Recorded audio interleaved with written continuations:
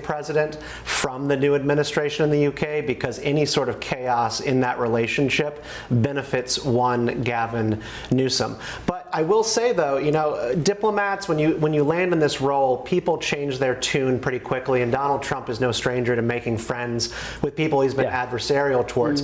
You know, his Secretary of State is someone who called him a con man, a threat to democracy, and a leech on the Republican Party, and his vice president is someone who called him a Nixon-like a-hole and also a Hitlerian figure in American politics. Hitler. But, you know, people come around. I do think that we'll see Miliband hemmed in, and Donald Trump will be a good sport about this, assuming he plays the role of diplomat. Stuart, we might see Ed Miliband be the next Sadiq Khan here in terms of President Trump, because you know exactly how he feels about Sadiq Khan. He can't stand him. But he's going to have to be a little bit more forgiving, isn't he, with Miliband? Well, Ed Miliband doesn't need a peerage to access government in the place where he is. But look, I think politics is quite a fiery place, and you know the camera hasn't lied. These statements that you played about Miliband are incontrovertible.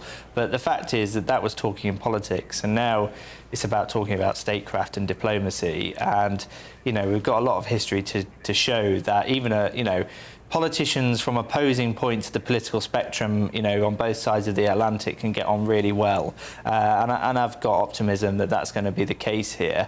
Look at the relationship between Tony Blair and George Bush, indeed even between, Cameron and Obama. You know, not always identical parts of the political spectrum, and I think that the state of the relationship between the USA and the UK has reason to endure, indeed thrive. Claire, what do you think was going through Burnham's mind when he gave this job to Miliband? Because I think it's a pretty good fit for him, actually, in terms of his areas of interest, Ed Miliband, with him being, you know, such an eco-junkie. I think he's going to be hanging out with the right kind of people across the EU, especially. I don't think the irony is lost on anyone that someone that's gone from the net zero brief has now gone to Air Miles Ed.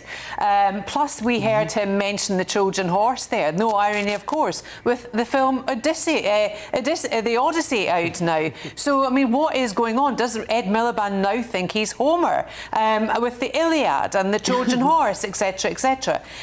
Do I think that it's good that Gavin Newsom has endorsed him? Well, it's politics at the end of the day, isn't it? And I would actually have been more afraid of Newsom had he come out and said he's a very bad fit, because clearly the two of them, in my view, are cut from the same cloth. Now, going back to Miliband's view and his comments about Trump, I mean, it's irrefutable. You know, he cannot go back on that. He's said it, but I don't think that's got anything at all to do with diplomacy going forward. And I certainly don't think Trump's going to give two hoots what on earth Ed Miliband has thought about him in the past. I mean, my goodness me, we know Trump wakes up some days, says some things, and then the next day it's not the same thing that is actually carried out. So there's a lot of, crossover here. It's politics, it's diplomacy at the end of the day. But I think Andy Burnham has pulled a blinder, because I think he needs to keep the centre left close to him, and I think that's what he's done in Ed Miliband. Never forget that anything that Miliband has said about Donald Trump has also been said by Zoran Mamdani in New York City, and those two get along famously and in a professional manner anytime there has been a meeting in the White House. I remember the last time Zoran Mamdani came to the Oval Office, Donald Trump prodded him and he was like, you think I'm a fascist, right? You can go ahead and say it. It's fine. It's fine. Yeah, exactly. This is politics. I think it really matters to him what goes on behind the scenes and whether or not he thinks he's dealing with a strong person who actually advocates for their policies and their people. I agree with that. And by the way, I think I'd say two things about Miliband. Number one is that, to Claire's point about the politics of this, from Burnham, it's a smart political move to get Miliband, who is, as has been said. Off the pitch, someone who's very much on the left among cabinet ministers, get him off the domestic pitch, get him away from the net zero brief, send him away to foreign countries to go and do diplomacy. And I genuinely think he will be really good at this job, because he is genuinely, you might disagree with him, but he's smart, he understands international relations, he's experienced. I think he'll be a great spokesperson on the international stage. And I think because he won't be able to fly, because he'll get such a lot of criticism for being a hypocrite, he'll have to spend weeks on boats. He's never said we'll never see him. We'll never see him. I think it's genius from Andy Burnham, actually. I think he's put him between a rock and a hard place, isn't he? He's got to travel the world, but he can't travel the world. That's some boats he's definitely going to stop. Don't worry about that. He's going to be flying, because he wants to make sure that we get around the world. Spreading that message. Well, and I do think, like I say, I think the areas about which he feels very strongly, there will be people that he will be going to see around the world who are going to share his vision of a green energy future. You can imagine him sitting down with Mark Carney and all of the European leaders. They're all going to be on the same page, and I imagine he probably jumped for joy when he got given this job. I feel like it's a really, really good fit for him. It's pretty much the only country there is going to be this friction is going to be this one. I've not spoken to you guys since Andy Burnham's been in number 10. How do you think Andy Burnham's going to get on with Trump, Andy? I think the same as we've all said. I think when it comes to international diplomacy, they will rise above their personal feelings about one another's politics. I would say, by the way, that Fox News branding Andy Burnham as far left is ludicrous. Yes, he is absolutely to the left of Starmer and to the left of me. He's not a far left. Do you think he's to the left of Starmer? Yeah, I think he is. I think he is marginally to the left of Starmer. In what way? I think he believes in a bigger state, and I don't think he quite yet believes in or understands the spending constraints that he's operating under, because the way he's announcing policy after policy after policy that costs quite a lot of money suggests somebody who thinks we can continue to borrow at the rate we have been, which is completely unviable. I think he's left-wing in a different way than Keir Starmer is. Andy Burnham, he is someone who, like Donald Trump, speaks the same language in his political career about general resentments towards the elites of places like London, Washington, D.C., New York City. Donald Trump ran for president as a rich, wealthy, and powerful guy who always felt looked down upon by the elites of the United States, and so he ran to show them what's what. Andy Burnham has said much the same thing about feeling like a second-class citizen being a mayor in the north of England. And so I think that they have a lot in common about their general grievances against the political snobbery on both sides of the Atlantic. And they will come at it with a different set of policies from the left and the right, but that doesn't mean that they have to be adversarial. My number one criticism of Keir Starmer was 1 year ago in June when Donald Trump dropped the trade deal papers on the ground and Keir Starmer bent down to pick them up. Catastrophic, and played into all of the caricatures as him as a squish. Andy Burnham, just don't do that. And I think Andy Burnham. Go on, Claire. I think Andy Burnham's got more of a social conscience as well. When he stood outside number 10 before he went in, he mentioned not only the deindustrialisation that happened in Britain, but also one of his key points that he wants to do is eradicate homelessness.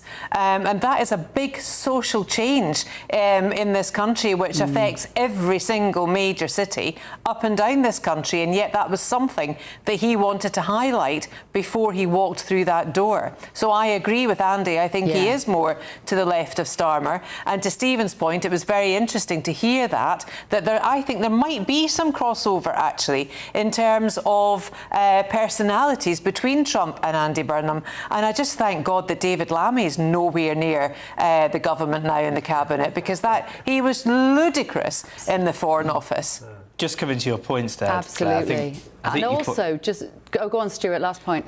Just coming to your points there, Claire, I think it's really important to note that Andy Burnham's going to be quite focused on domestic policies, especially as the Chancellor has outlined the growth agenda.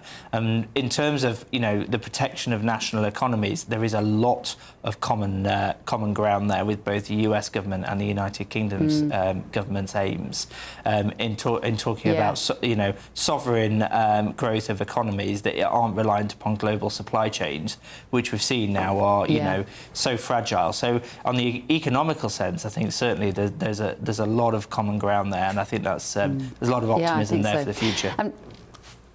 And remember, it could be worse. We could still have Mandelson as ambassador in that massive, beautiful house down the road. So at least we haven't got Mandelson and Ed Miliband trolling President Trump. Right, still to come this evening on The Late Show Live, Andy Burnham has reportedly paused the early release scheme for prisoners, and it's causing chaos in the justice system. But first, tonight, more than 50,000 people are expected at Britain's largest Muslim festival this weekend. Are you one of them?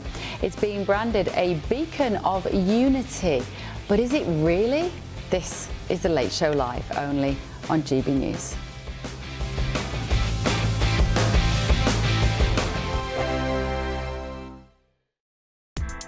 Join me, Nana Akweer, for an informative, interactive news programme with a difference. It's fun. No, he didn't say that, Dave. I'm so surprised. I think there's an element of truth to that. Join me from 3 p.m. every weekend, only on GB News, Britain's news channel. Hi, I'm Michelle Dewberry, and my show is your opportunity to cut through all the noise and dive in headfirst to some robust debates. Ideas clash. Situation, isn't it? No, Because the failure is you're deliberately avoiding my point. Nothing's held back, And if you think this is the end of it, wait for more. and we do not shy away from the difficult stuff. Sometimes I want to shake people and say, if only you understood. So join me on Jubes & Co. weeknights at 6 p.m. only on GB News, Britain's news channel. Here at GB News, we made a promise to tell your stories. And on the 6th of August, we're marking 5 years of doing exactly that. Celebrate with us by having your say. Join in the debates live on TV and radio. And meeting your favourite presenters across the country, from Leeds to Aberdeen, from Belfast to Barry Island. Plus, join me in Essex for our biggest live show of the year. Scan the QR code or visit gbnews.com/celebrate. Terms and conditions apply. Some people enjoy lazy Sunday mornings, but not me. What's the truth of the matter? So that's a very live question. Would you support him if he waters down these plans? Before the spin sets in, I'll be getting to the truth. This is personal. No soft questions, no easy answers. It's one thing if the state has rules in this country. It's another thing whether the police and others actually police them. Setting the agenda and holding those in power to account. You can't really blame her if the system is set up this way. You will not want to miss it, trust me. The Camilla Tominey Show, Sundays from 9:30, only on GB News. From the school run to the home run, watch a new show for all of Britain. He can say whatever he wants. A straight talking show where all voices are heard.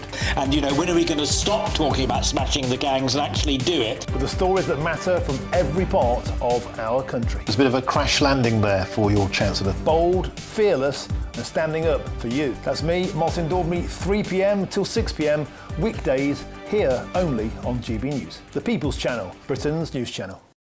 Westminster's full of talk, but out here, it's the real world. Am I allowed to talk now? No, that's it. This is where it matters, real people and real lives. That's what politics is all about. The fact is Trump made a good start. No. Straight answers, no spin, and just a couple of pints. How many fingers have I got up? About 10. So join me for Lee Anderson's Real World every Friday at 7 p.m, only on GB News. The People's Channel, Britain's news channel.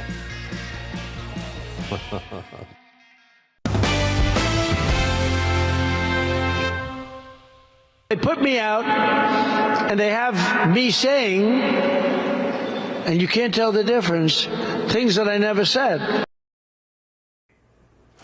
President Trump's extraordinary lawsuit against the BBC has taken another dramatic turn in a Florida courtroom. We're going to tell you all about that shortly. But first, though, breaking tonight, it has been confirmed that Britain's largest Muslim event will get underway this weekend, with organisers saying that it will send a message of peace and unity at a time of growing division. But new polling commissioned by the organisers suggests that 3/4 of Britons believe the country is more divided than it was 5 years ago. So do events like this really promote unity or just division? With me now is the head of domestic policy at Pickthall House, Jacob Williams. Jacob, thank you for joining me. So 50,000 people are going to be at this event. Presumably they will all be Muslim. Correct me if I'm wrong on that. And it's being touted, as I say, as a means of bringing people together. But surely it's only bringing together people who are Muslims. Well, it's a rather strange accusation to make against a religious gathering that it brings together people from a particular religion or denomination. That's true of any church gathering on any Sunday, any mosque or any synagogue. It is for people of a particular religion. Of course, the country is divided. One of the reasons the country is divided is that we have had a unsustainable and unwanted pace of immigration over the last, especially the last 7 or 8 years. The country fundamentally is not divided just because there are some Muslims in the country or because Muslims have religious freedom, the same religious freedom that everybody else in this country benefits from, and the fact that every British citizen has the right to attend religious gatherings of their own faith or secular gatherings or no gatherings at all is a basic liberty that is not the cause of our divisions or the cause of any problems. I would also just point out this particular gathering is by a denomination of Islam called the Ahmadiyya Muslim community. Now, this community is regarded by the majority of other Muslims as being somewhat heretical or not really properly Muslim. So if one were to look at this event and say, well, the Muslims are here trying to take over, as people sometimes do, often quite absurdly, as we saw with the completely innocent prayers in Trafalgar Square, these are the last people likely to do so, because this particular community would be and is the victim of persecution in many so-called Islamic states. So these are the last people trying to take over the country. This is a show of simply people coming together to worship God in the way that they think is right, which is a basic freedom of all British citizens. So would you say that people who aren't Muslim would be welcome at this festival? If you were Jewish, for instance, and you turned up with your family, how do you think you would be treated? I think people will be treated with complete ordinary decency and respect. I think that non-Muslims do attend, but it's just a strange thing to ask.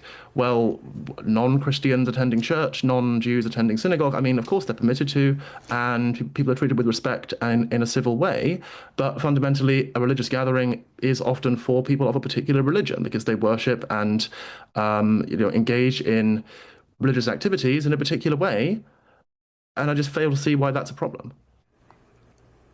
Is it fair to say, though, Jacob, that some elements of the Muslim faith, and as you say, the Ahmadiyya Muslims may not subscribe to that, but there are some, perhaps a large number of Muslims, that would like everybody on the planet to be Muslim. And in fact, one of the basic tenets of Islam is that we are all born Muslims. Some of us just don't know it. That is one of the basic tenets, I understand, correct me if I'm wrong, and therefore people are understandably concerned at the idea that there may be ambitions to take over more power in the UK, to run councils, to run business associations, to therefore steer the culture in the UK in a way that will prioritise Muslims and the requirements, the needs, the celebrations of Islam over what other people might describe as our basic traditional small c conservative Christian Judeo culture. Are you saying that those people have nothing to worry about? They can sleep easy at night because that agenda does not exist and it is a myth? Of course it exists. Of course it's not a myth. Of course there are a minority of Muslims who would support projects like this. Unfortunately, that is the case. There are also a minority of Christians who would like the country to be run by the Pope. Catholic integralists is the term. So there are extremists in all religions. And yes, at present, we do have particular concerns about a minority of Muslims and their behavior and their political views. There are legitimate concerns there, and we've been the first to admit that. But to say this is because of some basic theological commitment, I mean, as a Muslim, would I like everyone in the world to be Muslim? Yes, of course I would. But I would like them to do so freely, out of their own free will and recognition of the value of the religion, not out of force. You cannot force someone to believe in God or in any spiritual belief. So there's no point in making this into some kind of issue. OK, all right, Jacob, thank you. Really appreciate that. Head of Domestic Policy at Pickthall House, Jacob Williams. Let me come to you on this, Stephen Kent. Well, this is not an issue that I was well acquainted with before coming in to do this show today, and looking into the Ahmadiyya Muslims, yeah, I mean, this is a group that Pakistan's government, declared heretical, and they are not allowed to participate in the call to prayer in that country by and large. And most of their doctrine reads to me the same way that Unitarian Christians read, which is to say, come one, come all. There are prophets from every age, and we are generally of the belief that all people are on the same path towards enlightenment and God. This looks to me like a sliver, a minority within the larger Muslim community that is actually not involved in Islamism. Now, I believe that your guest was incorrect that a minor amount or a minority amount of Muslims embrace radical doctrine. At least 46% of Muslims in the UK support groups like Hamas, according to YouGov. That is not a small slice at all. So this group, to me, is actually a minority in that they are a relatively peaceful group, and I think that's a great thing. I'm just suspicious of this stuff because nobody in the UK, of course, voted for the Muslim population to double every 20 years over the past 40 years. That's not something anyone voted for. Claire, does it concern you when you see these gatherings of people who are Muslim, who may, for me personally, I find there's some kind of patriarchal issues around Islam that I find extremely troubling, the way that women are treated differently to men and the different freedoms enjoyed by women, particularly in Islamic countries. We have to draw the distinction.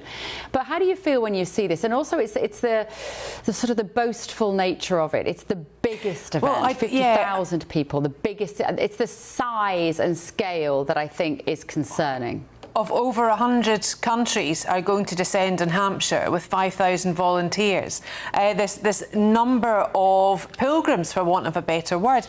Now, the other issue I have with what Jacob had said is the fact that he spoke about when the Pope came. When the Pope came to Hyde Park, there was 80-odd thousand devotees that came to see him, regardless if they were Catholic or not. But the difference with that is that's the head of the Catholic Church.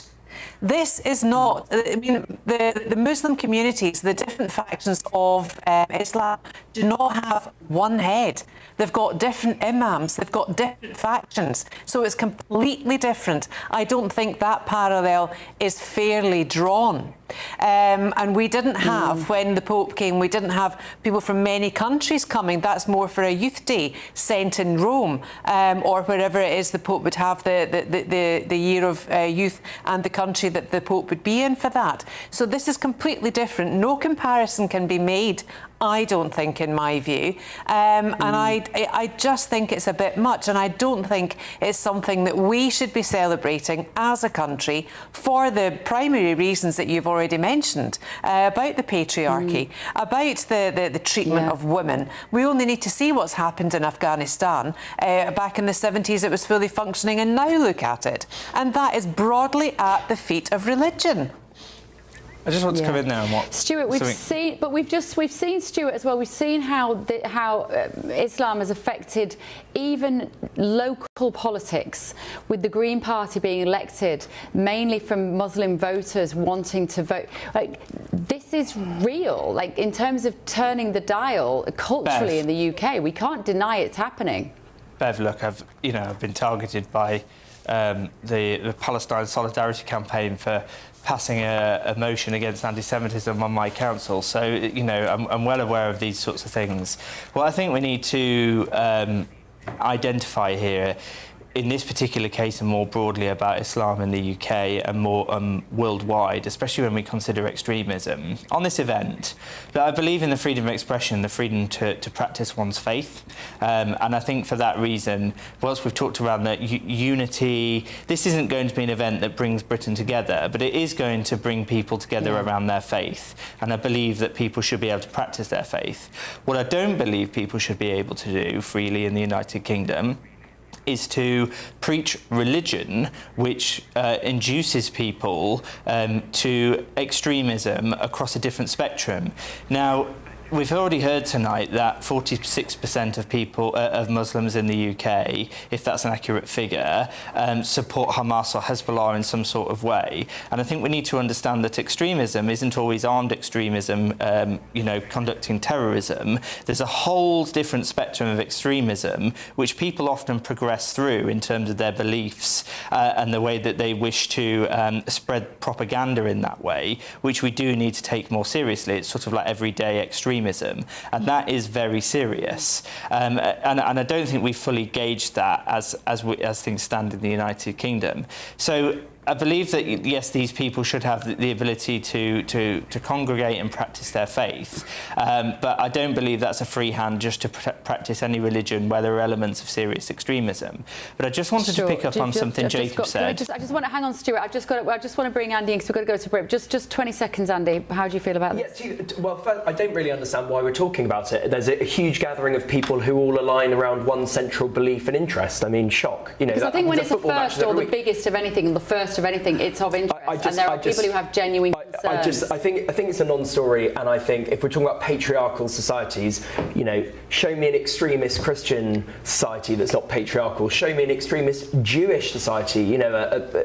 This happens in every religion. The extremes of all religions are bad. Full stop. I can Let's not tell you that Muslims. along the streets of London, there are not. But along the streets of London, along the streets of London, there are not women covering themselves from head to toe male as escorts Christians to go to the store. Well, I think you'll find if you go to parts of North London, there are people in Orthodox Jewish communities who are covered up like that and who aren't able to live their lives in full. And I think you'll find I'm going to have to disagree with you there, Andy. I don't think that's on the same scale. What does it mean to live your life in full? Not at all. I just want to call that out, Andy. I'm sorry. I mean to being not be imprisoned in an Orthodox Jewish community. What are you talking about, Andy? I'm sorry. Extremist elements of. Hang on, Stuart. Hang on, Stuart. Sorry, you might be misunderstanding me. Maybe I've expressed myself poorly. This is not me having a go at the Jewish community or the Christian community or any other community. My point is that there are extremist elements in every single religion. That is a fact. I just think that was a poor example. But what I find extreme, is for women to walk down the streets completely unrecognisable, covered from head to toe. I find that extreme. But in Islam, it is not extreme. It is normal for many, many women, increasing numbers of women on the streets of London. I don't like that as a mother of daughters. I hate it. No, and I wouldn't want to do that. I wouldn't want that in my family. I wouldn't like to see that among my friends. But I don't think we should be getting upset or irate about a large gathering of people who share a common faith. Okay, Andy, we do need to move on though. Thank you, guys. We're sorry, we've got to move on, Stuart. Well, we might come back to that because it was a good debate, and everyone obviously has a lot to say. But still to come tonight. We'll bring you jaw-dropping images from the northern coast of France, where illegal immigrants are trying to get past police with very young children, trying to scramble on board a small boat, despite the very obvious dangers. But first, tonight. No, he's the enemy now. No, he's not. It's the hot mic moment that sparked outrage. Ministers laughing about Britain's early release scheme. But tonight, Britain's new Prime Minister is making his biggest move yet. That's next. This is The Late Show Live, only on GB News.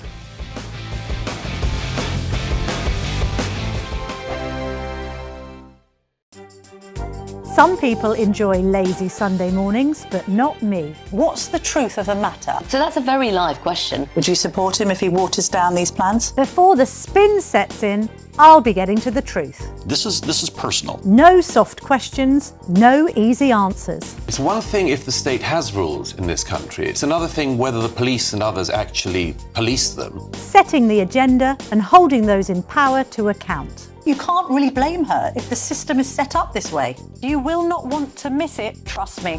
The Camilla Tominey Show, Sundays from 9:30, only on GB News.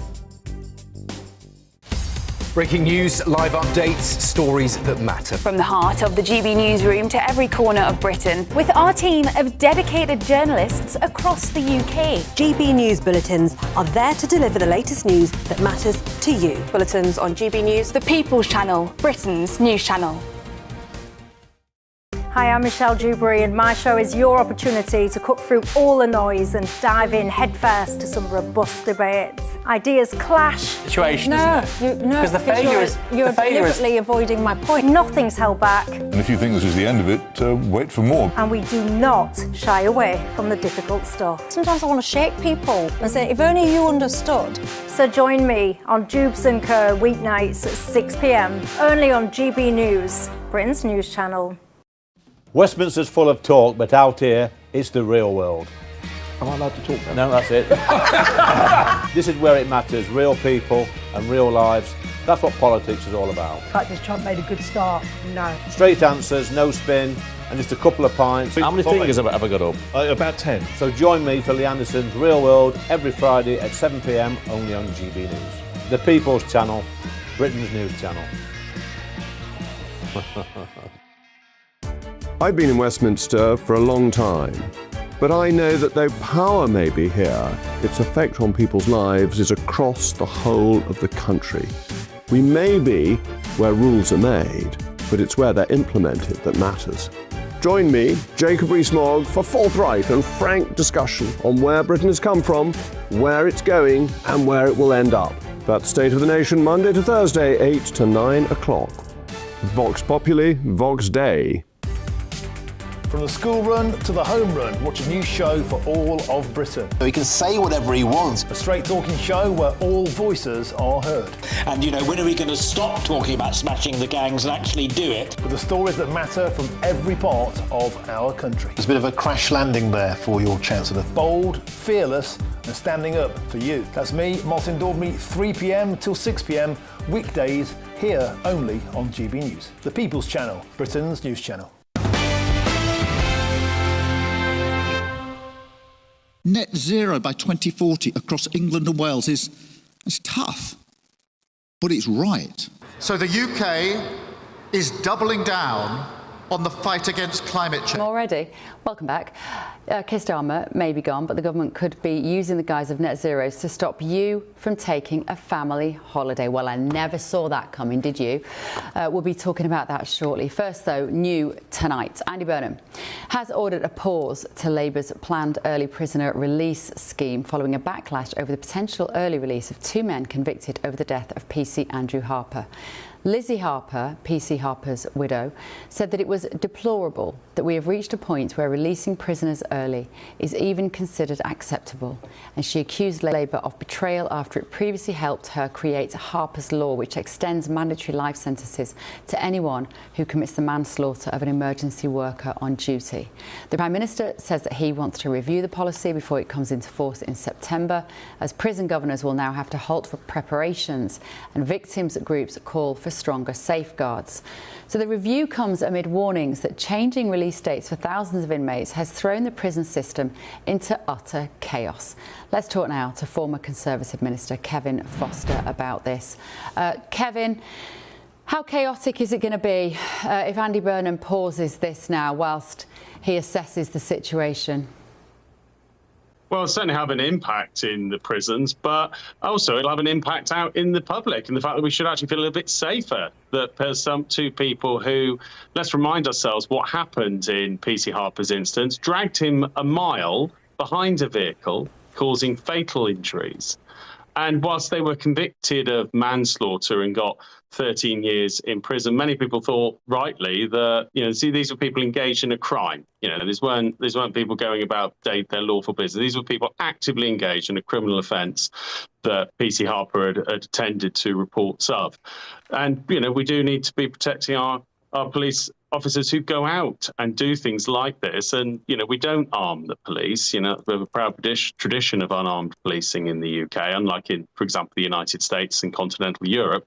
But part of that's because there's appropriate sanctions and penalties when people do things to police officers trying to do their lawful duty to prevent crime. So this may cause some pressure in the prisons, but there's also plenty of debates. One colleague, I think former colleague in the House of Lords, has recently said, actually, we've got women's prisons. We have a vast majority of offenders in them are not violent offenders. You could even look at an option there where potentially perhaps you converted temporarily a prison into a men's prison, because it would seem a bit odd to be keeping non-violent offenders in yet letting out violent men into the communities. But I always agree that we should have single-sex prisons. I'm not going to argue with that concept, but it's welcome the Prime Minister's taking a look at this overall. Now these boys, because they were boys when they committed this crime, they were only 17 years old. And one of them, Henry Long, was driving the car. There were the two others, Albert Bowers and Jesse Cole. Now they say that PC Harper had arrived to investigate the use of an off-road vehicle. And they drove away to get away from this. You can imagine giddy 17-year-olds, they're stupid. I've got a 17-year-old, they're stupid. They often think they know better than they do. They think they know everything. And as they drove away, the police officer's foot was caught in a rope and he was dragged a mile down the road and then he died. Now, it is horrible and tragic. And I may not be very popular with our audience to say this, but I do have an element of compassion for these boys. Now, they maintain they didn't know that he was being dragged behind the car. The jury obviously didn't think it was beyond reasonable doubt, which was why they were found guilty of manslaughter and not murder. Do we not want to live in a world where 17-year-old boys, particularly I think the passengers, should be given a second chance, Kevin, to get their life in order?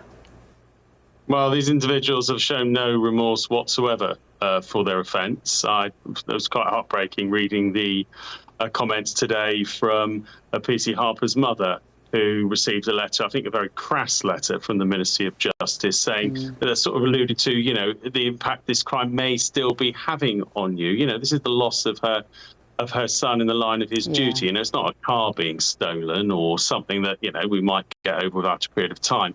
I accept that, for example, certain sentences are reserved for adults. For example, the sentence of life imprisonment without possibility of parole is something that only adults usually will receive. But let's remember, these three were engaged in criminal activity. A police officer was dragged to his death. As you say, the jury reached its conclusion in the form of manslaughter, and it's appropriate that they serve a penalty appropriate to their age. Remember, had these two individuals been adults at the time, it's likely their sentence would have been higher to reflect the fact that they would have been over 18. So, I'm someone who, yes, I accept that people who commit crimes as juveniles will at some point come out of jail. But that said, the start of a 10, if they really want to show that they've changed, is to show some remorse. And in fact, they actually celebrated in court. So, I'm very sceptical that these two individuals have really learnt and that much from what happened. And, the first thing they could do is apologise to their victims' family if they really want to show that they've changed. That is a very good point. It's a very good point. OK, all right, thank you so much. Former Conservative Minister Kevin Foster there. We're short on time, so we're going to take a quick break. We're still to come this evening on The Late Show Live. I'm not looking to get into lawsuits, but I think I have an obligation to do it. This was so egregious. Well, you will not believe the latest development in the president's lawsuit against the BBC. Two of America's top defamation lawyers are going to join me to explain all. But also on the show tonight. And then I was silent. Were you silent or were you silenced? The latter. Oprah Winfrey has been made to watch back that famous interview in a process of being interviewed by a magazine. We'll tell you what happened after this. Don't go anywhere. Breaking news, live updates, stories that matter. From the heart of the GB newsroom to every corner of Britain, with our team of dedicated journalists across the UK. GB News bulletins are there to deliver the latest news that matters to you. Bulletins on GB News, the People's Channel, Britain's news channel. Britain is not just a geographical expression. We are a people bound together by history and culture that are distinctively British. Join me to celebrate our music, theatre, artworks and literature which we can explore and enjoy together. Everybody's welcome. Sunday with Michael Portillo. Every Sunday at 11 a.m. on GB News, the People's Channel, Britain's news channel. Westminster's full of talk, but out here, it's the real world. Am I allowed to talk now? No, that's it. This is where it matters. Real people, and real lives. That's what politics is all about. In fact, has Trump made a good start? No. Straight answers, no spin, and just a couple of pints. How many fingers have I got up? About 10. So join me for Lee Anderson's Real World every Friday at 7 p.m. only on GB News. The People's Channel, Britain's news channel. At GB News, we love to hear from you, our loyal community. So drop us a line at gbnews.com/yoursay. There you can talk to each other and also to the presenters live on air. gbnews.com/yoursay, because GB News is your channel, Britain's news channel. Join me, Nana Akweer, for an informative, interactive news programme with a difference. It's fun. No, he didn't say that, Dave. I'm so surprised. I think there's an element of truth to that. Join me from 3 p.m. every weekend, only on GB News, Britain's news channel.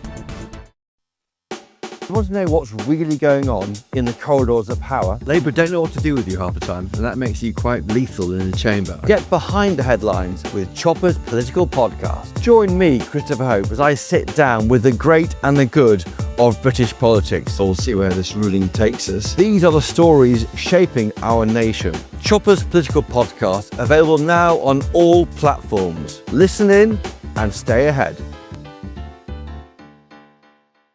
Hi, I'm Michelle Dewberry, and my show is your opportunity to cut through all the noise and dive in headfirst to some robust debates. Ideas clash. Situation, isn't it? Because the failure is... You're deliberately avoiding my point. Nothing's held back. And if you think this is the end of it, wait for more. And we do not shy away from the difficult stuff. Sometimes I want to shake people and say, if only you understood. So join me on Jubes and Co weeknights at 6 p.m. only on GB News, Britain's news channel.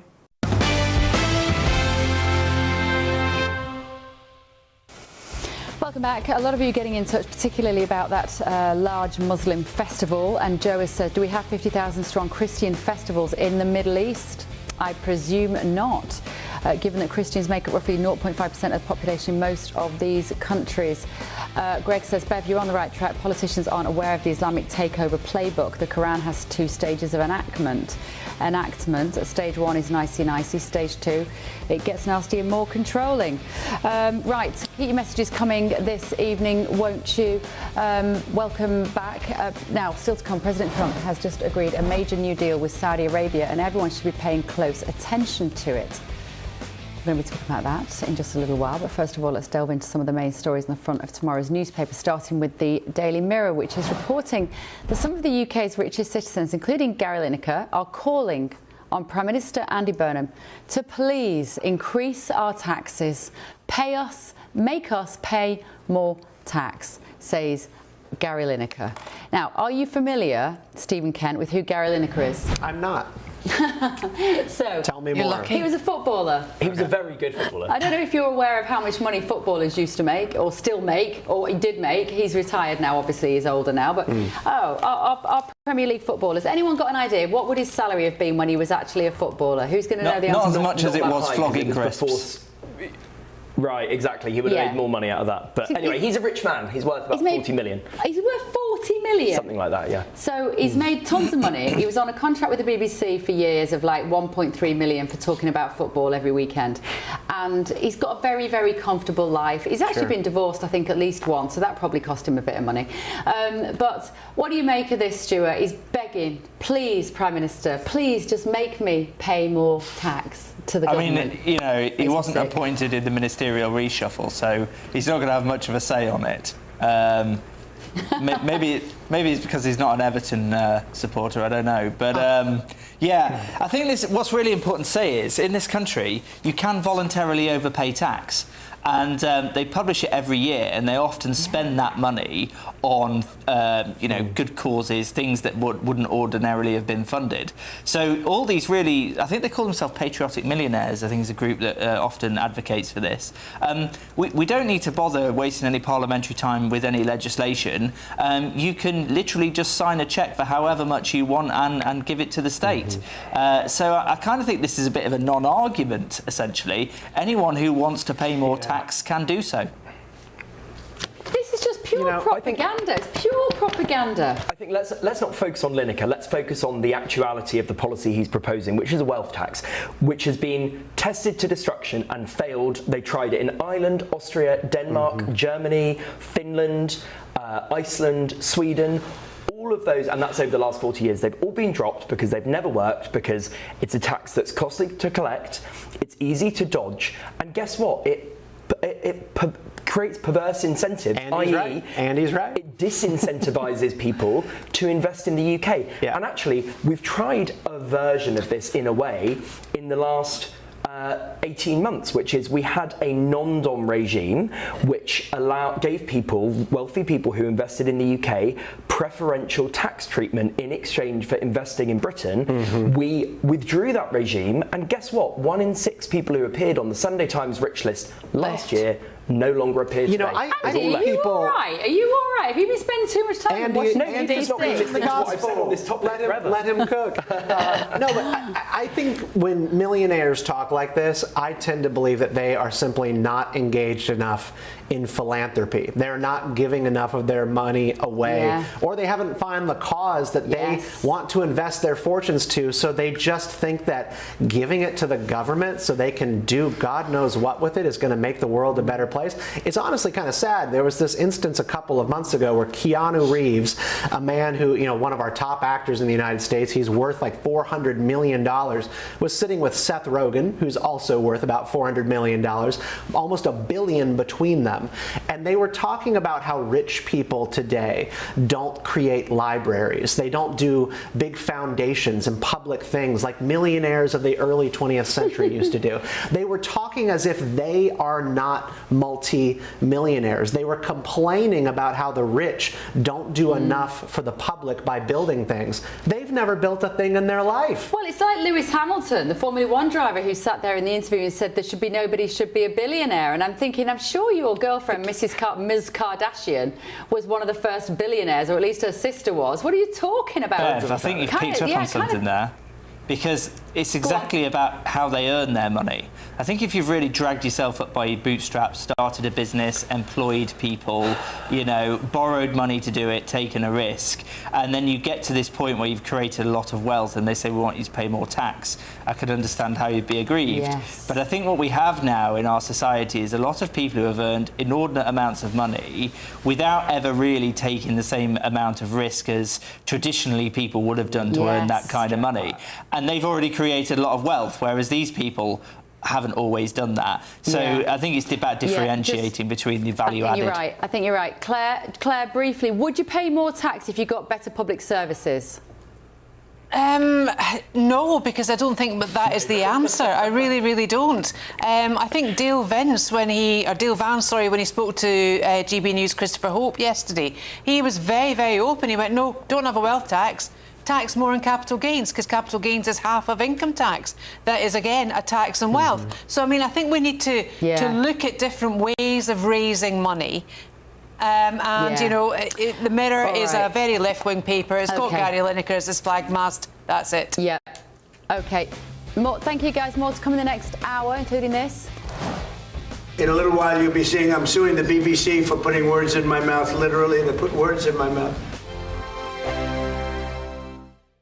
From court mornings to warm family brunches. From football to tennis in the car. In the kitchen. GB News Breakfast is there. With the stories you need and the conversations that matter. Anyway, let's talk business. Well, it has been a historic night in British politics. It's astonishing, isn't it? We're here again. To start your day just right. GB News Breakfast. Every morning from 6 a.m. Only on GB News. Britain's news channel.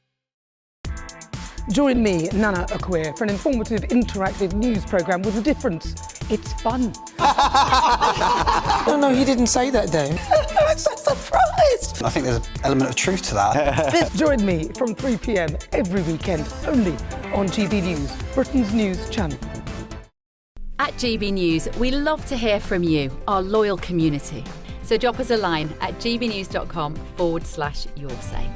There, you can talk to each other and also to the presenters live on air. gbnews.com/yoursay, because GB News is your channel, Britain's news channel. Some people enjoy lazy Sunday mornings, but not me. What's the truth of the matter? So that's a very live question. Would you support him if he waters down these plans? Before the spin sets in, I'll be getting to the truth. This is personal. No soft questions, no easy answers. It's one thing if the state has rules in this country. It's another thing whether the police and others actually police them. Setting the agenda and holding those in power to account. You can't really blame her if the system is set up this way. You will not want to miss it, trust me. The Camilla Tominey Show, Sundays from 9:30, only on GB News. From the school run to the home run, watch a new show for all of Britain. He can say whatever he wants. A straight talking show where all voices are heard. And when are we going to stop talking about smashing the gangs and actually do it? With the stories that matter from every part of our country. There's a bit of a crash landing there for your Chancellor. Bold, fearless and standing up for you. That's me, Martin Daubney, 3 p.m. till 6 p.m. weekdays here only on GB News. The People's Channel, Britain's news channel. Westminster's full of talk, but out here, it's the real world. Am I allowed to talk now? No, that's it. This is where it matters, real people and real lives. That's what politics is all about. In fact, has Trump made a good start? No. Straight answers, no spin, and just a couple of pints. How many fingers have I got up? About 10. So join me for Lee Anderson's Real World every Friday at 7 p.m. only on GB News. The People's Channel, Britain's news channel.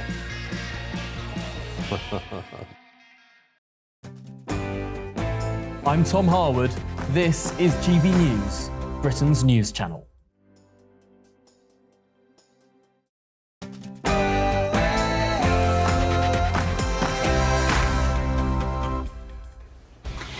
Good morning, good evening, live from Washington, D.C. This is Beth Turner on GB News with the stories shaping Great Britain and America. Tonight, a GB News exclusive. The second ever mega dinghy has crossed the English Channel. We'll bring you jaw-dropping images from the northern coast of France, where illegal immigrants are trying to get past police with very young children trying to scramble on board a small boat, despite the very obvious dangers. Tax takes flight. Andy Burnham's new Energy Secretary has previously backed higher taxes on frequent flyers. But are family holidays next? And also open the books. Donald Trump's extraordinary lawsuit against the BBC has taken another dramatic turn in a Florida courtroom. I'm not looking to get into lawsuits, but I think I have an obligation to do it. This was so egregious. And the nuclear question. Saudi Arabia could be one step closer to civilian nuclear power under a new deal backed by President Trump. And it's a reignition of the royal row. Oprah Winfrey is facing a fresh wave of criticism over the Meghan Markle interview that rocked the royal family. And then I was silent. Were you silent or were you silenced? The latter. I'm Bev Turner and this is The Late Show Live.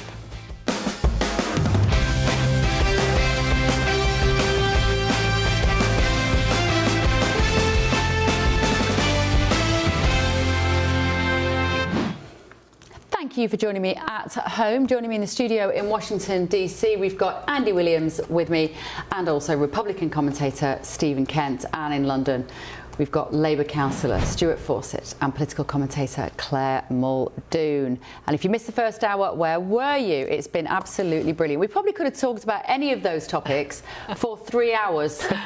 Couldn't we really? Especially that Muslim festival, and the inbox has absolutely blown up on that. Right, get in touch with me, gbnews.com/your say to get involved in our conversation. But a GB News alert this hour. President Trump has been ordered to hand over detailed financial records as part of his $10 billion defamation case against the BBC. The American president claims that a Panorama documentary falsely edited his January the 6th speech and damaged the value of his businesses and his brand. But a Florida judge says that by claiming economic harm, Trump has put those finances directly at issue, potentially opening records from nearly 400 companies to BBC lawyers. With me now is defamation lawyer Trey Lovell and defamation defence lawyer Jeff Lewis. Gentlemen, thank you so much for joining me. Now, this is the problem with lawsuits. If you're going to get involved with them, you've got to be prepared for the transparency and the complete lack of privacy that goes along with this. Trey, just explain to us, if you would, what's going on here. Why do the BBC need to see these numbers? So as one of the elements of the case is that he suffered damages. And damages are really at issue here because he won the election, he's made money in office, according to media reports, and nobody really saw because it wasn't broadcast in the US. So the big highlight is, what damages did you suffer? And one of the ways that you can prove that or establish that is through your financial records. You know, have your companies or yourself made less money because of defamatory statements? So it's directly relevant to the damages issue. And the BBC is entitled to probe that. And one thing to note is that in discovery in the United States, it's not really what is admissible, but what is likely to lead to admissible evidence. So even if the records aren't by themselves admissible or relevant to the exact damage claims, they can lead to evidence that will be. You know, so it's a broad standard, and the BBC has a right to push. So, Jeff, just to explain this, because this documentary went out a couple of weeks, I think it was, before the election, or maybe even the week before, the Trump administration claims, and President Trump and his legal team claimed that it was damaging to him to depict him in this way. And he has to, is it up to him to prove it was damaging, or is it up to the BBC to prove that it wasn't damaging? President Trump has to prove it was damaging. And he alleged in his complaint that he was damaged and that his brand was damaged and his ability to earn money in the future would be damaged. So those allegations in the complaint have open discovery wide open for BBC's lawyers to jump through. And do you think he will willingly hand over these figures, Jeff? Because there's often a lot of criticism about President Trump. People say how he's got too much money, he hasn't got as much money as he says, he went bankrupt, there's so much controversy that swirls around what is in those bank accounts. He's not going to want to hand them over. Indeed, no. This is just the start of the battle. He's got the right to appeal to the federal district court judge and then to the circuit court judges and then to the Supreme Court. He can delay. He can amend his complaint to make it narrower. There are a lot of steps he can take to delay turning over his finances. Okay, but do you think, Trey, ultimately he'll have to demonstrate some financial loss because of this documentary? I do, because even though there's economic damages and there's reputational damages, often they go hand in hand. If your reputation is suffering, if your brand is suffering, that's going to parlay into economic damages and your business suffering. And the BBC show says, hey, you're not suffering any damage. In fact, you're making more money, thus you don't have any reputational damage. So I think it's going to stand, but Trump's going to have a couple considerations down the road. He's going to have to be deposed, and he's going to have to be providing sensitive documents. And I think that's really going to determine whether or not and how far he goes in this case. Jeff, do you think he's slightly regretting it? Absolutely. I'm sure he's regretting the way the complaint was worded, and he's going to regret sitting for deposition, and he's also going to regret having January 6th put on trial, because the events of that day are going to be at the forefront of BBC's defense of this case. And why do you think he took issue with this? I mean, I sat and interviewed him actually just as this news broke about the BBC documentary and heard it from him firsthand. And my conclusion was that in his mind, this documentary and the editing of it was the smoking gun that he'd always been looking for to confirm his suspicion that we live within a world of the fake news media, his term fake news. And he feels so strongly to be right on that, and in many ways he is right, because the way that President Trump is depicted often isn't accurate. But could he get to the point, do you think, Jeff, where he might just decide to back out, take some sort of smaller settlement behind the scenes, maybe a bigger public apology from the BBC, and just have to admit that in a way maybe it was a mistake and he shouldn't have gone there in the first place? I think you're right. Going to trial is very disruptive to ordinary Americans, much less if you're the president of the United States. So there is a good chance he'll settle. And also keep in mind, this lawsuit was filed around the same time that other media lawsuits were filed. And then the media giants paid big dollars to settle those cases. This is going to follow that pattern. Except that the BBC, Trey, doesn't have a lot of money. It really doesn't. It's struggling at the moment. We've got more people than ever not paying the licence fee. The British public also would be pretty unhappy, I think, if they felt that their taxpayers' money was going to President Trump. He runs the risk of upsetting a lot of people in the UK, a country that he dearly loves. You know, the BBC is doing everything they can to end this. You know, they've got the motion to dismiss, which they're hoping will get dismissed as a matter of law. And they're putting so much pressure on the discovery, hoping he'll just realize it's just not worth it. You know, you're president of the United States, you're making money, you're doing well. Yes, he has every right to be upset. You know, this document was manipulated.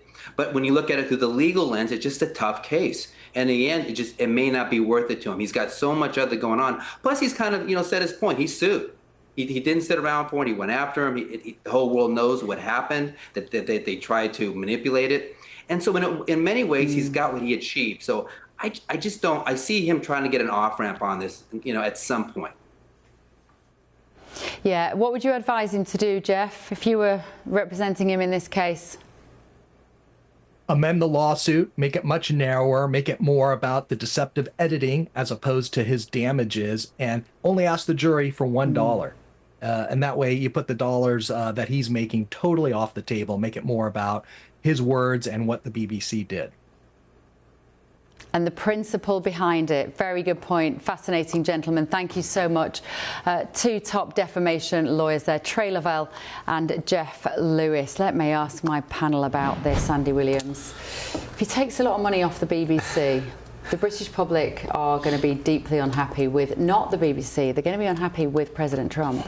Well, I think for the reasons your experts there just outlined, he's not going to take a lot of money off the BBC because this was somebody lashing out, admittedly at a very poorly edited piece of footage, but somebody lashing out and starting a lawsuit that even he probably wishes he hadn't. And if my financial affairs were as tangled as Donald Trump's, I wouldn't want to be submitting anything in terms of transparency in the way that he might have to if he wants to progress this. Yes, Stephen, what do you think? No, I think your experts nailed it, and he should be asking for the dollar. When we were covering this issue, my gosh, Bev, maybe 3-4 months ago, we were talking about this.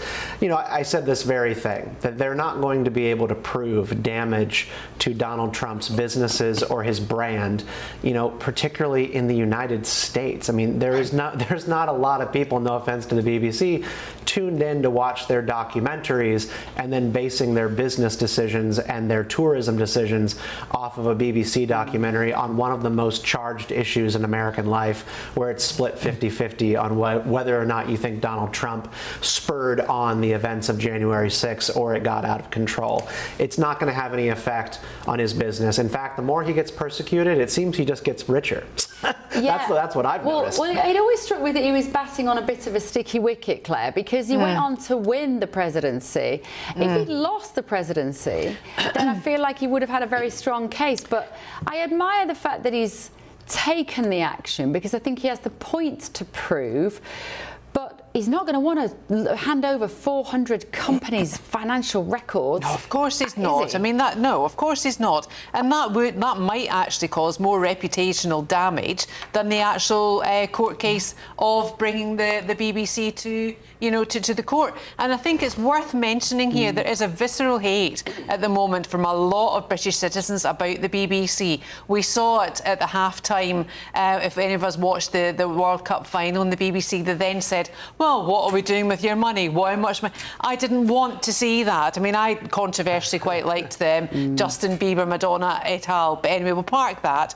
But the interesting thing as well is the fact that Donald Trump chose to take the BBC to court in Florida. And the damages claim is the most obvious weak point, because the cross the cross dispute property actually belongs in the UK because the editorial decisions were taken in the UK. The publication of Panorama originated in the UK. The claimant's reputation primarily was established, and where the alleged reputational harm occurred is in the UK because it wasn't showed in America, apart from in Florida. So that is why Florida is at the key here, and I think that's worth mentioning. But as Jeff Powell said, if he was advising Donald Trump, he would say, you know, get the facts out there, sue them for $1 and let that go, because, as I said, any admission, any show of business accounting would, I think, damage his reputation further. Stuart, let's use our imaginations and see you as President Trump's defamation lawyer. You've got the slick suit on this evening. You always look pretty smart. If you were sat in the Oval Office with him tomorrow morning, what would you tell him to do? Maybe one day, but certainly not tomorrow morning. Look, this is a political and diplomatic opportunity for the UK, and let's be clear, this is what President Trump is posing to Britain. And it's an opportunity for us, but he is putting it across as a challenge, and, you know, understandably so, given how strongly he feels about it. So this could be Miliband's big moment, you know, the big breakthrough, opportunity for Lisa Nandy as well to have some more oversight with the BBC and its integrity. I think many people would welcome that. You know, the BBC, as many people have mentioned here, is facing sort of a crisis, an existential crisis almost, from many different facets of its organisation. But you know, primarily, this is something that diplomacy now needs to resolve.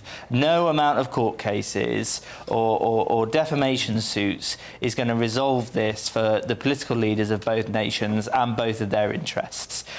We need to have a very clear conversation with the President of the USA, make this right, demonstrate it, and move forward as two nations. These two nations always have done with that special relationship, and that opportunity is there now. I mean, the BBC have apologised, but they need to take it further. Yeah, exactly. Yeah. I also wonder whether they should have been a little bit more creative with him as well. I mean, he loves being on the telly. You know, they could have maybe said, right, we'll do a very good, I don't mean as in propagandized, but we will do a fair depiction of you. Let us have cameras with you behind the scenes for a couple of weeks. Let us, you know, and you can have editorial control over it. You can get to tell the British public why you think what we did was wrong. That's how you work with President Trump to make this right. I bet you a documentary, but not propaganda. I bet you Netflix have sharpened their elbows, and they're right in there just now with the keys to the the Oval Office in the White House, saying, "We'll do it, Mr. President. We'll get you there. Drama, stage, Trump. Love it." Exactly.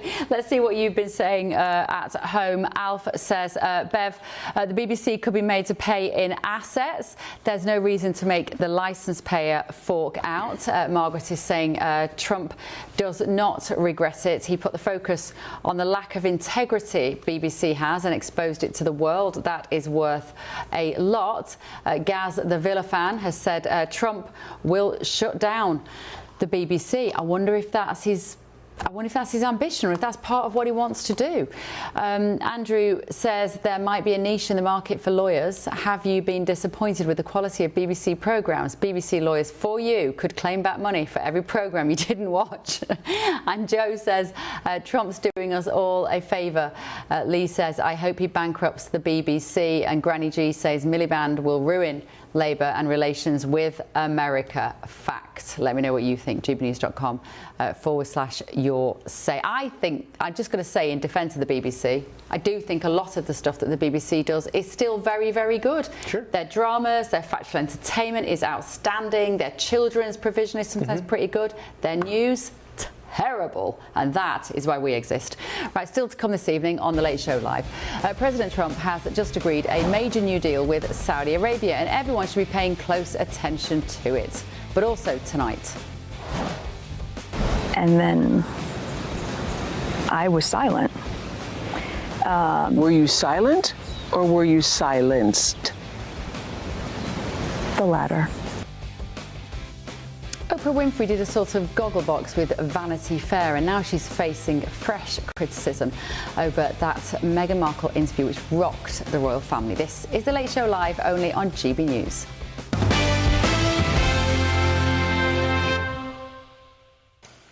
Andy Burnham's new Energy Secretary is facing scrutiny over past support for a frequent flyer levy designed to discourage air travel. Before entering government, Mayata Fanbula backed proposals that would increase tax on each additional flight taken in a year, potentially adding hundreds of pounds to regular travellers' annual costs.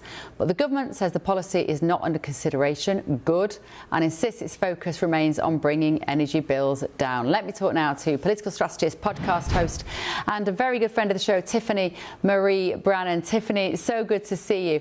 Well, who'd have thought that the government might one day think that we should all travel less? I don't know. It's almost like they've got anticipating carbon credits or something, just to control and control and control us. What do you make of this story?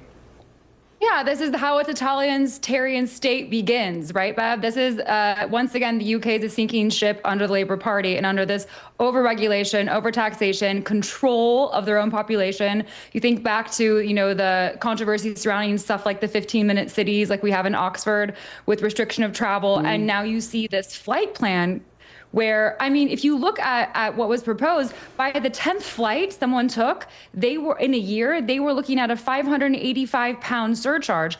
I travel sometimes 10 times in a month. So what about people like me or you or any of us that travel for work or have lives that require us to be bi-coastal or in multiple countries? That's insane. It's once again proving that the Labour Party and the government that is currently in control of the UK does not want its citizens to travel. It wants to control them and control the population. Well, we're hearing that the government is saying they're not going to consider this policy, but we know that the woman who is there, Mayata Fanbula, likes this idea, and she's the new energy secretary. She supports this, like, fundamentally. I mean, maybe she's not allowed to do it, but she clearly thought that this was a good idea at some level, to think that anybody that wants to get on an airplane would have to be conscious of not adding on those miles to what? Save the planet. And do you know who's not doing this? Other countries. Other countries that want to see the West destroyed. I mean, who is she working for? You know, that's a great question, because people like her, the fact that they're being restrained by the powers that be does not diminish the fact that this is her real ideology. This is what people like her that are in positions of power right now in the British government, and frankly, right now in the US government, on the Democrat side, they truly believe that more control and more crazy woke ideology, the better. And I'm concerned for what happens if she's ever in a position where she could have those restraints released, and B, as energy secretary, I have friends that work in the energy business in the United Kingdom, and they have faced setback after setback and regulation after regulation in the last few years, where the hoops that they have to jump through are so astronomical and absurd. They've lost value of their company. They can't sell their company. They have lost clients. They're having to charge far more money. And people like this are the reason why. They don't actually care or have any sense of reality of what the citizens of your nation are really facing. I mean, to put this woman in charge of energy is terrifying, frankly.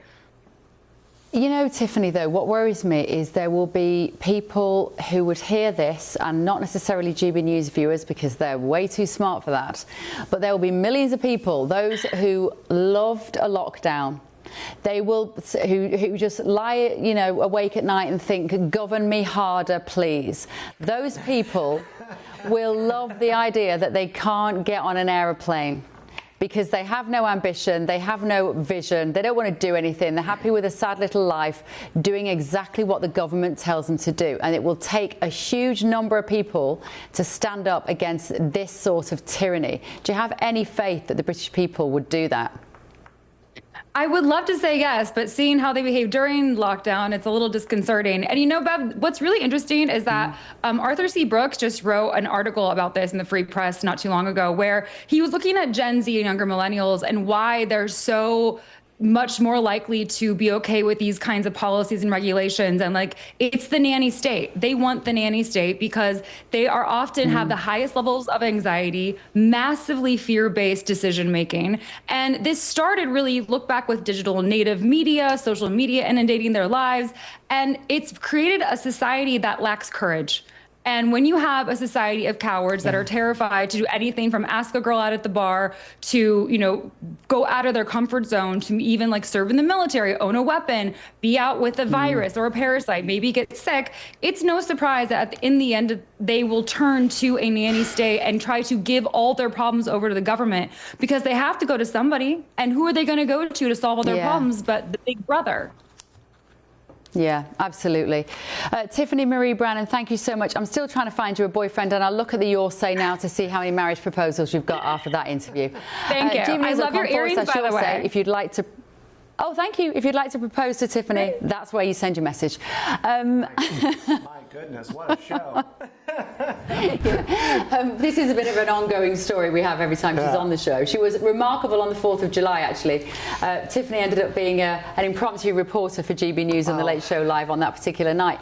But let's go back to this. What would the Americans do, Stephen, if America was told you can't fly because you've taken 3 flights this year and that's enough, stay at home? What would the Americans do? Well, this would not happen in the United States for a whole lot of reasons. And in the UK, that's also not quite what is being discussed. It's almost more insidious, ratcheting up the financial pressure for every single flight up to, what is it, your 10th flight is then an automatic triggering of a £565 tax. This is making it more difficult for middle class and lower class people to fly. You know, taking a flight used to be a luxury reserved for the rich, and innovation and competition in the airline sector has made this a thing that everybody can enjoy if they manage their money properly. Particularly young people, they fly the most of any other class in the world, and they're going to be the people hit the hardest by this because they do most of their flying on credit cards and on points. And Bev, you must really hate this because at the end of the year on your tax returns, your flights are going to be logged. What an incredible expansion of the surveillance state. I assume the government knows when I take flights, but I would just be appalled to see it logged on my annual tax returns, as if they're like keeping tabs on me in that way. That's shocking. Get out of my life. Just stop. Just get out of the detail of my life. I bet you love this, Andy. You're govern me harder, aren't you? I'm never going to forget that expression. It's fantastic. I would be an enormous hypocrite if I was saying that I was hugely in favour of this. I think, like you, I spend half of my life in airport lounges at the moment. I'd say 2 things. Firstly, I don't believe this is some kind of big conspiratorial population control mechanism. I think it's a straightforward tax grab. Of course it is. No. It's not conspiratorial, it's just a fact. No, I don't think it's about population control. I think it's a straight up tax grab. For too long, the UK government has been finding new things to tax here and there and there and there and there to plug more holes in our welfare state and other areas of our enormously ballooned public spending. It's just a tax grab. I don't think it's population control. But a consequence of charging people is they will stay at home. But that brings me on to my next point, Bev, which is that, and I'm not condoning this, but a policy very much like this has actually been in place for the last 32 years in the UK. We have a mechanism called air passenger duty that charges you, that taxes your airfare every time you fly out of the UK. And it's based on how far you travel, it's based on the class of your travel, and if you fly private jet, it's even more, which doesn't seem like a bad thing. But let's put that to one side. Air passenger duty is huge. If you fly internationally, between 5 and 20% of your fare will be APD. That is tax that goes straight to the Treasury. So this is just a different version of what we already have. I'm not condoning it. I'm just saying it's not a huge departure from an existing tax. Then Claire, I'd kind of be all right with that. If they just said, look, we just want more of your money and we're just going to tax it. But it's the fact that they dress it up as to save the planet. If you're going to, if you're going to abuse me in that way, can you just be honest about what you're doing, please? Well, that's exactly what it is. It's an absolute abuse and it's an abomination, and it must never ever start. You know, they wanted globalisation. They said, you know, all these Davos laws and all these COP laws, they all go there and they extrapolate the virtues of, you know, net zero and, you know, globalist companies moving in to make every single high street, every single country the same. Everyone has got, you know, the multinationals, mostly Americans, mostly American firms. You could be in Madrid, you could be in London, you could be in Vancouver, you could be in New York, the same shops. Same shops. And I'm sick of it. I want it to stop. And the only way we can stop that is by, you know, being able to travel. You know, the world has become ironically smaller now. We can take cheap flights here, there and everywhere. We can do it. Do not limit people's choice. Do not tell people what they can do and what they can't do. And certainly don't use it as a surveillance tool. And I think that is what this is. But Stuart, to my point though, there'll be people who will just either blindly accept it, willfully ignorant, they're not going to question it, or some people will enjoy it. In the interest of giving Governor Me Harder Baby a little bit of balance here, I think it's important to note that, airfare passenger duty is already something that's on the price of your ticket. And what's really important to say is this proposed policy that Miata Fahnbulleh may have supported at one time is not intended to be government policy. This is something that's been discussed in political forums. So I think we need to make that really clear. But what is clear, and when you look at this, is that there is a disproportionate representation of people who fly. There's a very small amount of people in the world who fly disproportionately to the average person who goes on holiday once a year, maybe does a long-haul flight. And I think that was aimed at having a bit more equity on how that can tackle the worldwide contribution of air travel to carbon creation. Now, the issue is that the UK needs to remind itself that we are a very small contributor when we talk about the percentage of that carbon contribution from air travel. So we need to look at the impact of what that would be, and I think the impact will primarily be negative on our economy. And I think that's the view the government has taken, is if this was something, yet another international treaty that was signed, and we all did something that was fair across the world, which no one's asked for, by the way, that would be a little bit different. No, but the government has clearly said, it won't affect the super rich. It will only ever affect we little plebs, won't it? Affordability people. I think the idea was it would affect. Tiger says. Hang on, I think the idea was it would affect the people who fly a lot more and who could afford it more. Yeah, Mad Ed will rack up a massive bill now that he's foreign minister. We will end up paying. And Joe says, I bet Miliband is behind this, really. He just said it's that woman's idea, so nobody will get suspicious. William says they don't like people who work. And By the Sea says, well said, Tiffany. How come everyone can see the problems Labour are causing and have caused, except Labour voters? Right, we will come back to some of those views in just a moment as well. But still to come this evening on The Late Show Live. British embassy staff have been evacuated in Iran as President Trump threatens to destroy the country. But also, still to come. We'll bring you jaw-dropping images from the northern coast of France, where illegal immigrants are trying to get past police with very young children trying to scramble on board a small boat, despite the very obvious dangers.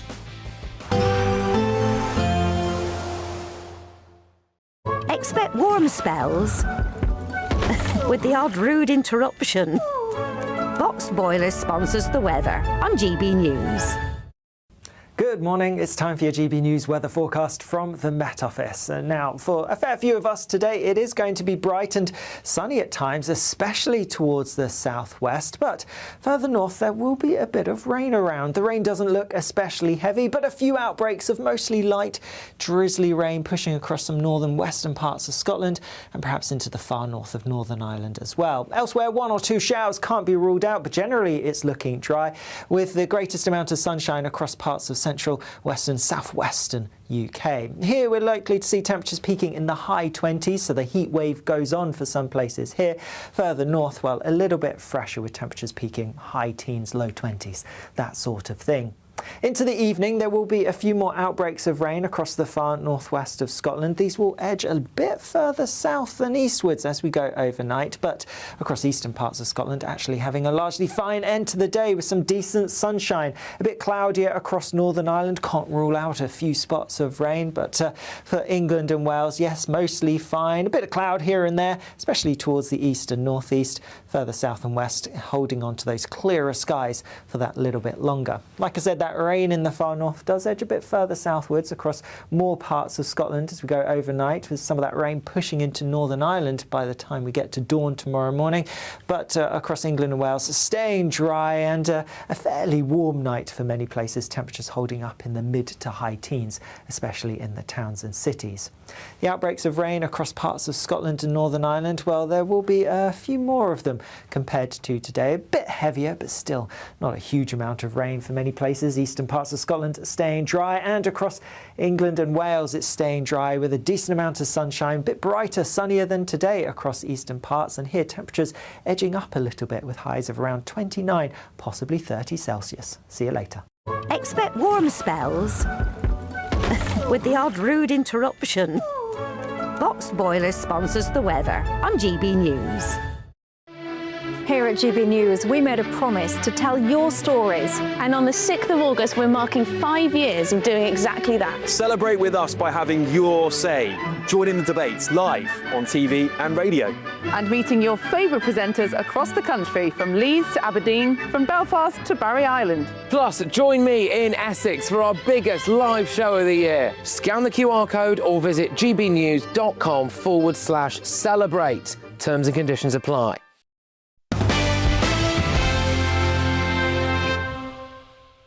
Welcome back to The Late Show Live. Now, President Trump has approved a landmark civilian nuclear agreement with Saudi Arabia, paving the way for American companies to help build the kingdom's nuclear power program. The deal must still be approved by Congress, with critics warning that it could increase the risk of nuclear proliferation if Saudi Arabia is eventually allowed to enrich uranium. The agreement comes as the conflict with Iran continues, with the White House insisting that any deal will include safeguards against the spread of nuclear weapons. Well, with me to help break down what that really means is international security expert Henry Bolton and also Middle East analyst Abdullah Hayek. Good evening to you, gentlemen. Abdullah, let me come to you. Your thoughts on the idea that President Trump may help collaborate, cooperate, facilitate even Saudi Arabia having this nuclear capability? I believe that this is an attempt to cement U.S. influence in Saudi Arabia, given the situation right now in the region. Of course, in the midst of the war, we have Russian and Chinese attempts to enter the Saudi arena, and we've seen billions of dollars worth of deals in construction and investment that have come from the Chinese in particular with Saudi Arabia. Now, for President Trump, he wants to cement the deal with Mohammed bin Salman, the Saudi crown prince. And this comes in light of the failed attempt by the Biden administration to reach a deal with the crown prince back in the early days of the administration before October 7th, in which the Saudis demanded a civilian nuclear program. So this is probably an effort by Donald Trump to go ahead and get into good graces of Mohammed bin Salman for further interests enhanced. So is it quite clever then, Henry, meaning that America will have a foothold, a pretty significant one, powerful one in Saudi Arabia, even where Trump is no longer in the White House? Yeah, in the short term, Bev, yes. And you know, as you've just heard, China and Russia have been moving and making sort of overtures to the Saudis in this regard. Saudi Arabia wants a civilian nuclear power capability, and if the Americans don't provide it, then somebody else will. The French and the Germans have also been sort of agitating, or not agitating, but making overtures towards the Saudis to have this deal. So it was going to happen, and the Americans have snaffled the deal. That's good for them.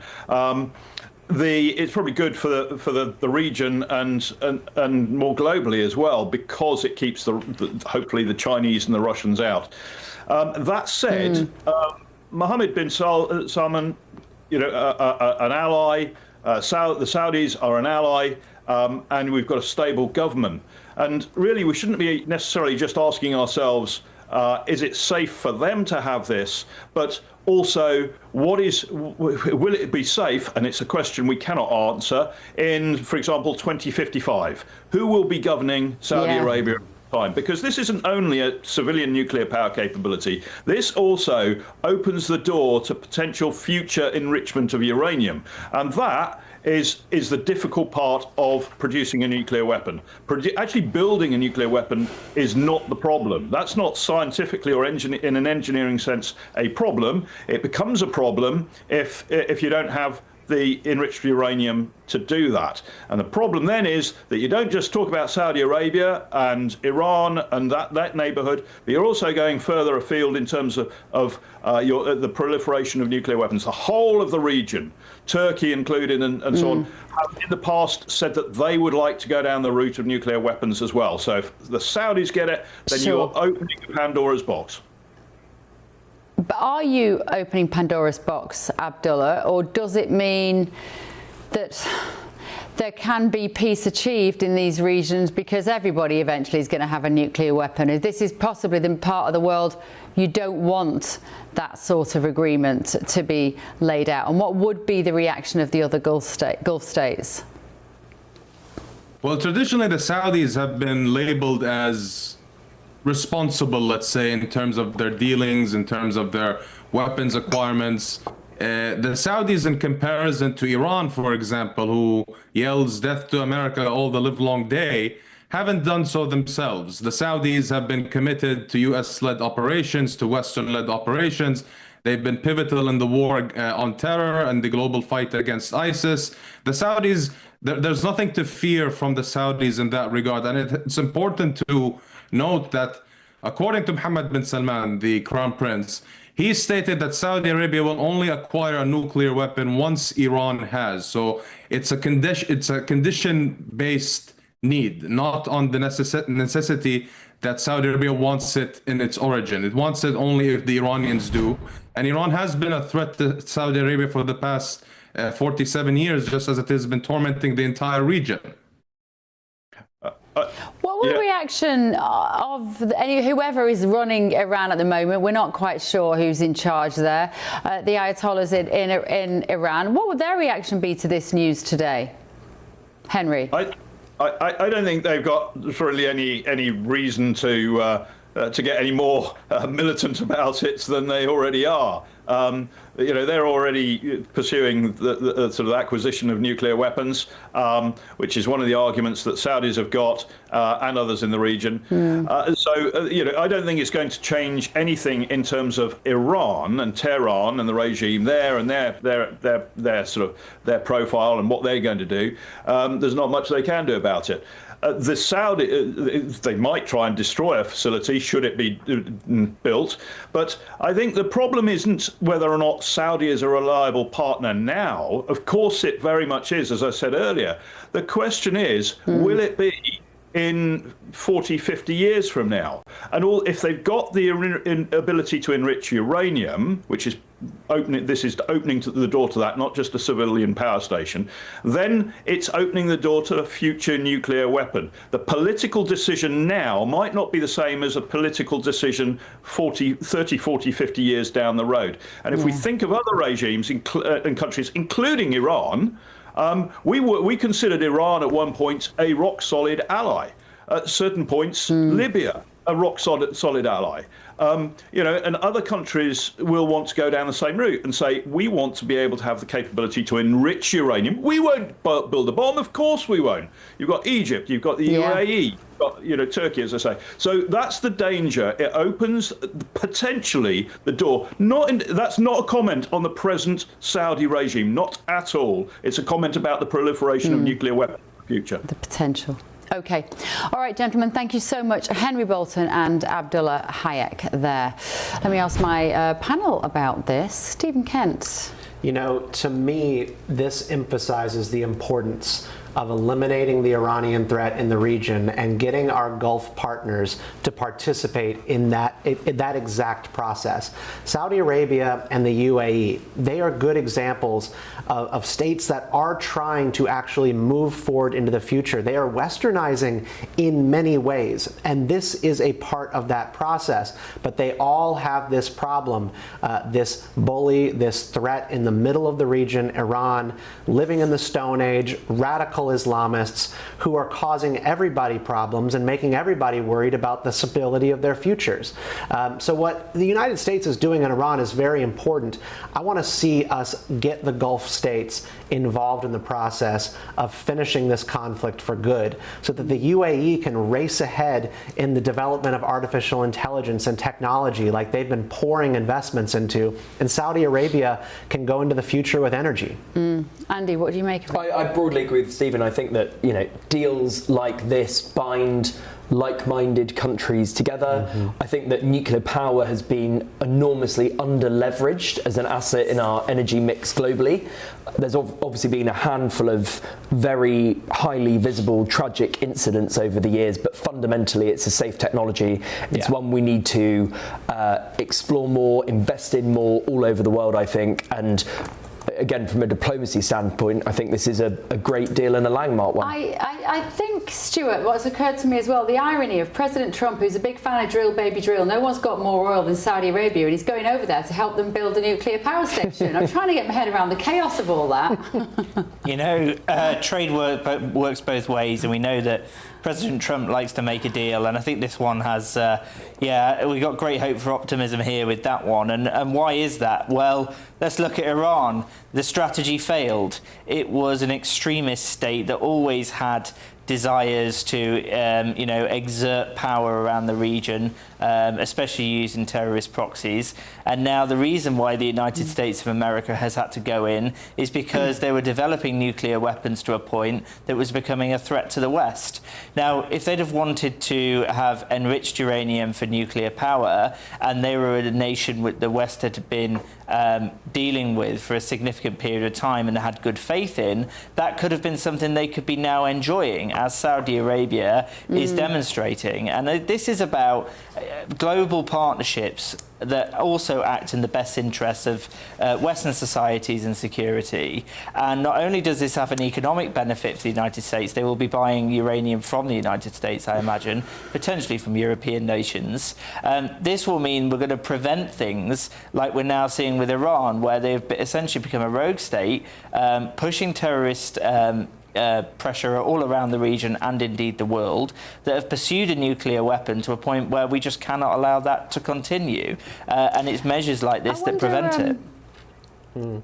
Claire, I wonder if America would come and help us build some nuclear power stations. We could really use them. We're building two. I mean, let's do that. I'd let you do that. Should. Yeah, I trust We've got. We do have Faslane and we do have Morecambe. So nuclear energy is a very clean energy, and it's a very it is very safe.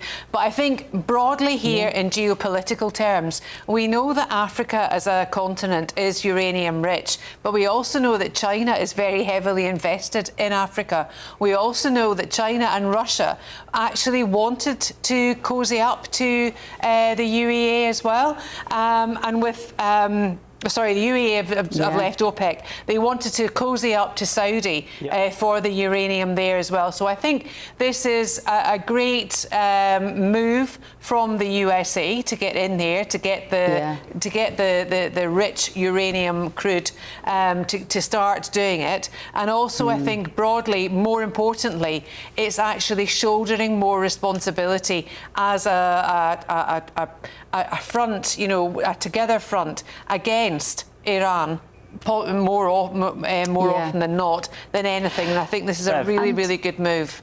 Bev, I just want to add to Claire's point there, which is a really cogent point. which is the influence of Russia and China, which Yeah. yes, we've absolutely seen in Russia, and they are assisting Russia and China in their influence around the world through Iran a lot of the time. That is happening, and I think a really important point here is President Trump's agenda for peace in the Middle East.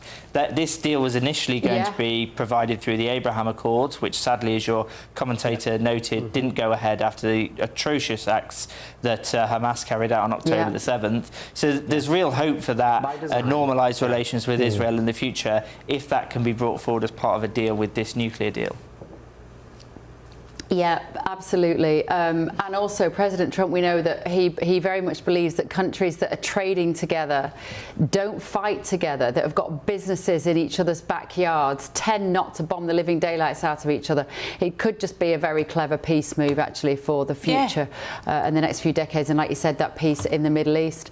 Right, let's have a quick look at some of the stories inside the newspapers there in the UK. It's a sort of quaint concept here in America. You don't really have newspapers, do you? Newspapers.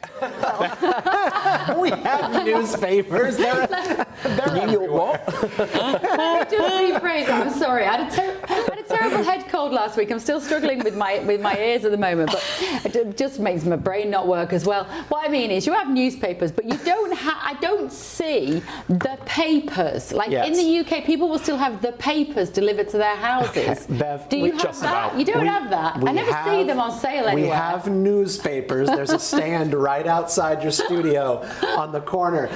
But to be clear, what you're talking about, the culture, the news culture of reading what's in the papers and reading those top lines, that's not an American thing. That is a distinctly British form of doing media. That's what I was guessing at. That's what I was guessing at. Now, the Telegraph is telling us that the new Education Secretary is opposed to what she calls draconian spelling tests for primary school pupils, arguing that teachers should focus on creativity instead. Lucy Powell, what are you doing? One of Andy Burnham's closest allies has criticised the ridiculous assessments when she was a Labour backbencher, claiming they were used to micromanage children. She also suggested that secondary school pupils in England should not have to do the same handful of GCSEs, currently English language, maths and science, or risk failing because of a couple of things they spell incorrectly. Now, the comments came from an interview in 2019. And they emerged shortly after she was mocked by the Tories for her own spelling and grammar in a social media post celebrating her new role on Monday. Give me strength. I've got two girls who cannot spell as if their life depended on it, and it drives me mad. Have you tested them for dyslexia, Bev? Yeah, they are dyslexic as well, especially the younger one. I mean, she's terribly dyslexic. But I'm not sure I believe in it entirely as a concept, to be honest, because the bottom line is they just never learnt their spellings. And I had this same conversation with their teachers when I would say, when you get their book, why are you not going through and going wrong, wrong, wrong, wrong, wrong, wrong? And she said, because we will never highlight more than 3 because it's demoralising. Look, Bev, on dyslexia. With dyslexia, I didn't discover it till my early 20s, and it took someone in the military to point it out to me. So, you know, it is something that even as an adult you can fail to spot. And I was really grateful for the diagnosis. Did you learn to spell? Were you taught but we to weren't spell? We weren't screening for it in education more widely then. And I think if I'd have had that had been spotted and had the support, I probably could have done a lot more academically. So yeah, I think it's something we should note. Spelling isn't always just that straightforward thing. Claire's shaking her head. She doesn't believe in dyslexia. No, I get that, but I also think we're talking about all kids here, not just the dyslexics. We're saying the dyslexics. I just don't want it discounted. Spelling doesn't matter. Andy, you've been dying to get in. Andy, go on. No, I was going to make a different point, so maybe. Oh, go on. Carry on then, Claire. You're a mum. You've been through all this. Right, so I mean, there's bad spellers, there's good spellers. I don't think we certainly have to spell phonetically to get it right. You can articulate your ways and whatever, but we have to look at it from a majority here, and we need to teach spellings. I'm not saying kids need to be anxious to get 10 out of 10, but my goodness me, the cat sat on the mat. That is the premise. And if someone is dyslexic, then they're dyslexic. That'd be a nightmare, Claire. Eh? That'd be a nightmare. What if the cat sat on the mat? That the wrong way around. Stuart, I'll tell you would be a nightmare for me to teach you. We'd have fun, don't worry. So this story is not about spelling. It is about whether or not schools should perform or pursue excellence and correct answers.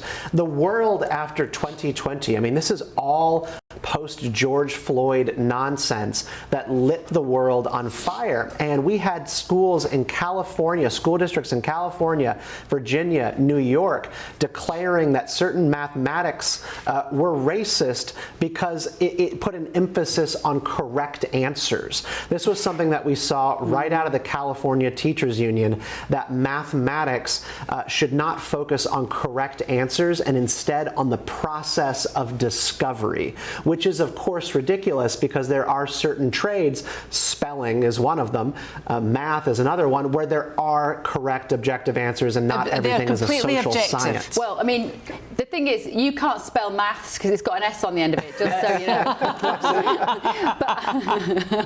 but Andy, go on, come on.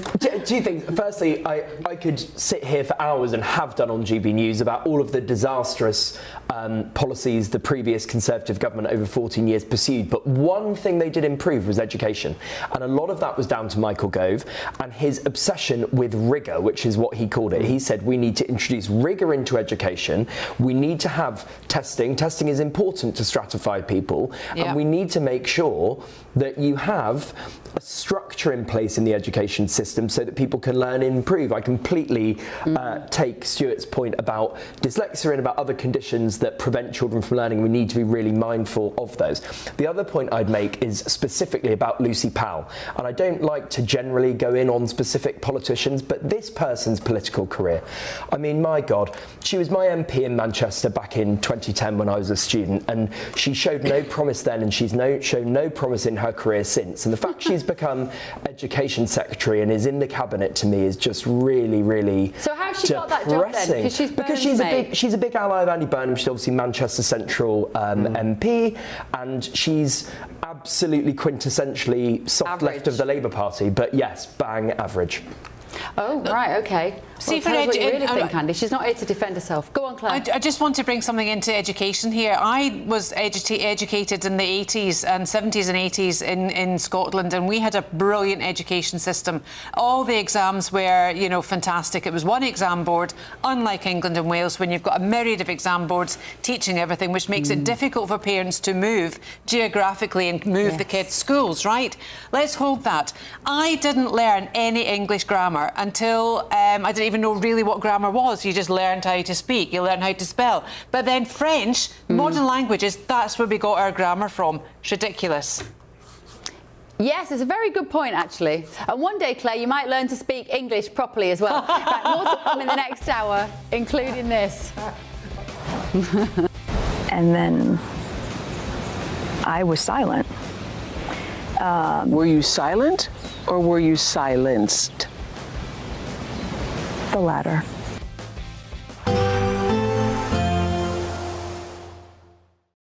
Today, clouds overhead. Total zen within. Boxed Solar sponsors the weather on GB News.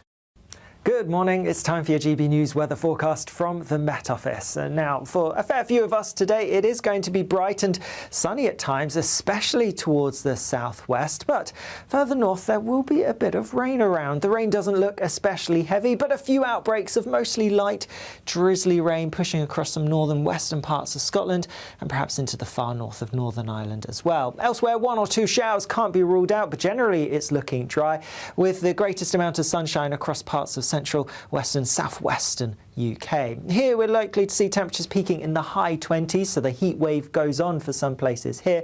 Further north, well, a little bit fresher with temperatures peaking high teens, low 20s, that sort of thing.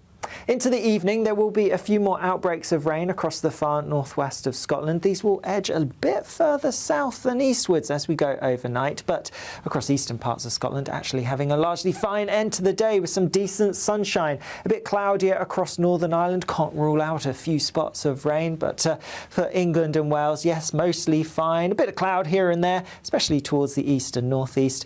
Further south and west, holding on to those clearer skies for that little bit longer. Like I said, that that rain in the far north does edge a bit further southwards across more parts of Scotland as we go overnight, with some of that rain pushing into Northern Ireland by the time we get to dawn tomorrow morning. But across England and Wales, staying dry and a fairly warm night for many places, temperatures holding up in the mid to high teens, especially in the towns and cities. The outbreaks of rain across parts of Scotland and Northern Ireland, well, there will be a few more of them compared to today. A bit heavier, but still not a huge amount of rain for many places. Eastern parts of Scotland staying dry, and across England and Wales it's staying dry with a decent amount of sunshine, a bit brighter, sunnier than today across eastern parts, and here temperatures edging up a little bit with highs of around 29, possibly 30 Celsius. See you later. Today, clouds overhead. Total zen within. Boxed Solar sponsors the weather on GB News.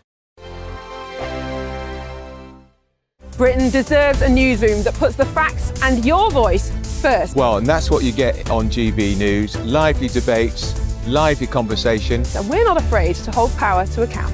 And each other. So join me, Andrew Pierce. And me, Miriam Cates, for Britain's Newsroom, weekdays from 9:30 on GB News.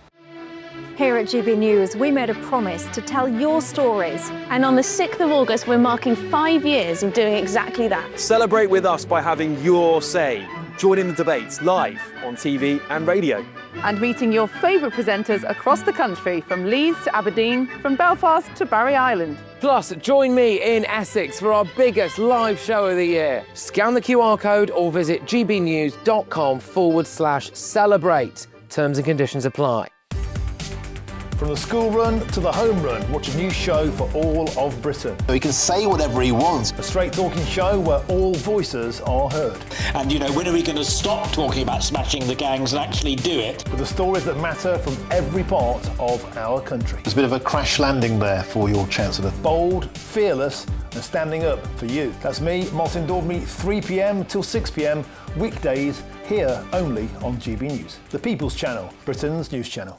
From court mornings to warm family brunches, from football to tennis in the car, in the kitchen. GB News Breakfast is there with the stories you need and the conversations that matter. Anyway, let's talk business. Well, it has been a historic night in British politics. It's astonishing, isn't it? We're here again to start your day just right. GB News Breakfast. Every morning from 6 a.m. Only on GB News. Britain's news channel. Westminster's full of talk, but out here, it's the real world. Am I allowed to talk now? No, that's it. This is where it matters, real people and real lives. That's what politics is all about. In fact, has Trump made a good start? No. Straight answers, no spin, and just a couple of pints. How many fingers have I got up? About 10. So join me for Lee Anderson's Real World every Friday at 7 p.m, only on GB News. The People's Channel, Britain's news channel.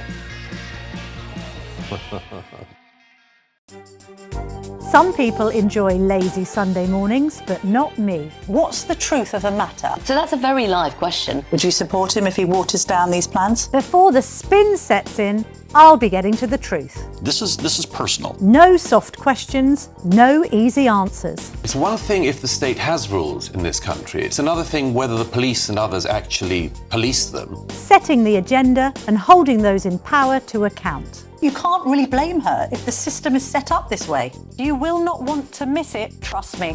The Camilla Tominey Show, Sundays from 9:30, only on GB News.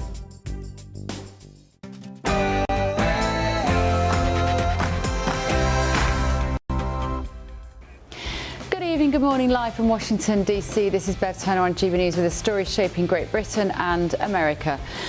New tonight, Andy Burnham has reportedly paused the early release scheme for prisoners, causing chaos in the justice system. Also, a GB News exclusive, the second ever mega dinghy has crossed the English Channel. We'll bring you jaw-dropping images from the northern coast of France, where illegal immigrants are trying to get past police with very young children, trying to scramble on board a small boat, despite the very obvious dangers. And you'll love this one. Andy Burnham's new Energy Secretary has previously backed higher taxes on frequent flyers. But does this mean that family holidays are going to be next? And royal row reignited. Oprah Winfrey is facing a fresh wave of criticism over the Meghan Markle interview that rocked the royal family. And then I was silent. Were you silent or were you silenced? The latter. I'm Bev Turner. This is The Late Show Live.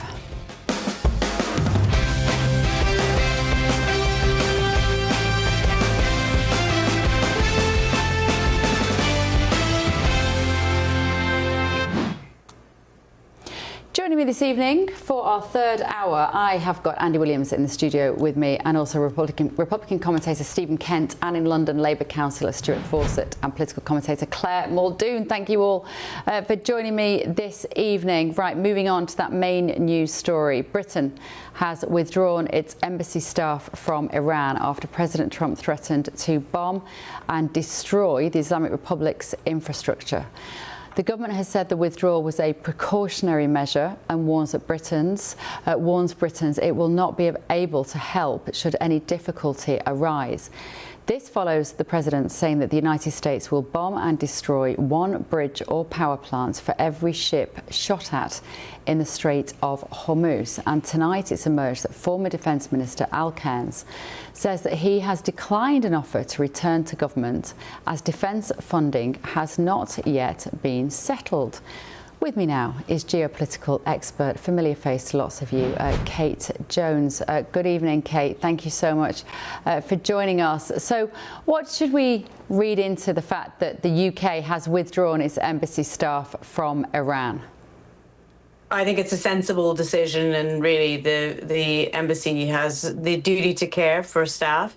And in this circumstance, there's too much uncertainty around where strikes could occur, and also the difficulty of getting people out.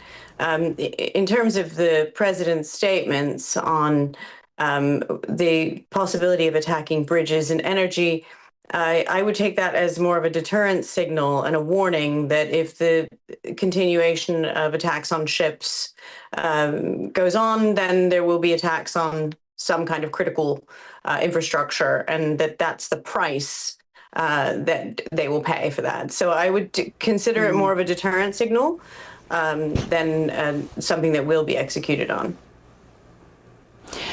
And will he execute upon it, Kate? Because this is the problem. If you are a leader that continually makes threats and doesn't carry them out, you become like a bad parent, constantly telling your children that there'll be a penalty for something that they do. And in the end, they stop taking you seriously and they stop listening to you. Has President Trump spoken strongly too many times now without actually carrying out the threat? Well, I think we can say that about both sides in this conflict. You know, there was an MOU, and right before the NATO meetings in Ankara, that all dissolved actually during the meetings. So I think that one questions anyone's intent here, but I think the real problem at the root is that they're in a standoff over each side having a desire for very, very different red lines. For the United States, that's the nuclear program being dismantled and open shipping in international waters. And for Tehran, it's about having some kind of control over the strait and also retaining their nuclear power. So, you know, neither side's ready to give that up. And so I would consider a lot of this kind of grim negotiation by missile strike rather than memo. Where does it go next, Kate? Where are the pressure points that can be exerted by President Trump? I think on both sides there are going to be continued pressure points. It looks like it's expanding. And the question is, will a mistake occur between either side? You know, they have to have a very controlled war between them. Neither side wants it to escalate too far, but they want to exert pressure during a period of time in which one side will start to give up on its objectives. Enough economic pressure, the hope is the United States will start to cave, or the alliance will start to collapse. And then on the Iranian side, enough pressure, that continued pressure on things like food supply, electricity supply, and continued pressure on their military, that it might suddenly start to cave some of that political alliance that they have, and also the military might start to concede. So there's really a pressure on each side, and it's a game of time in which either side wants the other to be exhausted by this. Yeah, and we were talking on the show about this yesterday with the suspicion that the IRGC at the moment can't be paid and food can't be bought for the troops. How accurate do you think that could be, Kate? And if so, how long would they have before the Iranian people may have the opportunity to rise up against them? So that's a great question. We're all asking that question about whether or not the Iranian people could have an uprising.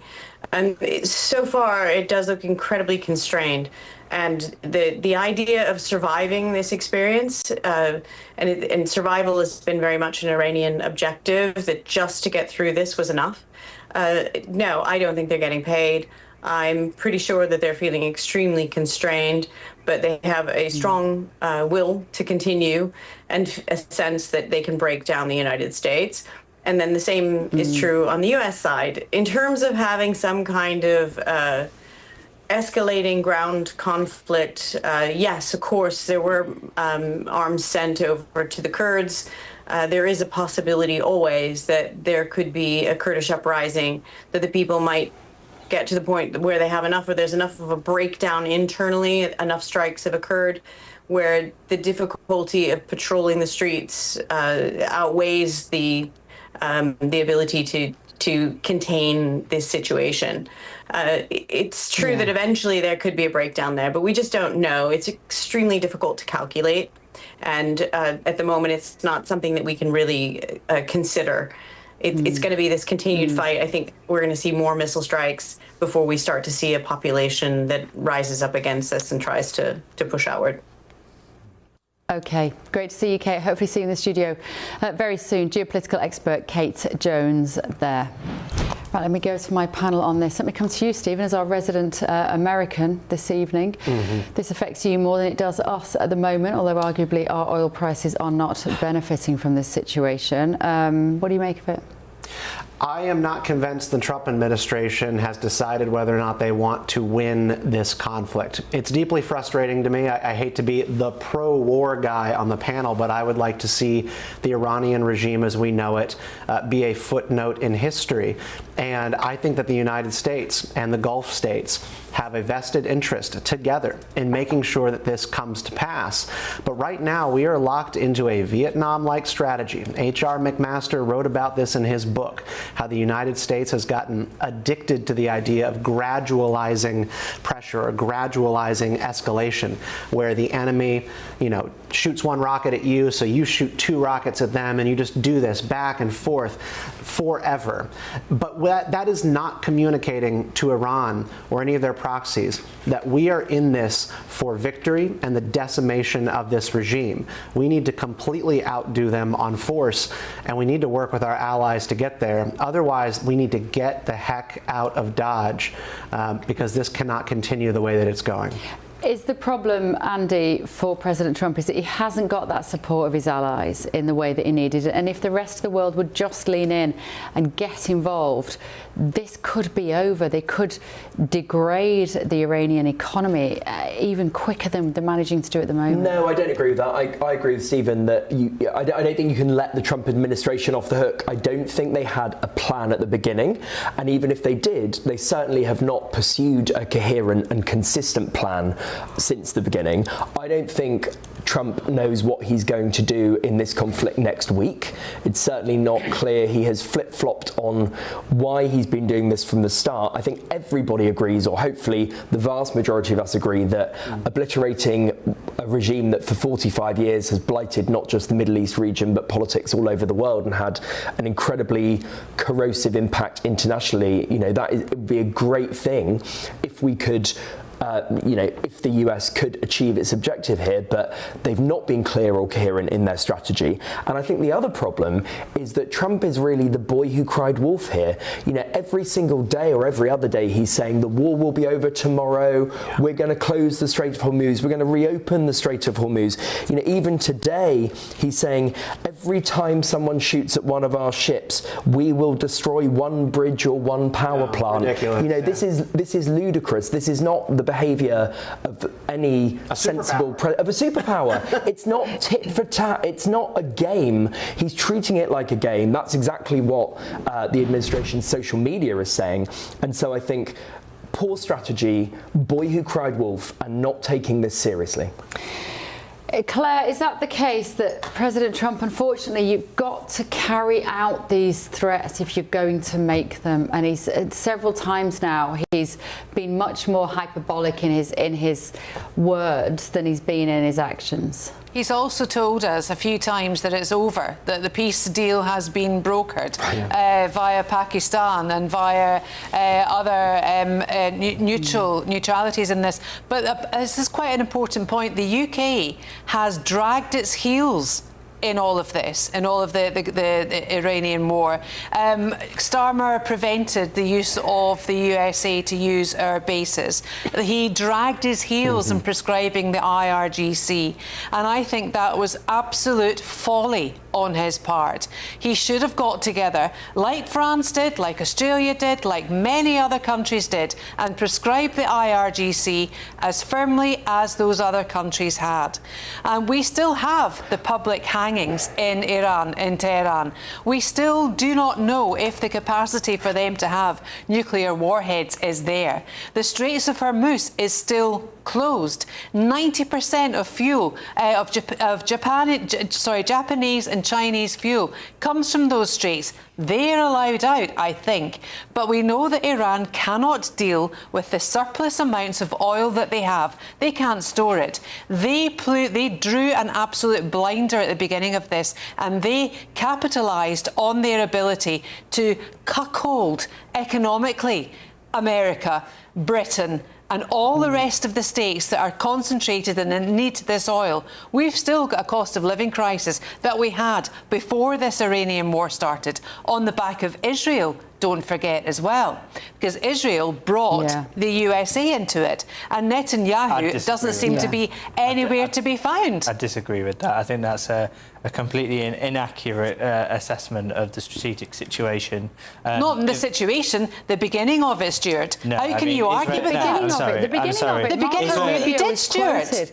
But right in the beginning, Rubio was asked why, and he said Israel was going to bomb them.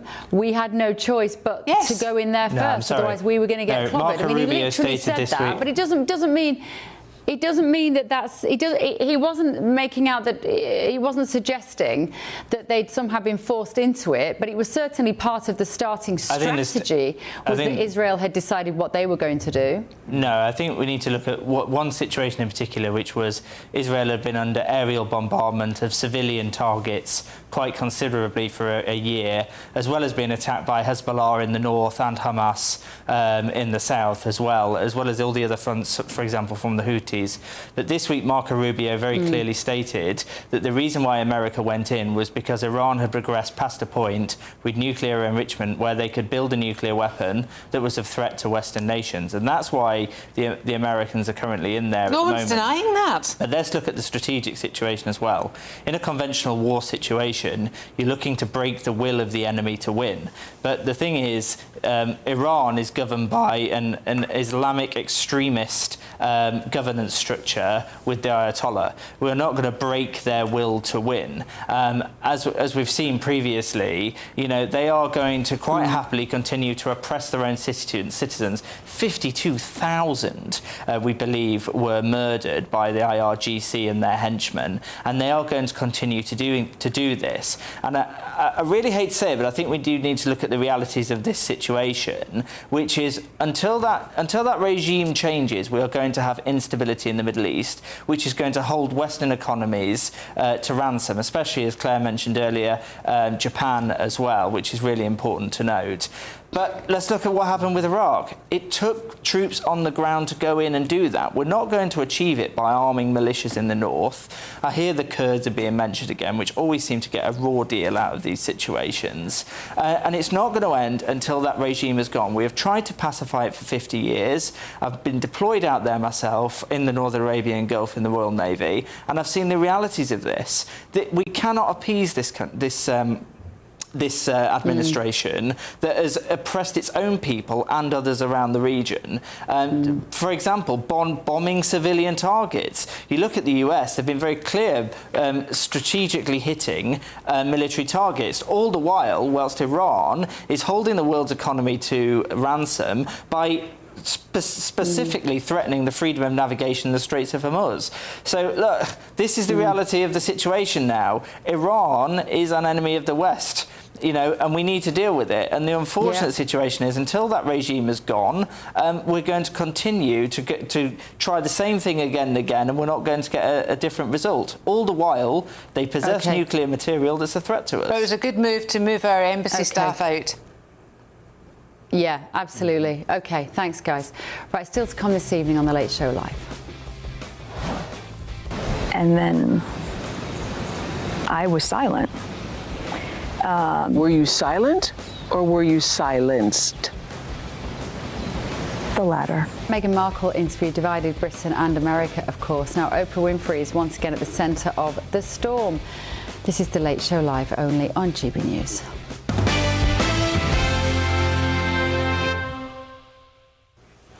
The second ever mega dinghy has crossed the English Channel, and GB News understands that French rescue services has had to intervene multiple times to rescue migrants from the water. GB News' Home and Security Editor Mark White has this exclusive report. The first illegal immigrants to cross the English Channel since Andy Burnham entered Downing Street is a sober reminder for the new Prime Minister that the small boats crisis is far from over. In fact, it's entering what could be a dangerous new phase. To illustrate that, some remarkable images obtained from the northern shore of France this morning. Looking at these images, absolute chaos and pandemonium. This is south of Boulogne. It's a good 50 miles or so south of where boats have traditionally set off from around Calais and Dunkirk. And this is a taxi boat, not just any boat. It's what we call a mega dinghy, bigger than normal boats, absolutely full to the gunnels already, but coming into the shore to pick up dozens more migrants. However, those migrants have not been able, for the most part, to scramble on board this mega dinghy. Instead, many of them thrown back into the water, and there are these French lifeboats, rigid inflatables, zipping back and forwards, rescuing people, plucking them from the water and delivering them back on shore. And amidst all that, women and children. One woman in particular caught my eye with a very young child, can't even be 2 years of age, trying to get past police. The police pushing this woman back as she's trying to get into the water with this child, to get into the water to try and scramble on an already full boat, despite the fact that there are so many other people struggling in the water and being rescued. It shows you, one, just how determined the people smugglers are now to circumvent police patrols further north. They're going further south with fewer police on the beaches. And it also shows you just how desperate these illegal immigrants are, that they risk the lives of their own children to get onto these boats in clearly very dangerous situations. But that's where we're headed now, because the British government has given the French £662 million to bolster police patrols, particularly in the northern section off the coastline around Calais and Dunkirk. There are many police patrols up there. That's forcing the people smugglers to go north to Belgium and south, right as far down as Dieppe, about 100 miles south of the normal beaches where these boats would take off from. And in doing that, they're in the water for long periods of time, picking up migrants from beaches as they go along, pre-arranged pick-up point. It's very dangerous. It is only a matter of time before there is a real tragedy, with not just 1 or 2 migrants killed as we've seen in the past, but with many dozens of migrants potentially losing their lives. As I say, this is a very sobering wake-up call for the new Prime Minister, that more needs to be done to tackle this crisis that goes beyond just a law enforcement approach. Perhaps, as many people have argued, a deterrent scheme like a third country to send migrants to, an assurance that if they come across the English Channel, they'll not get to stay in the UK. They will be shipped off to a third country. The Conservatives tried it. They never get it over the line. It may be time for Labour to try that approach, but I think so many within the Labour Party, those backbench MPs, wouldn't even countenance it. It will be, without a doubt, a real headache for Andy Burnham going forward. Brilliant, Mark White. Thank you so much. Now, I'm joined by the Director of Border Security and Immigration Centre at the Heritage Foundation, Laura Rees. Laura, thank you so much for joining us. A very good evening to you. Now, when you see those pictures, exclusive GB News pictures of those people, that woman with those children, driven to get across that water, just absolutely desperate. Nobody has a gun to their head on the beach behind them. They aren't being pursued by a pack of wolves. There is no push factor where they stand on the edge of that very safe, pretty beach in France. You have to question the pull factor when you see them. There's something they want to get to. And of course, that is the UK and our very generous system. Why are we not doing more, Laura, to take away the dangerous appeal of coming to the UK? Well, that's exactly the question, and good evening. It's good to be with you. The similarities between what the UK is facing and what the US has been facing are just so incredible. And it's the pull factors. When would-be illegal aliens know that the border is open and that there are all sorts of downstream benefits to be had, then they're gonna risk it.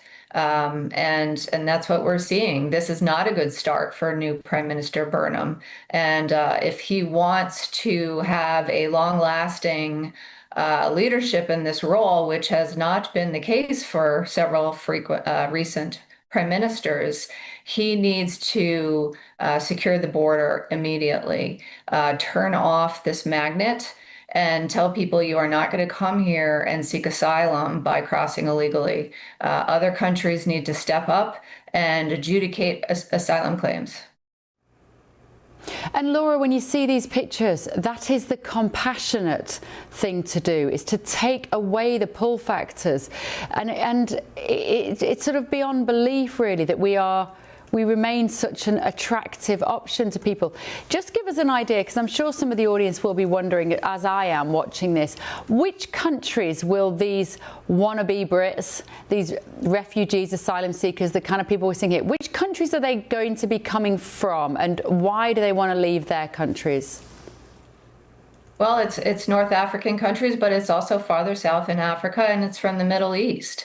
They will come because they are joining family members who are already in the UK, because they can't find work in their own communities, and they know that they can get to Great Britain and be given a job. Prime Minister Burnham has previously called for giving work authorization to illegal aliens as well as housing.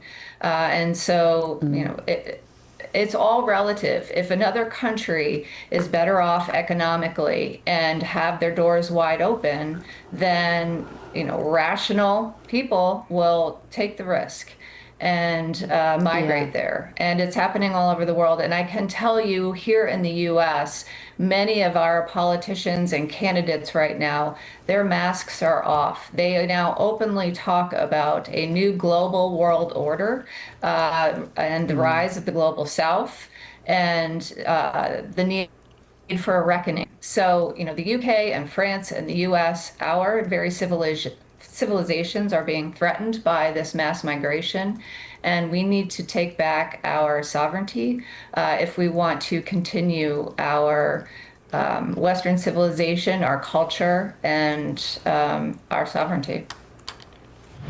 OK, Laura, brilliant. Thank you so much. From the Heritage Foundation, Laura Rees there. Nice to see you again.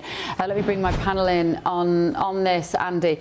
The compassionate thing to do would be to stop these people wanting to come to the UK. It'd be good for everybody. Has Andy Burnham got the testicular fortitude to do it? Well, the first thing is that he's kept Shabana Mahmood in place as Home Secretary, and I think that was a really important step and absolutely the right thing to do. I was concerned about the suggestion that he was going to make her Chancellor because she has made significant progress on this issue. It might not have dramatically affected the numbers yet, but this thing was always going to take time. And what we had in the first 18 months or so of the Labour government was a Home Secretary who I have a lot of time for, in Yvette Cooper, but who wasn't really shifting the dial. Shabana Mahmood has shifted the dial. Small boats down 40% She absolutely believes in what she's doing, and she is completely the right person for the job. What I would say, though, is we do need, and I think I'm afraid with Laura just there, I think what was absent there was some compassion.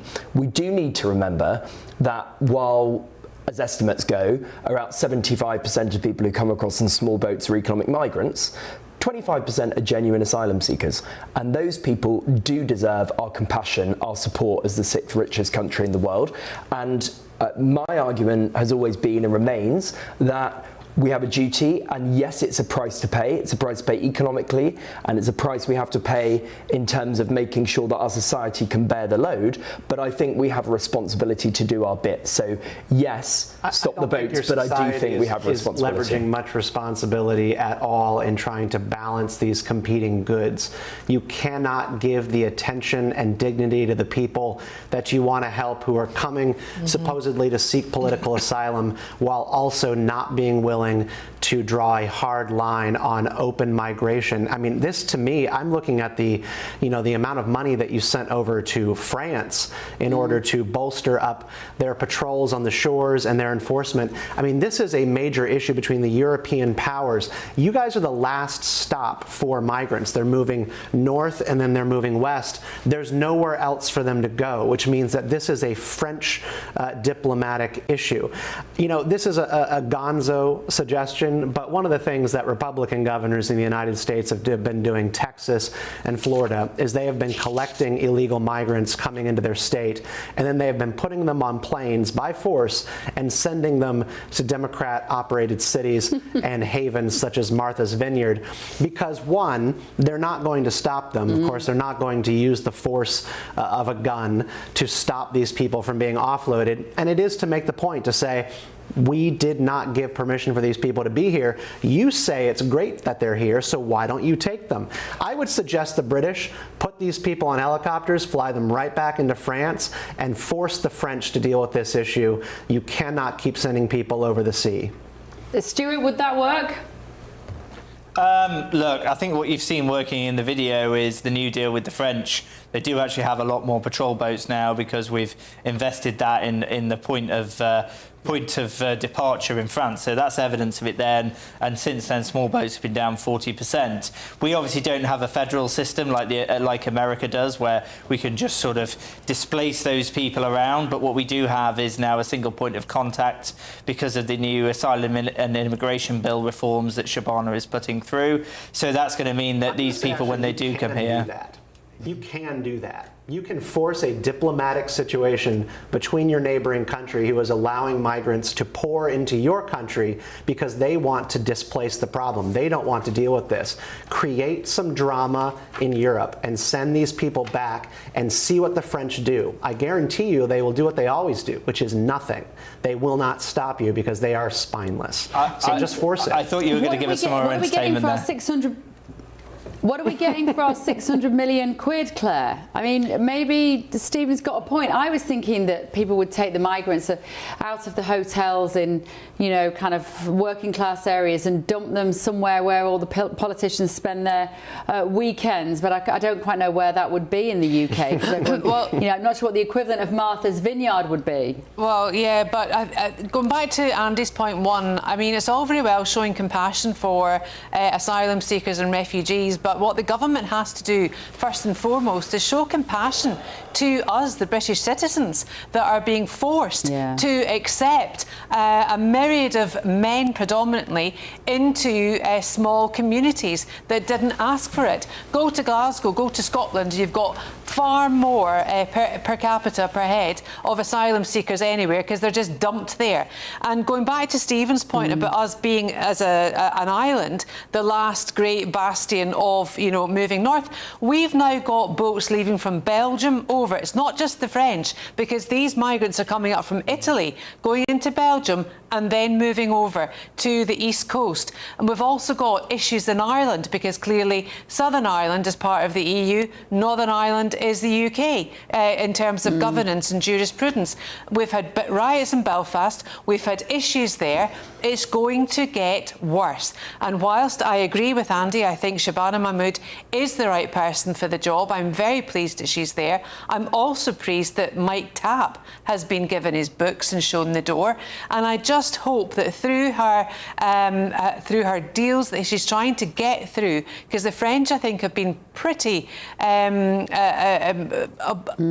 obscene in dealing with us and trying to, all they seem to be doing, Stephen is right, is taking our money and not doing anything. And whilst Rwanda, I think, was a deterrent, we need to show that Britain is not the El Dorado, which used to be the headline a few years ago in our press, that's what the migrants were told. And mostly they were economic migrants, mostly they were young men coming over, and we've seen the destruction and the defiance of our laws, of our common laws, of our natural laws, of our every single law here is being turned upside down. We need it to stop. We've had enough. Bev, I just want to point to something here. And when you see that, hang on, when you see that woman there with her kids on the beach, it's heartbreaking. It is awful. But we can't offer a home to everybody. It would be great if we could, but we just can't. And somebody has to make the tough decisions. Yeah, Bev, I think it's really important to point out there about the act that's going through now and the push and pull factors, which is, very clearly communicating with returns and saying that, you are not going to be able to just come here, settle and get indefinite leave to remain. But I think we need to just remember something else as well as having a hard line in immigration and being rightfully so. And as you see in the scenes now where the money we spent is now having an impact, we have a history and a culture in this country of having kindness, tolerance and respect. And in the Second World War, there was a measure taken for the Kindertransport where people sponsored the children. The Home Office actually said, you have to have a sponsor, you have to put a bond down. We can't take this responsibility ourselves. We need you to help us with that burden. And people did it. And part of this act is a sponsorship scheme where people, to alleviate the burden financially on the government, is a similar scheme like that where people have to meet that responsibility. Yeah. Right, still to come this evening. It became one of the most controversial interviews in television history, the infamous Oprah and Meghan Markle sit down. So much so that one British news anchor lost his job over it in Britain. But now Oprah Winfrey is back in the headlines for all the wrong reasons. I'll bring you the latest development on that shortly. But also tonight, what is going on here?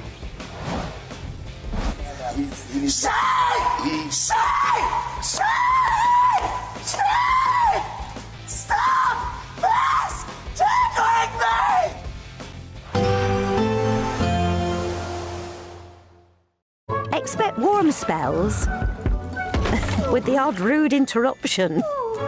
Box Boilers sponsors the weather on GB News. Good morning, it's time for your GB News weather forecast from the Met Office. And now, for a fair few of us today, it is going to be bright and sunny at times, especially towards the southwest. But further north, there will be a bit of rain around. The rain doesn't look especially heavy, but a few outbreaks of mostly light, drizzly rain pushing across some northern western parts of Scotland and perhaps into the far north of Northern Ireland as well. Elsewhere, one or two showers can't be ruled out, but generally it's looking dry, with the greatest amount of sunshine across parts of central, western, southwestern UK. Here we're likely to see temperatures peaking in the high 20s, so the heat wave goes on for some places here. Further north, well, a little bit fresher with temperatures peaking high teens, low 20s, that sort of thing. Into the evening, there will be a few more outbreaks of rain across the far northwest of Scotland. These will edge a bit further south than eastwards as we go overnight, but across eastern parts of Scotland actually having a largely fine end to the day with some decent sunshine. A bit cloudier across Northern Ireland, can't rule out a few spots of rain, but for England and Wales, yes, mostly fine. A bit of cloud here and there, especially towards the east and northeast. Further south and west, holding on to those clearer skies for that little bit longer. Like I said, that rain in the far north does edge a bit further southwards across more parts of Scotland as we go overnight, with some of that rain pushing into Northern Ireland by the time we get to dawn tomorrow morning. But across England and Wales, staying dry and a fairly warm night for many places. Temperatures holding up in the mid to high teens, especially in the towns and cities. The outbreaks of rain across parts of Scotland and Northern Ireland, well, there will be a few more of them compared to today. A bit heavier, but still not a huge amount of rain for many places. Eastern parts of Scotland staying dry, and across England and Wales it's staying dry with a decent amount of sunshine. A bit brighter, sunnier than today across eastern parts, and here temperatures edging up a little bit with highs of around 29, possibly 30 Celsius. See you later. Expect warm spells with the odd rude interruption. Boxed Boilers sponsors the weather on GB News. Here at GB News, we made a promise to tell your stories. And on the 6th of August, we're marking 5 years of doing exactly that. Celebrate with us by having your say. Join in the debates live on TV and radio. And meeting your favourite presenters across the country, from Leeds to Aberdeen, from Belfast to Barry Island. Plus, join me in Essex for our biggest live show of the year. Scan the QR code or visit gbnews.com/celebrate. Terms and conditions apply.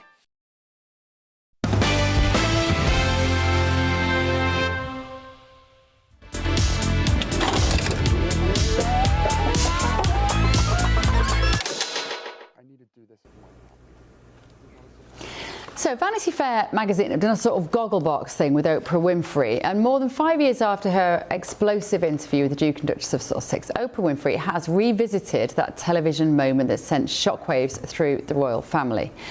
She's reflected on her conversation with Harry and Meghan as one of the defining interviews of her career. Have a look. I've always valued independence. I've always been outspoken, especially about women's rights. I mean, that's the sad irony of the last 4 years, is I've advocated for so long for women to use their voice. And then I was silent. Were you silent or were you silenced? The latter. Okay, very nice. I don't think I've done it since. I don't know where the hell that came from. Whoop. Okay. I wanted to be clear because was she silenced? Were people telling her not to talk? That's why I said that. I said it for clarification because I didn't want later to hear, well, no, it wasn't that. It really was that I was silenced. They wouldn't let me talk. So it was all for clarification. Let's talk now to showbiz journalist Nelson Aspen and former US House Advisor Lee Cohen about this conversation. Good evening, gentlemen. Nelson, let me start with you. What has Oprah been criticised for here? Because a lot of people have taken a shot at her watching this interaction. That's right. Oprah is worth well over $3 billion. She does not need to present a retrospective of her greatest moments, but she is obviously desperate to stay relevant. And in this 1.5 hour special, the Harry and Meghan interview comes in at about 15 minutes. And it was obvious that she needs to backpedal. It is obvious that it was the greatest softball display of favoritism in broadcast history almost. And she needed to sort of try and explain that. And I don't think it's worked. I think it makes her look even more nepotistic, if you will, and that she was trying to softball in a positive way that would benefit Meghan and screw the royals. Yeah, Lee, is that what happened? Well, Bev, Oprah Winfrey has decided 5 years too late that the world needs clarification of one of her most consequential and controversial interviews. But Bev, the timing is telling. In 2021, Oprah gave Harry and Meghan an almost entirely unchallenged platform to level serious accusations against the royal family, including allegations of racism, claims clearly designed to inflict reputational damage. On Oprah's part, there was no real pushback, no demand for evidence, and no meaningful scrutiny of those damaging claims. Now, as the Sussex brand appears to be collapsing, Oprah is revisiting that interview to explain herself. Why exactly? Perhaps she's come to question the side she backed. Perhaps she is attempting to salvage her reputation. To be frank, Bev, this circus show spectacle was never serious journalism. It was validation dressed up as inquiry. Is that what's happening here, Nelson? This is a little bit of a rebrand. Well, not a rebrand because she doesn't really need it, like you say, with $3 billion in the bank, but just trying to distance herself, Oprah Winfrey, a little from Meghan and Harry now that they're becoming a little less popular. Yes and no. I think she is certainly well off enough she doesn't need to work, but she is addicted to her own fame. She travels the world doing symposiums and documentaries and books and all sorts of things. So she wants to stay relevant. And I think she also wants to position herself to be first in line for the reinvention tour that is inevitably coming from Harry and Meghan. Oh, I see. Okay, elaborate on that a little bit, Lee. Well, I see it a little bit differently. Meghan Markle went on to turn personal grievance into a global brand. For a time, it worked well, but as the couple began to be ridiculed by comedians and shunned in parts of Hollywood, the limitations of that strategy became apparent, Bev. Oprah helped build that narrative. She's now trying to manage its consequences, but the monarchy has moved on unscathed. The institution Meghan claimed had driven her out has continued very well without her, and in King Charles's hands, and also obviously in the capable hands of Prince William, who is not one to suffer fools gladly. Okay, brilliant, gentlemen. Thank you so much. Nelson Aspen and Lee Cohen. Good to see you both. Right, before I turn to my panel, let's take another quick look at another clip from that interview.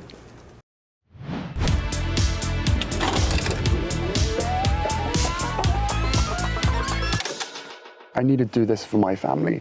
This is not a surprise to anybody. It's really sad that it's got to this point, but I've got to do something for my own mental health, for my wife's, and for Archie's as well, because I could see where this was headed. They didn't want him to be a prince or a princess, not knowing what the gender would be, which would be different from protocol, and that he wasn't going to receive security. What? It was really hard. Well, first of all, this is in Montecito. It's just right down the street from them. It's right down the street from me. This had been postponed probably 3 times because this was 2021. I was still in my crazy I can't leave the house period. So I didn't leave the house for 322 days. By the time we finally sat down, I think they were both ready. They didn't know, obviously, anything that I was going to ask them, but I had said to them ahead of time, I'm going to try to cover everything. This interview took 3.5 hours. And as is always the case for me, I want it to be a win-win for you. So I was just trying to carefully go through everything that had come up in the past. I tell you what, she looks amazing. Oprah Winfrey. Yeah. She looks incredible. She looks better now than she did 40 years ago, doesn't she? That's true. I'm exhausted though with all this girl drama. This is just very silly. The whole Imagine being British. Oprah and Meghan Markle thing. I know. You guys have to be so tired. This is the peak of melodrama, but I suppose that is why we have people like Oprah. She's not a journalist, and she's not like a gossip monger either. She's somewhere right in the middle, where the point is to create drama, not news, not gossip, just drama. Well, mission accomplished. We're still talking about it. I think it was a bit harsh of your showbiz correspondent to accuse Oprah of trying to stay relect. I mean, That's not harsh. She is a billionaire and one of the most famous women of the late 20th, early 21st century. Of course she's relevant. Look, here we are again talking about Harry and Meghan, and I'm going to do my usual thing and throw my hands up and say, A, who cares? B, are they as terrible as people say they are? No. Are they incredibly irritating and vacuous? Yes. Move on. But I have to say, I was explaining in the clip of that as well. I was explaining what Gogglebox is to Stephen Kent. We don't have Gogglebox. This sounds great. Because basically that is Oprah doing Gogglebox. Gogglebox is one of the best shows on TV. It is hilarious. You do a proper belly laugh every single time. It's normal people, the kind of people who watch GB News, watching telly and then commenting on the telly. Now this was Oprah, who is far from normal, doing her own Gogglebox, Claire. And it wouldn't necessarily be that interesting. I'm not sure it is that gripping, to be honest myself. However, that interview with Harry and Meghan was seismic in terms of the royal family and the UK, and it's seismic in terms of the history that we will look back on with the royal family forever. And so I do think there is something interesting about watching that, don't you? Well, no, I do, and I think to see it through her eyes, to see it through the optic of Oprah is very interesting, because we're now 5 years down the line. It was a seismic shift in the As Ever brand, or the Forever brand, or whatever brand Meghan says that Harry should have or be. And I think now to have not only the continent between us, but also the interview that did start this all. And very interesting there from Oprah, who is not a journalist, who is like she's not as controversial as, say, Jerry Springer, but she started out with the live audience in America and asking lots of different questions about different lives, about different people, etc., etc., etc. And she really did gain traction in the States, and then it was sold over here. It was the afternoon go-to show. Everyone wanted to be on Oprah. And then for her now to say, oh, I wanted it as a win-win. Win-win for who, Oprah? You and them? Because it certainly wasn't for the royal family. They never complain, never explain, and you knew that. And I don't believe for 1 minute that you did not give your questions to that couple, because they seemed very, very well versed in what they said. But maybe actually, Claire, maybe the royal family did learn something from that, because I think we've seen in the last 5 years since that interview a shift in their media strategy in a positive way. I think they've learned that they do have to explain, they do have to tell their story about why they're relevant and their place in British society and in the world. And I think the King and Prince William have done a very, very good job of doing that. So maybe it was a blessing in disguise and prompted them to reboot and move into the 21st century. Well, I don't know. Stuart, what do you make of it? I think this is airing your dirty laundry in public, essentially. And it's not a calling for the monarchy and the great institution that it is representing our country. So I think it's a bit sad, realistically. Whether Oprah's a journalist or not, I'm not sure. I got called a journalist the other day, and maybe that's a vote of confidence in GB News, I'm not sure. But look, she's obviously had a big impact in television and media. But the impact on this of the monarchy in Britain was quite serious. Yeah, it was. It was absolutely huge. Right, in other news, body cam footage released in America appears to show a transgender student confronting a campus police officer after claiming they had been misgendered. Have a look. Stop misgendering